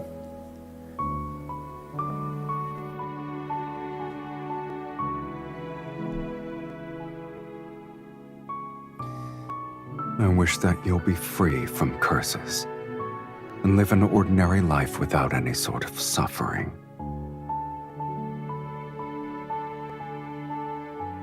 Or should I wish for us to never meet again?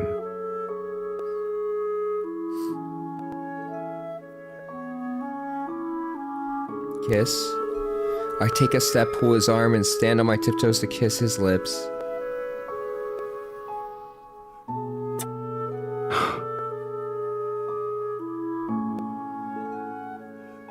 Our lips left wounds on each other's bodies, and we felt each other's warmth and blood. But this kiss is different. I still want to leave something behind in Sylus's life, even if it's for a mere moment. I should let him forget me just as I would forget him. But why do I selfishly want him to remember? Let's sever our linkage.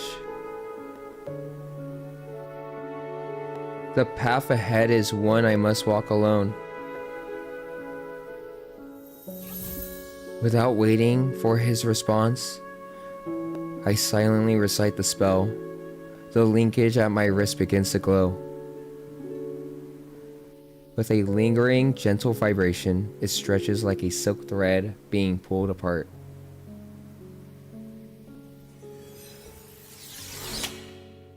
The thread of light breaks, its fragments turning into tiny motes of light that float away with the wind. They disappear into the mist. This is what you consider a proper farewell. Sylus, you're free now.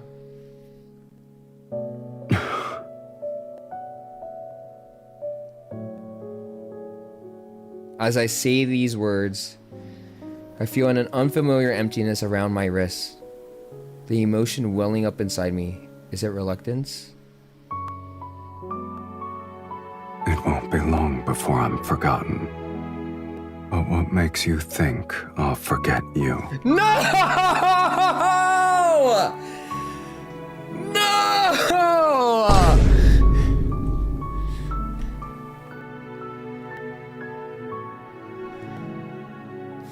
I will never forget you, Sylus. Even if fate says I will, I will do everything in my power to remember a piece of you.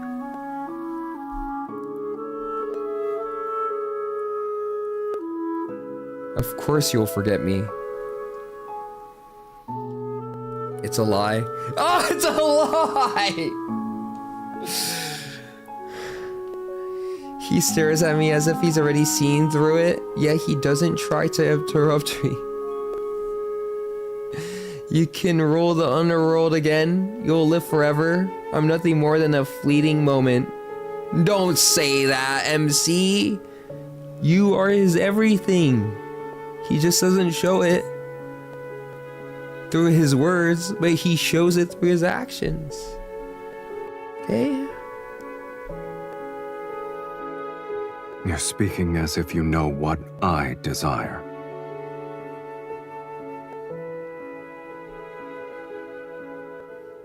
I hope it's what you want. You gave me another order. It will be the last order. Okay, too soon, guys? I'm just trying to brighten up the mood, okay? In the future, when you play that melody again in your castle. I'm sorry. If I'm truly off by then, my soul will still hear it.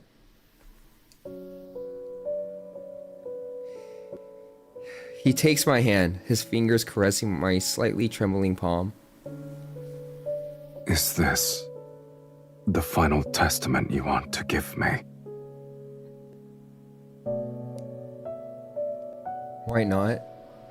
You always abide by my orders.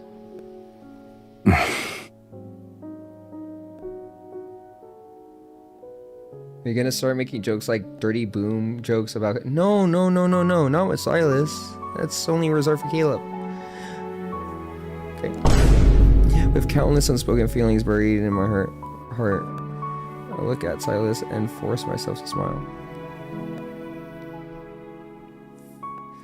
Farewell, Sylus.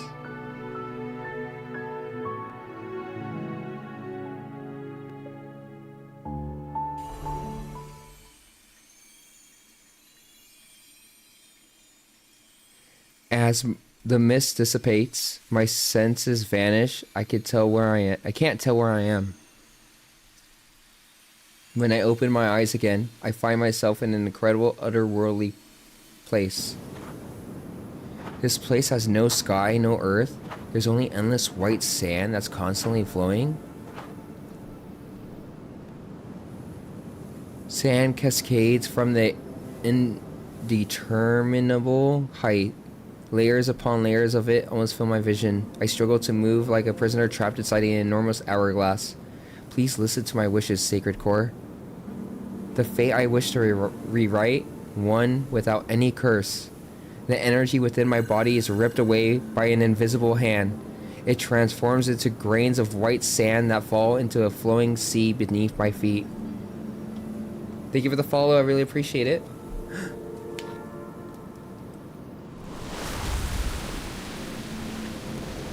The sea of sand turns into a human skeleton, slowly rises to the surface. Tattered old clothes still cling to it. I can faintly make out an embroidered badge among the rags. The name on it is Saren? The pupils constrict as if my breathing becomes rapid. Sir Saren, the last Archmage to enter the Sacred Core, that one, the one who left clues about the manifestation for future generations?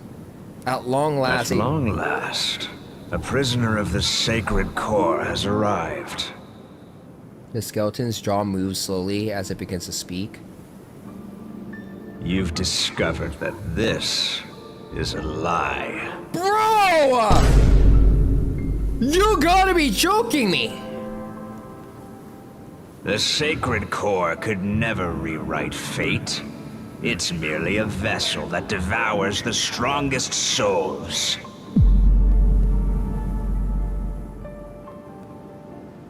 All mages who enter the Sacred Core sacrifice their souls. Oh, shoot! Now it's your turn. Oh, no! Fear surges wildly in my chest. I struggle to stay calm as I create a glyph to slow the process of my energy being drained. No way! She can't even get the thing she wanted! Cause it was all a lie! The Sacred Core was a lie!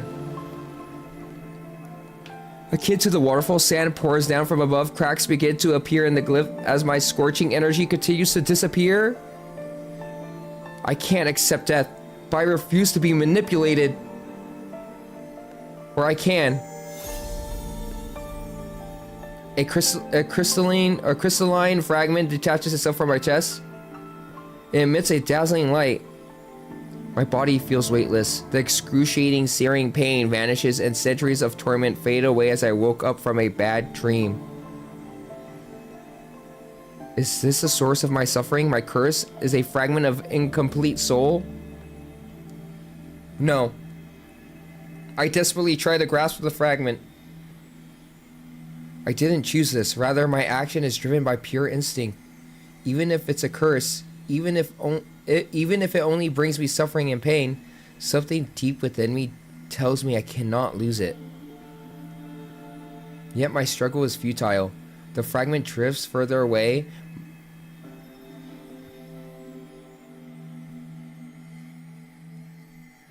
I need to read that one more time.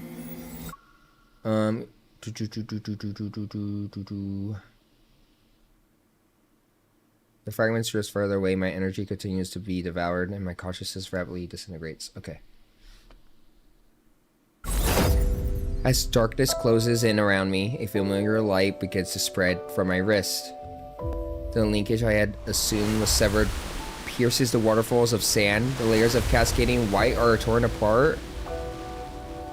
The linkage between us cannot be severed. Is that Sylus?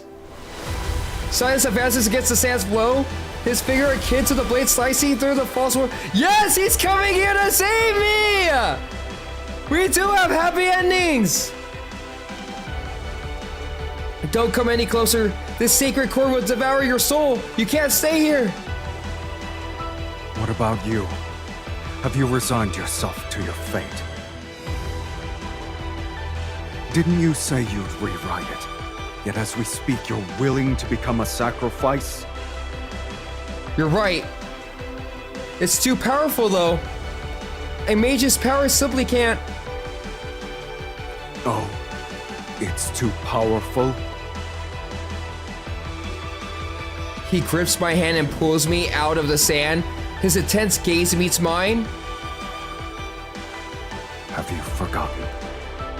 You're not an ordinary mage. You're the mage who summoned Sylus. You're right! I am! If you're willing to pay the price, then nothing is immovable. Not even fate.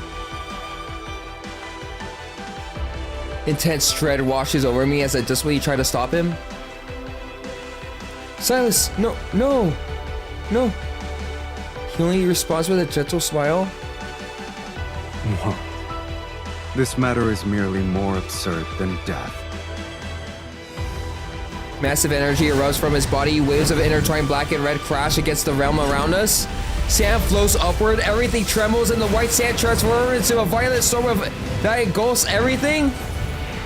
I use every ounce of my strength to hold on to him.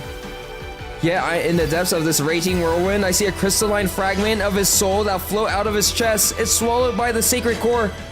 Wait, Silent! No! Light explodes between tightly collapsed hands and the space around us collapses. No, is he sacrificing himself? Is he sacrificing himself?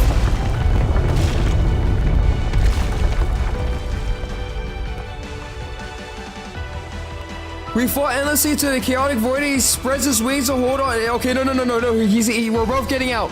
We're both getting out.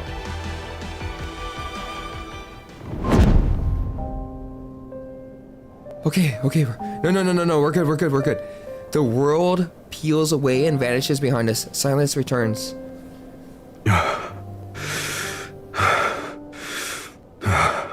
Silas's breathing is erratic. His face is deathly pale and his body feels unnaturally cold as he... No! Without your energy? I never intended to go back. You never intended to go back to the Underworld for me? Really?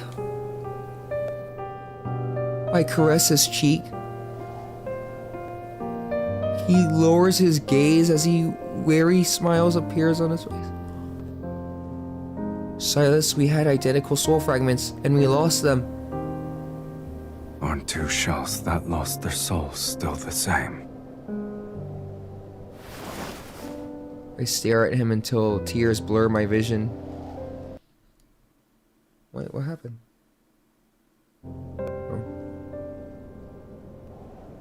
For the first time, I've truly become an ordinary human.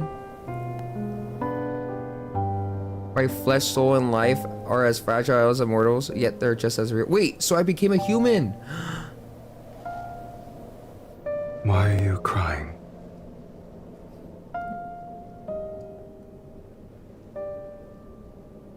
You wrote my fate this time, Sylus. This If time. our fates were different, how can we truly be the same? But you paid the price of sacrificing every path that would let you return. You will never be as powerful as you once were. You've chosen the most difficult future for yourself. I have no regrets. Did he just... Wait, I'm confused. Did he decide to become human too? Or did he sacrifice his soul? And he's gone.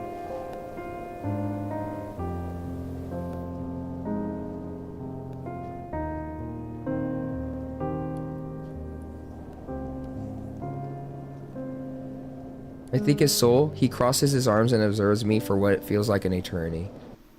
Your past self died as your pain disappeared. Starting from this day, everything that happens will be our shared fate. He sacrificed his soul to eliminate the sacred core. Got it. We'll spend the rest of our lives together. Are you afraid? We destroyed the sacred core, so we made an enemy out of everyone in Philos. And we're no longer invincible. So they're...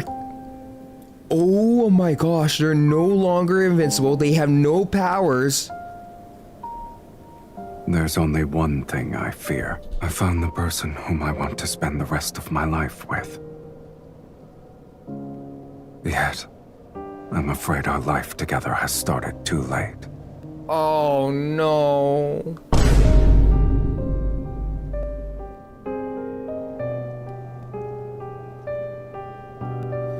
Moonlight descends as the blood mist dissipates with the sacred core. Beneath the heavens, Velmir falls into a brief, peaceful slumber. We welcome the rest of our lives with open arms. It's like he's saying, no matter what happens, we're in this together. Through any hardship, right?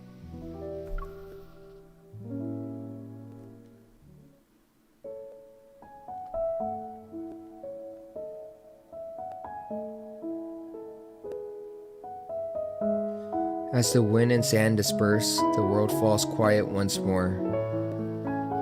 Before the world collapses again, Sylus and I visit the secret garden we promised to visit. As we push open the ivy-covered iron gate, roses bloom in the morning mist. This is the last chapter, guys. I had this place built a long time ago, during the era of my maternal grandmother to be exact. Time dragged on endlessly back then, and the world around me collapsed too quickly. I wanted something I could watch. It had to change slowly, like a flourishing garden. But you didn't stay.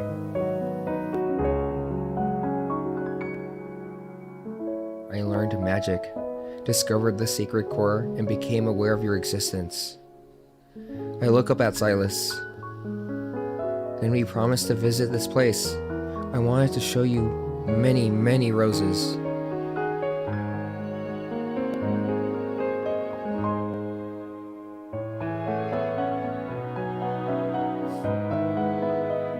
Sylus picks a rose and tucks it in my hair.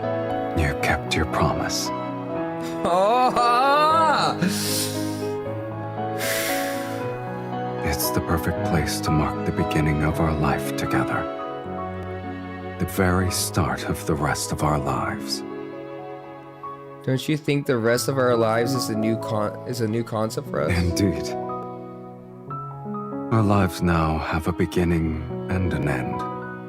The boundaries are distinct.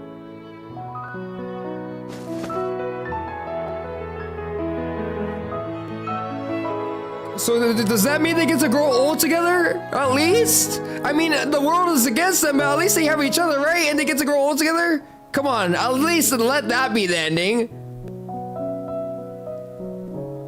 A finite life, and one shared with another person. I never imagined such a thing before. I imagine we'll travel to many places, many remote ones where a few people visit. And we'll renovate an abandoned fortress and turn it into a temporary home. Yes, that sounds good. And then we can, we could start anew. We could have a nice garden and vegetables. We could grow our own food. We don't have to go to this market to get it from other people. And then we could live happily ever after. I'll be unable to resist buying strange, unusual magic texts for the old books stalls. Then I'll pick up some yellowed sheet music while we're there. We'll find a place with a pipe organ so I can listen to you play. What will you do? Are you going to sit there and listen? I could sing. Oh, they're planning their future! Okay, this is a good ending! We finally have a good ending for a myth! Whenever the weather is warmer, I want to find a ship and go out to sea. Thank you, Infold! Thank you! And we'll need to buy one that's sturdy enough to sail to the ends of the planet. Finally! I don't care where we go. I only want to sit with you on the mast and watch the moon rise. Aww. Do you think we'll argue? Haven't we argued enough already? True. But in the future, our arguments won't be about the sacred core anymore. Maybe our reason shall be simpler. So simple, in fact, that they'll be about a dish's seasoning. But our arguments will always end quickly because I'll prioritize your happiness.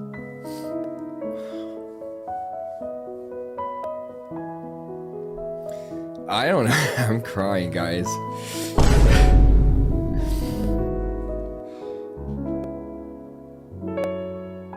You sound so confident. Tell me more. For example, I could make you a wooden bird that caws.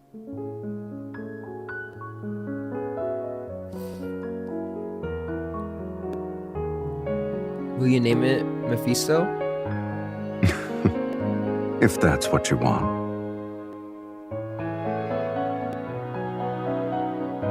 Maybe we'll come back to Velmir every now and then and visit the garden and see the roses bloom in Perhaps another we'll year. be old when we return. I rest my head on his shoulder. That means we truly have spent a long time together. It could be considered one way to rewrite fate. We only need to choose each other to rewrite fate. It's a simple matter.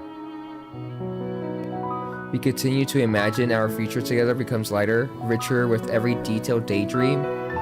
It's like the rose petals brushing between our palms as they sway in the breeze. Their scent and touch gradually lull me into a sweet dream. Everything is peaceful and gentle before the world's collapse.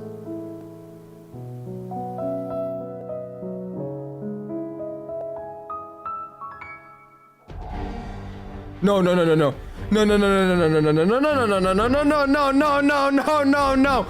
With the sacred core's destruction, the world falls apart. It's no different from a temple being destroyed. The false world order peels away from its foundation.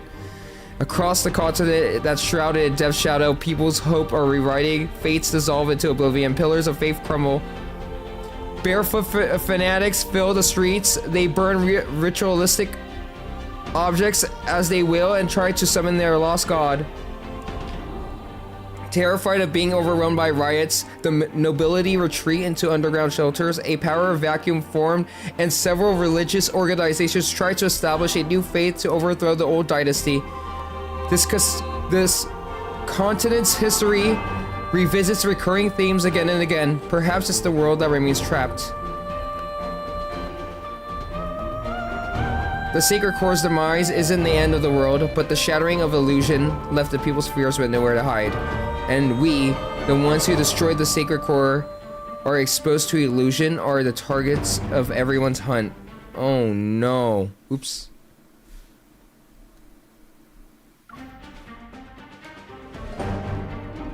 Battle after battle after battle. Blood and fire becomes our shadows. To kill us, these will sacrifice countless innocent lives to activate the most evil forbidden magic. They try to control us, of course. So turn our weapons against each other. Oh, come on, guys. Yeah, just add it, whatever, I don't care. Yeah, after every wounded instance of bloodshed, our invisible leakage continues to connect again and again. We spent a lot of time, or a long time together and endured those countless hunts. Until one day we both stopped in our tracks, were surrounded by blood and ruins. Perhaps we've grown weary of the endless strife. We're tired of this ignorant, cowardly world. On this planet heading toward doomsday, it's possible the weariness is the true awakening. And then our dream ended. No.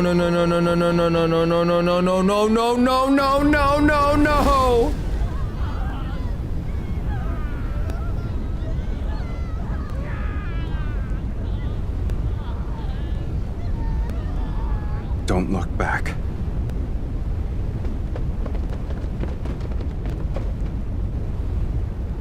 When the roses bloom again, will you remember who I am now? Wait, what? Is this?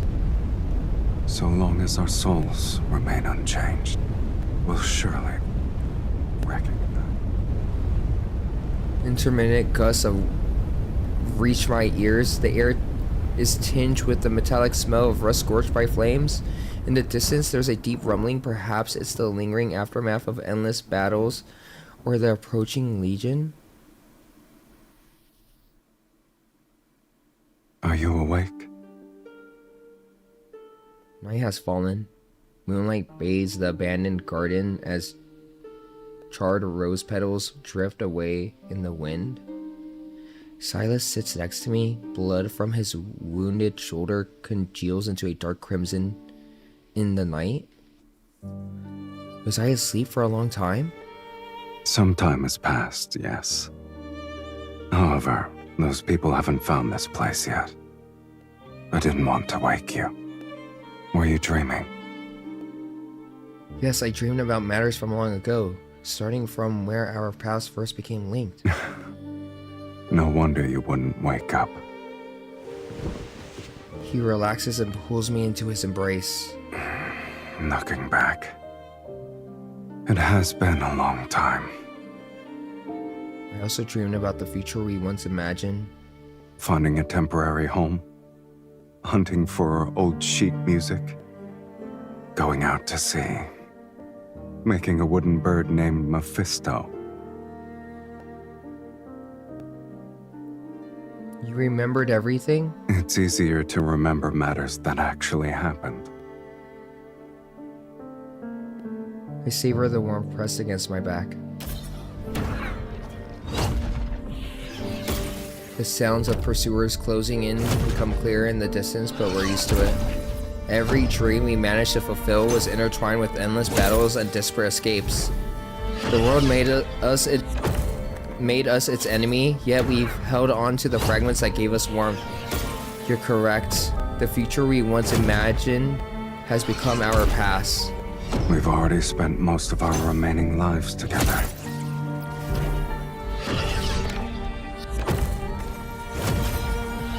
The fiend and evil mage have nowhere to run. This place will be their grave. No! They're gonna execute us! Once we kill them, this sacred core will manifest again. Sylus will be ushered into the divine light. Bro, so all that talk about starting a family and living far away, they were just talking about the what if. They were just talking about what could have been. Oh, come on. You infod! You rats! May the divine light bless Sylus! May the divine light bless Sylus! They're beyond redemption. The legion of mages they've assembled is larger this time. Are you scared? I was thinking, if all we have left is the remainder of our lives are these memories. Sylus turns to face me, his gaze piercing my innermost thoughts. If that's not what you want, then we'll live our lives differently. But how? Is this another instance of us rewriting fate? You know very well I don't believe in fate. I only believe in decisions. I smile and offer my wrist to him. An agreement like this needs to be a proper acknowledgement. I agree. He lowers his head and bites my wrist. I take his other hand and bite his wrist in return. Even though they're not fiends anymore, they're still doing it like they were. We drink each other's blood. We've done it countless times before.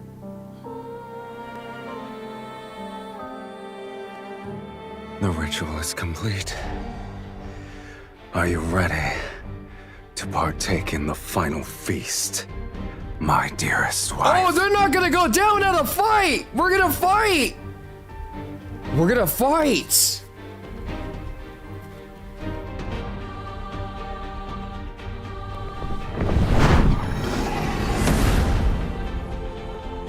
Massive wings unfurl behind him as he hovers beneath the blood-red moon. I tap my staff on the ground to create a glyph of death. They're not gonna back down, guys.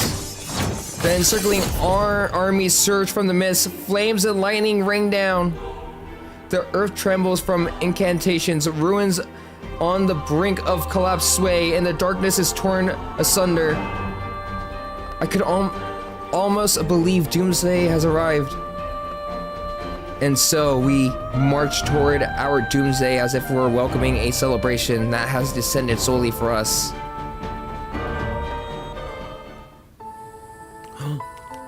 This is it, guys. This is it.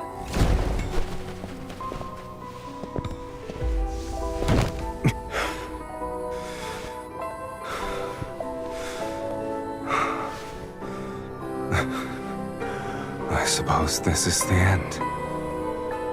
No! No, no, no, no, no, no, no, no, no. Check linkage. I'll always accept the consequences that accompany my choices.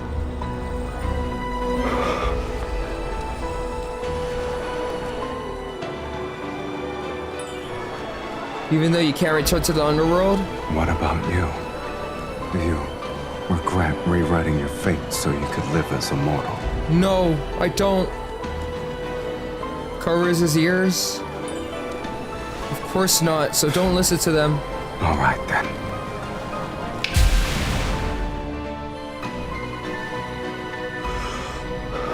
For mortals, death is inevitable. For mortals, death is inevitable. And although we could never share the same beginning, I believe, at the very least, we can share our deaths. Stop him? When? Wait, whoa. Wait, when you were born, did anyone bless you? Okay. Show me. Okay. I'm trying to get the whole lore, guys. You're aware, no one wanted me in Philos. Yet it's you who awakened me, the person who blesses me. It must be you.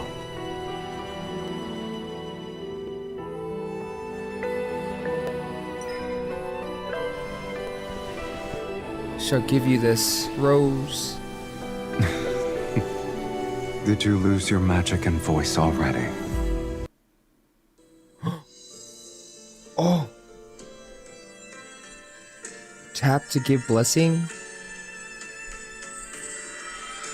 Look, Snuggle-Woo Pookie Bear, no matter where we are in this world and reality, I will make sure that we reunite forever and ever and again, okay?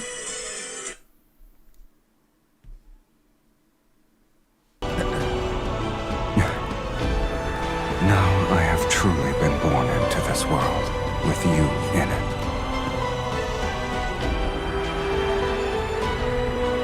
Final step.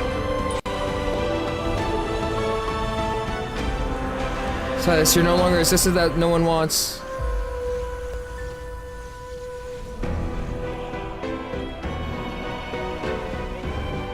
I'll remember that. Aww.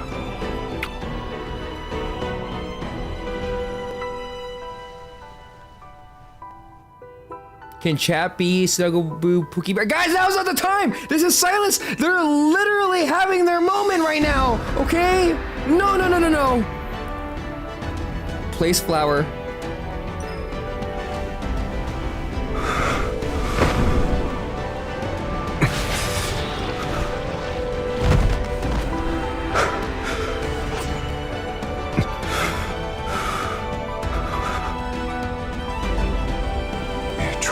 No regrets.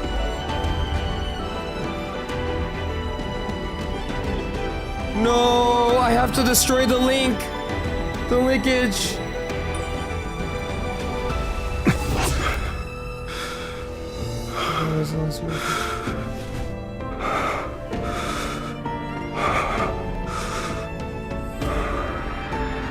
From the moment we're born to when we breathe our last, we shall inevitably walk the same path. It's the greatest blessing for us.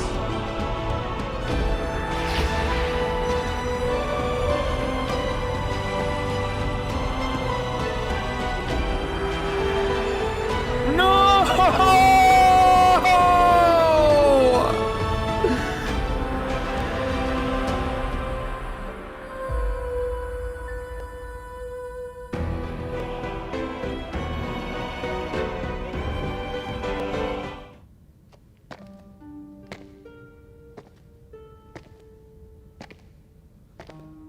It's as if I'm in a dream. What now, Infold? You already twist and turn my heart. I walk along a path lined with blooming roses. Those rose petals pave a soft road, and the air carries a cool, fragrant scent. I look down to see a faintly glowing linkage on my wrist. It slowly extends and guides me forward. Julie Ship, thank you for the 5 gifted! Can we get 50 W's in the chat, please, for Julie? I really appreciate you. I don't have my celebration song because I don't have it on this scene, but thank you so much. Thank you, thank you, thank you. That's so sweet of you.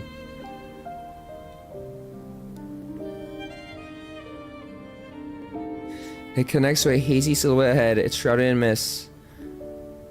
I appreciate that so much. How are you, by the way? Hopefully better if you just came in and not sad. If you were watching the whole way through, then that's not good. Tall and familiar.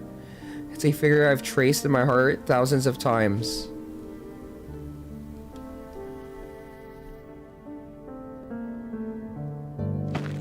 His name circles my throat, yet I'm unable to make a sound. I can only approach him one step at a time. The linkage tightens around my wrist. It reminds me that if I keep moving, I could touch him again. The wind gently disperses the mist, and the figure etched into my vision comes into focus before I can see him clearly.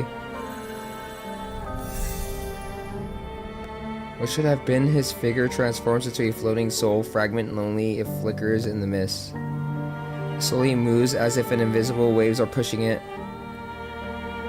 until another glowing fragment reveals itself in the sea of mist. They're one and the same. The two fragments slightly tremble. They flow out of a thin chain of light that connects them to each other. The linkage resembles a freshly bloomed rose, and the two soul fragments become glowing petals within it. Touch the soul fragment?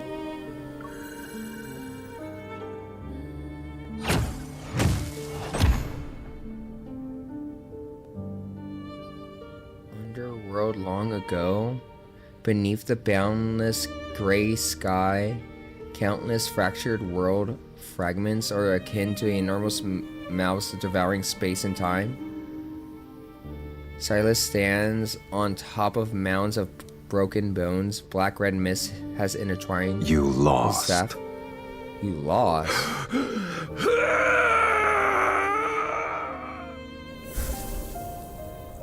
A The defeated fiend gradually crumbles to ash amidst agonized howls, yet before he disappears, a deep voice It doesn't matter if you've defeated the fiends here. This place is fate's graveyard where only incomplete souls can exist. No matter how powerful you are, you're still no different from us. My soul was plundered long ago. I only had the instinct to kill. The fiend's red was too. And you, Sylus, where is the other half of your soul? The other half. Thank you for that hydrate.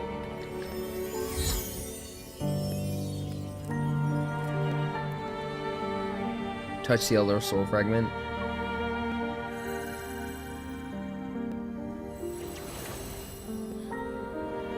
Filmer, long ago. Candles sway in the corner of the hall. A mage's hunched shadow is cast on the wall with bloodshot eyes. She stares Your at me. immortality isn't the result of divine favor. It's because half of an immortal soul is trapped inside your Bro, body. that's the reason why she was immortal, was because Sylus a long time ago gave half his soul to her?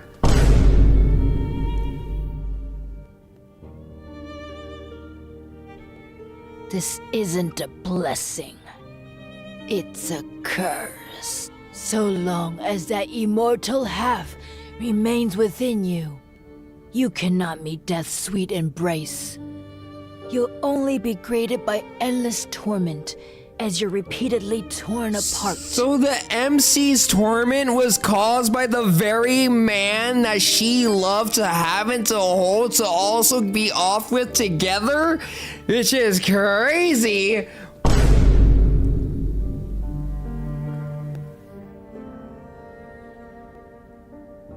I hold my breath, my body trembling slightly as the vague memories unexpectedly surface. Guys, that's crazy. Imagine you are the MC and you found that.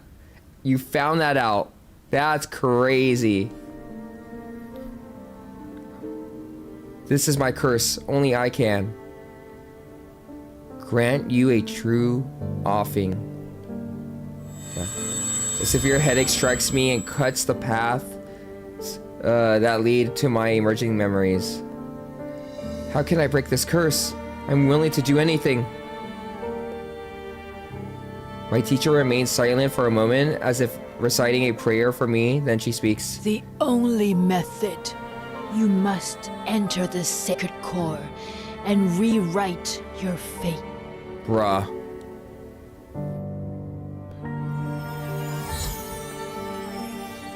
Bruh. Reunite 2 fragments? Okay.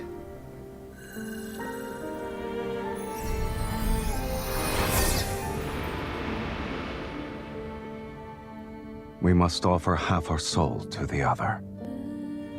They'll be merged to forge an unbreakable bond.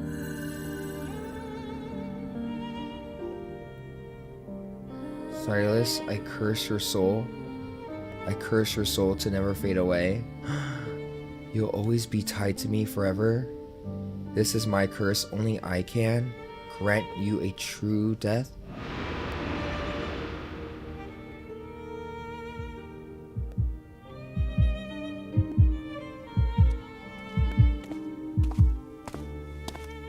Once again, I walk this path lined with roses. Yet I'm currently holding a blossoming rose. 2 petals are connected as they emanate a glow. Oh. Huh?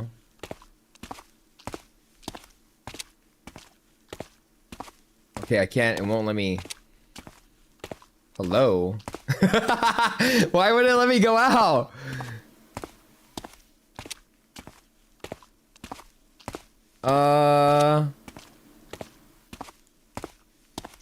Okay. Okay, there we go. My body is gradually becoming transparent.